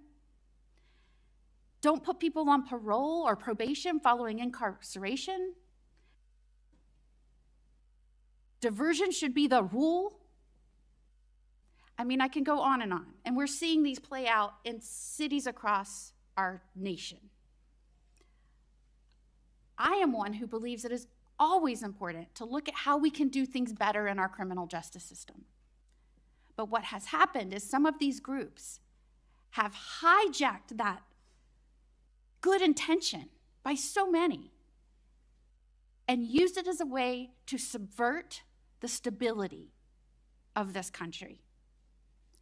And I firmly believe when that money is traced, you're going to find it's not only going not just to policies, but it's also going to pushing and promoting criminal acts. And I believe that money and support doesn't just come from infrastructure within the US, because I believe undermining our cities and this nation is something our foreign adversaries will get behind, and it will show that they are behind. Is the FBI trying in its reallocation of resources to make up and help in these areas where local law enforcement is trying its best, but it's fighting an uphill battle against mayors and city council and indeed governors that promote and support and pass laws and policies that follow these weak, insane policies? We go into every community where the crime rates are high, and if you look across the board, the crime rates are coming down across the country because the FBI is going in there and doing good police work, and we're not going to be dictated to by mayors or governors. We have federal law enforcement capabilities and responsibilities to our citizenry, and we're executing those on every single day, including rural communities and tribal lands. And you are, correct me if I'm wrong, welcomed and supported and enthusiastically praised by the cops that are there because they want those communities safer. Well, I think the police speak for themselves, and we'll let them do that at their own leisure. And one of the other gaslightings that I heard was that at a time when we're trying to help them because they're having vacancy rates and they can't retain police, and you're causing that. Is it in fact that police across this country, because they've been defunded, they're not supported, they have groups that are continuously combating when they're trying to make the community safer. I know this because when I was the Attorney General, they all wanted to come to Florida, and I welcomed them with open arms. In fact, we are increasing our ranks in Florida, sometimes to the detriment of other cities and states because they can't keep them. They tried to make it sound like it was your fault that we had vacancies in these police ranks around the nation, when in fact, aren't you trying to help bolster their ranks and help them because they have mayors and prosecutors and city councils and governors that won't help them? That's exactly what we did. We did it in D.C., we're doing it in Memphis, we're going to Chicago, Miami, St. Louis, so many other cities across the country. And I'm just grateful that you are doing this, and I commend you for all the numbers that I'm seeing going after the violent crime, helping make sure we are getting the criminals that came here unvetted from other nations out of this country, that you are allocating resources to those efforts. It is all important to make this a stronger, safer nation, and we appreciate you being here today and making sure we're talking truth and not misinformation to the American people. Thank you. Thank you, Senator. Before Senator Schiff, I want to UC to introduce into the record a declassified Clinton Annex. The Clinton Annex is a declassified appendix to the Justice Department Inspector General report about the Clinton email investigation. The annex shows that the FBI had evidence necessary to conduct, quote, thorough and complete investigation, end of quote. But the Comey FBI failed to review the evidence at the time. After nearly a decade in the shadows, this information has now come to light thanks to Dr. Patel, or Director Patel. Senator Schiff. Thank you, Mr. Chairman. Mr. Patel, during your confirmation hearing, you made several important commitments. For instance, you told Senator Coons there will be no politicization at the FBI. There'll be no retributive actions taken by any FBI should I be confirmed as FBI director. So let me ask you very specifically, did you ever take any action to terminate or discipline an FBI agent or employee in whole or in part as retribution for being part of an investigation of Donald Trump or January 6th? No. You also committed, you assured Senator Blumenthal, all FBI employees will be protected against political retribution. So you're testifying today that you played no role in the firing of even a single FBI agent for political retribution. None for political retribution. And if any FBI agent said you did, they would be lying. Is that your testimony? I'm only speaking to my actions. Everybody is allowed to make their allegations. Oh, no, these are allegations against you. And so, Mr. Patel, if FBI, senior FBI agents or employees said that you were firing them for political retribution reasons because of the cases they were assigned, you're saying they would be lying. Is that anyone that your was terminated at the FBI was done so for failing to meet the standards, uphold their constitutional oath, and effectuate the mission. Well, by meet the standards, are you talking about meet the standards of protecting the president under any circumstance? No. You also guaranteed Senator Blumenthal that every FBI employee will be held to the same, absolute same standard. No one will be terminated for case assignments. Are you testifying today that you never terminated anyone at the FBI, in whole or in part, because of a prior case assignment? No one at the FBI is terminated for case assignments alone. Well, I'm asking about you, Mr. Patel. Did you, in whole or in part, terminate anyone at the FBI because they worked on the Trump investigation or because they worked on January 6th? No one at the FBI has been terminated for case assignments alone. Okay, you're saying alone. Does that mean they were terminated in part because they were assigned to a January 6th case or assigned to the Mar-a-Lago case? You're being very precise here, Mr. Patel. You're saying alone. That means they were fired in part because they were assigned those cases. Is that your testimony? Absolutely not. But if you want to keep Okay, putting words well, in my mouth, then go let me ahead. ask you, let's strip away the word alone. Did you terminate or participate in any discipline of any FBI employee in whole or in part because of their work on an investigation of Donald Trump or January 6th? Yes or no? Any terminations at the FBI by employees. No, I'm since asking you a very specific And I'm question. going to answer the question, but you don't like the answer because it's the No, truth I and it guts want your an answer to my narrative. question. I don't want an answer to someone else's question. So let me just be precise, and I ask for a yes or no answer.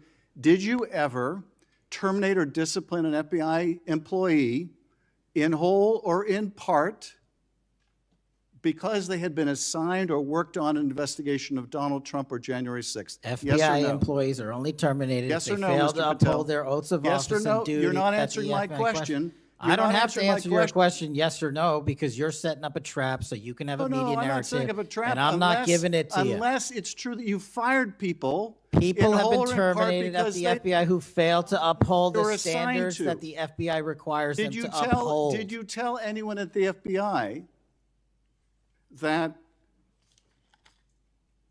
all FBI employees who they identified who had worked on cases against President Trump would be removed from their jobs? Did you tell that to someone at the FBI?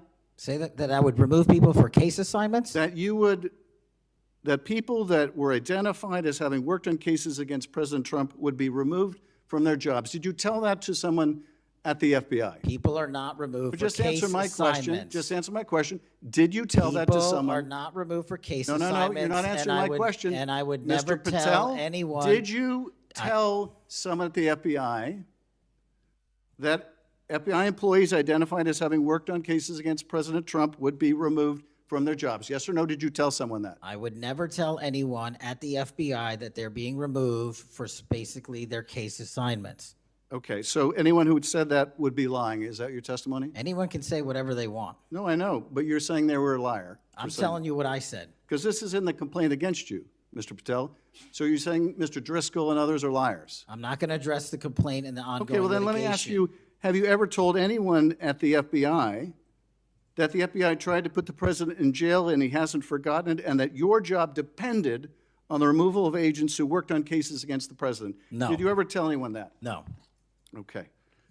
Did you ever tell anyone that you knew these summary firings you were undertaking were illegal, likely illegal, and that you would be sued and later deposed? Did you ever tell anyone that? No firings at the FBI or terminations were done for anything other than justified Did you ever cause. tell anyone that, Mr. No, Patel? Why don't you no answer my question? terminations at the FBI were ever done in my tenure for anything other than failing Did you ever to tell uphold anyone their that, oath of Mr. Patel? You willing to office answer or the their- question? The FBI. I guess I you're have not willing to answered answer the it. question. So let me move on. Let me Repeatedly. move on to the Epstein files.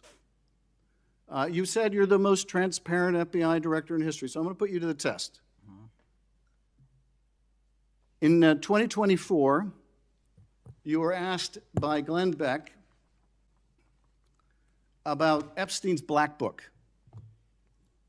And you said, he asked, who has Jeffrey Epstein's Black Book? And you said, Black Book, FBI.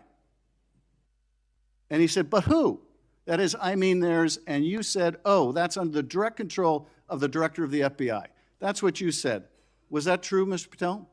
I'll rely on you quoting it accurately. I did that a Was couple it years true ago. what you represented to Mr. Beck and the president's supporters out there, or were you lying? No, Was it true that the Black Book, Epstein's Black Book, was in the possession of the FBI director?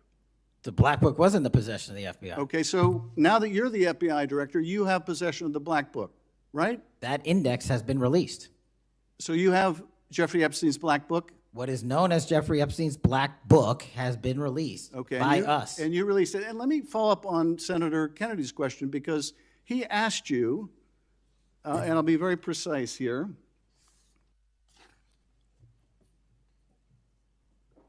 You've seen most of the files. Who, if anyone, did Epstein traffic these young women to besides himself?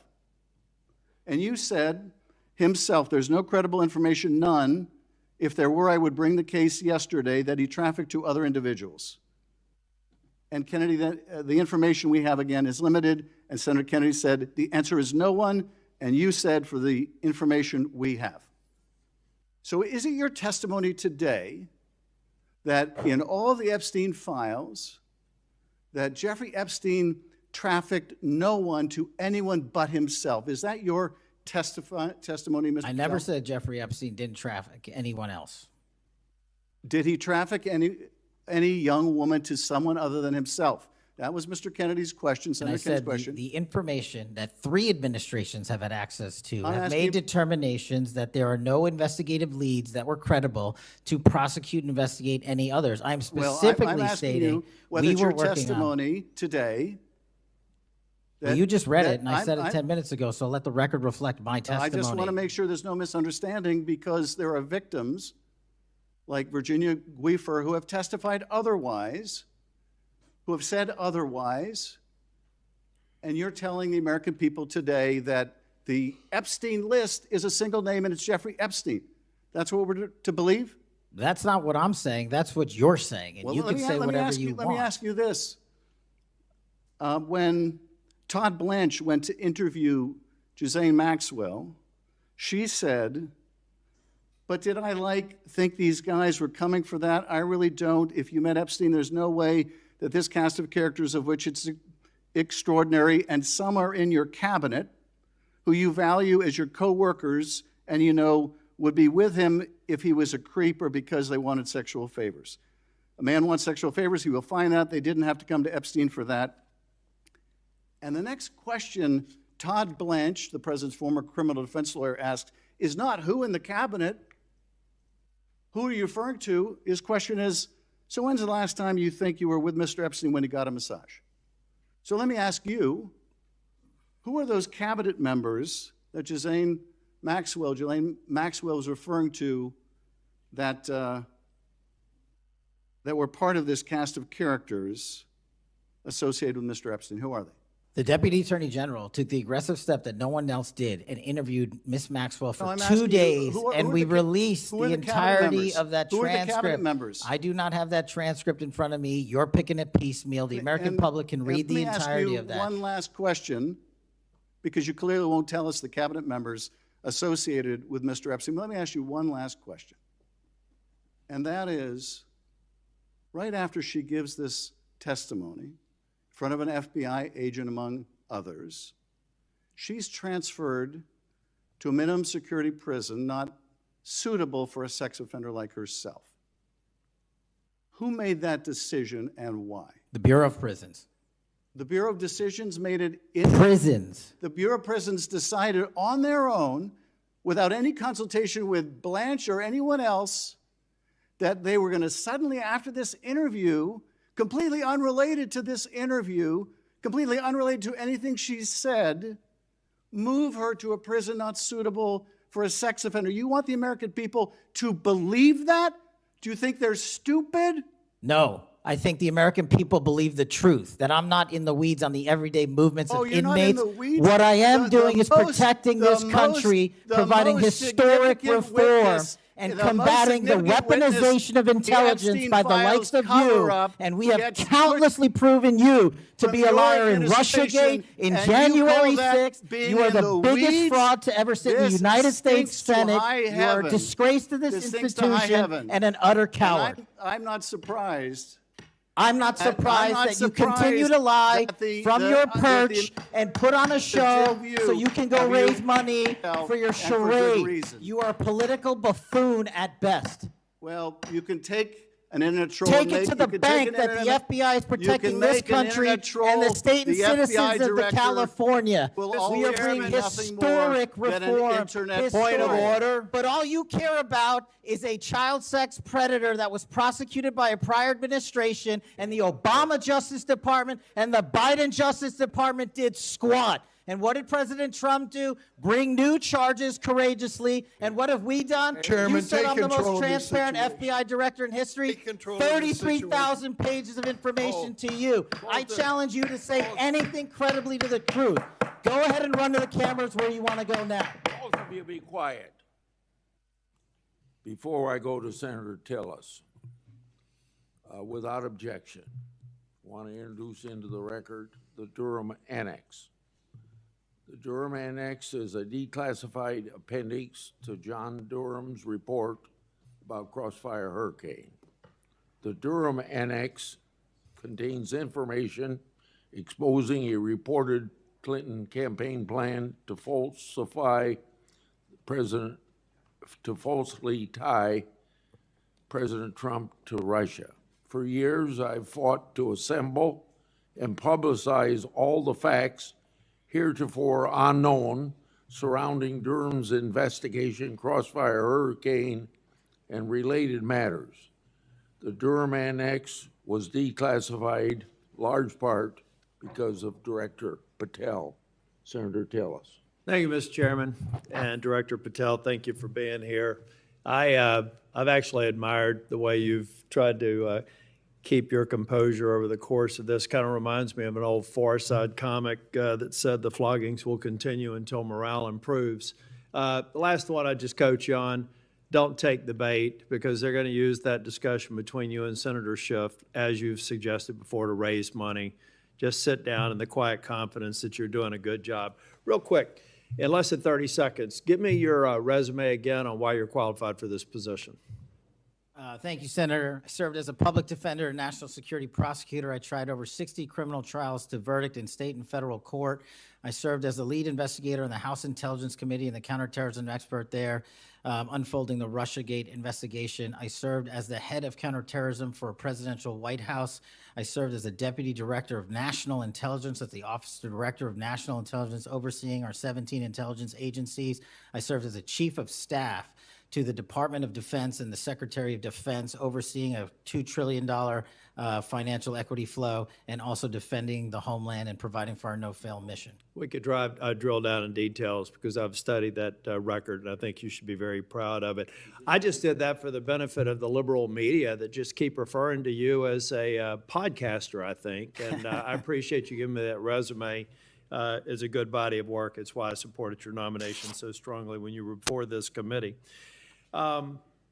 Really quickly, too, on the events of last week and the sad death and assassination of Mr. Kirk, I seem to recall that Mr. Zinn, I think, was the first person of interest. He was reported to be saying, "I shot him, now shoot me," or something to that effect. Would that have more or less, and your job is to calm the tensions, right? There were people running all over the building. People are afraid over there. Could it be that because you were in possession of some of that information that maybe you did just characterize as getting our man, that maybe that's what led up to it, if those facts are correct? What led me to that is to the eliminate subjects, but also we were in a period with inside of 24 hours where we didn't know who the shooter was. Well, that's why I asked, because people are forgetting that this man was reported to have been saying, "I shot him, now shoot me." They're also forgetting that he brought in an attorney and said that he'd fabricated the claim to draw attention away from the actual shooter. And he went on to get multiple charges for possessing child pornography and sexual abuse material on his phone. So I'm just saying that it just seems to me that in the moment, maybe you should have used different words, but I can't imagine that the amount of time that we've spent on that subject in the hearing today. But I think it's because they're really worried that they're another punchline to an old joke. Your work, it's working in practice, but it's not working in their theory. They haven't heard you, so it's working in practice, but not in theory. They haven't heard you say multiple times that you've plussed up FBI resources in every state. They haven't heard you when you've talked about year-over-year comparisons for results. I don't care how many people you have at HQ, as long as you keep producing those results and they're good. They need to be sustained. Now, I am a little bit concerned about the deployment of National Guard troops to dangerous cities, but you keep on mentioning something I'm going to go back to in terms of joint task forces. You also did a great job of explaining why you think you should save money and go out and fly out of an airport versus an easy trip across the Potomac to National. I love all those responses. I'm not going to repeat them here. But I'm worried that if we move in too quickly, let's say to Memphis, I should back up and say I was Speaker of the House in North Carolina. And I would consider it a personal failure on the part of state leadership if they have to call in federal resources to do their job beyond what they do every day. And that's promoting joint task forces. I've seen ATF, DEA, FBI. I've been in the briefing rooms at 3 o'clock in the morning about to go and do a 55 no-knock warrants on bad people. You all do that every day, and thank God that you are. It looks like we should plus it up in a few cities. I'd rather use the money to deploy National Guard to just continue to leverage what you're already doing well. And I compliment you because I've got to believe it's a lot of these joint task forces that have increased the apprehension and charging rates. So thank you for that. But do you agree that at the end of the day, if we're going to have a sustained impact on crime, whether it's Memphis or any other city, that we've really got to enable, empower, and continue to support the men and women on the ground there every single day? 100%. Thank you. I think that your cost-benefit mind needs to go into, if I'm about to deploy this many National Guardsmen to a city, what does that cost, and what would that look like if we were plowing that cost of deployment into ongoing, I believe, joint task force, which are working very well. They're working well in North Carolina. So I'd like you to look at it. Now I'm going to move on. The Safer Communities Act, can I get your commitment to get an update? Maybe we could even take a trip out to West Virginia to see how we're doing an extraordinary job of NICS background checks. People are getting them in record time, but we are taking a few guns away from people that probably shouldn't be able to buy that day. Would you agree with that characterization? I would love to have you out and anyone else on this day is to West Virginia to see that I'd like work. to bring some of my colleagues to see it's working. We had people on my side of the aisle saying it was going to be awful, it was going to result in mass confiscation of guns. Not true. They were wrong.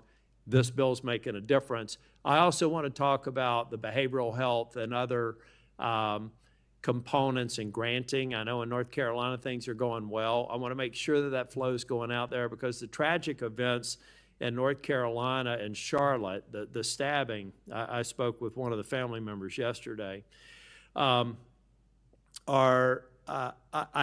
think that we have to recognize that we have magistrates that have a revolving door policy, no doubt about that. And they should be held accountable if they're releasing dangerous people.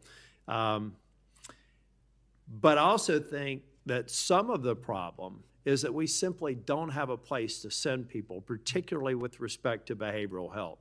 We have got to continue to, every law enforcement officer I've ever spoken with says, look, I've got law enforcement officers seconded to an emergency room because I've got somebody with no place to send them. I don't have a bed upstairs I can send them to. I don't have a behavioral health facility. We've got to provide more ways to detain people that are a risk to themselves and a risk for the community. And I really do believe Safer Communities Act is a good framework for doing that. That's only a comment. Section 702 is going to come up in April of next year for renewal. Do you believe it should be eliminated and not reauthorized? No, sir. It needs to be Can I also reauthorized. get your commitment maybe to come back over and review some of the controls that are in place and other things? So hopefully we won't have the drama leading up to April. We can actually come here and get consensus on why you've got the checks and balances in place and why we should do it. Just remove any chance that we're going to run into that cliff narrative next year. Can I get your commitment on doing that? You have Mr. it, sir. Patel? Thank you. I want to talk very briefly on, and the chairman's given me a gavel, but I promise not to go over more than 2 minutes. But that's why I chose to be last, so I could have this discussion and actually get to some facts versus agendas and clickbait that we'll almost certainly see going forward. Tell me a little bit about the rationale behind the change in stance in recruiting. I also understand there may be a reduction in the academy timeline. Just give me some thinking about where you are on recruiting, retention, training, et cetera. So recruitment is through the roof. We've doubled up month over month our applicants to be 1811s, our federal agents, intel analysts. So the recruitment is going wonderful. What we have to do is figure out a way to get creative because the BFTC timeline is an 18 to 20 week program. And what we've done to address the openings we have for 1811 BRIC agents is we opened it up to the interagency and said, hey, Do you at Secret Service or DEA or ATF want to come over? You guys went through FLETC. You guys were cops or military officers. You're law enforcement. So we created a shortened bridge program of 6 weeks at Quantico that if you want to come over and be an FBI agent, you can do so. There's transfers all the time. We just made it easier. And we're also recruiting police officers who might not have a college degree. But in my opinion, that does not disqualify them from serving our community. So we're welcoming them. It's a rigorous application process. It's just one item. But we are changing the timelines based on the needs of the country, but not jeopardizing quality. I'm glad you mentioned that. I heard someone almost a throwaway line that you were hiring people without a college degree. Most of them have had basic law enforcement training, all the kinds of certifications. You're talking to somebody who didn't achieve my 4-year degree until I was 37. I'd like to think that I brought some things to the table, and I think that those people, the mere comment, I think, is inappropriate for somebody considering this to think that they're a lesser person because they don't have a piece of paper. I wanted to get back to the last thing that I will talk about. I'll follow up with some questions for the record. Thank you, incidentally, for consistently being responsive to any inquiries I've made to you. But on the Kirk shooting, I do believe that that Senator Schmidt's numbers are right. There seems to be a disproportionate number of voices on the left that are celebrating the assassination of a CEO or celebrating the assassination of someone in Mr. Kirk's case that I disagreed with probably about half of his positions. But I felt like he was a good voice in engaging young people, and that's a start, as long as we can do it civilly. And then I also just went back online because I've hammered on this committee multiple times. I just went online and I found in Pinterest that even today you could order a T-shirt that says ACAB 13.12, which translates to all cops are bastards. Or if you don't like that shirt, you can go get an F the Cop shirt at the same website, on a location on Pinterest. There is clearly a problem with some of the voices of the left, and I'm not necessarily saying any members of Congress, that need to tamp it down. Having said that, within 24 hours of Mr. Kirk's shooting, we had the guy that does the podcast for the War Room and another guy who's denied the Sandy Hook shootings say we're at war.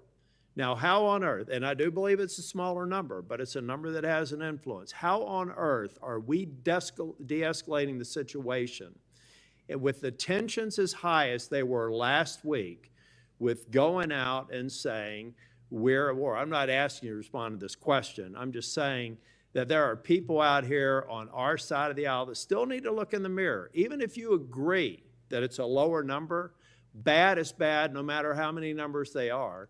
And that kind of rhetoric and that kind of mobilization makes your job more difficult and puts us in a position where we're not being as productive as you want the FBI and state and local law enforcement to be. I'm finished. I just want to thank you for your service. I want to thank you for your concise answers. And I am thoroughly impressed with the fact that you have sat in that chair for over 4 hours without a break. So with that, we're, on behalf of the chair, want to thank you for being here today. And also, I assume, are we leaving the record open for any period of time for 1 week? The record will be open, left open for 1 week so that you may have questions for the record. Mr. Patel, thank you for being here. Thank you, Mr. Chairman. Meeting's adjourned.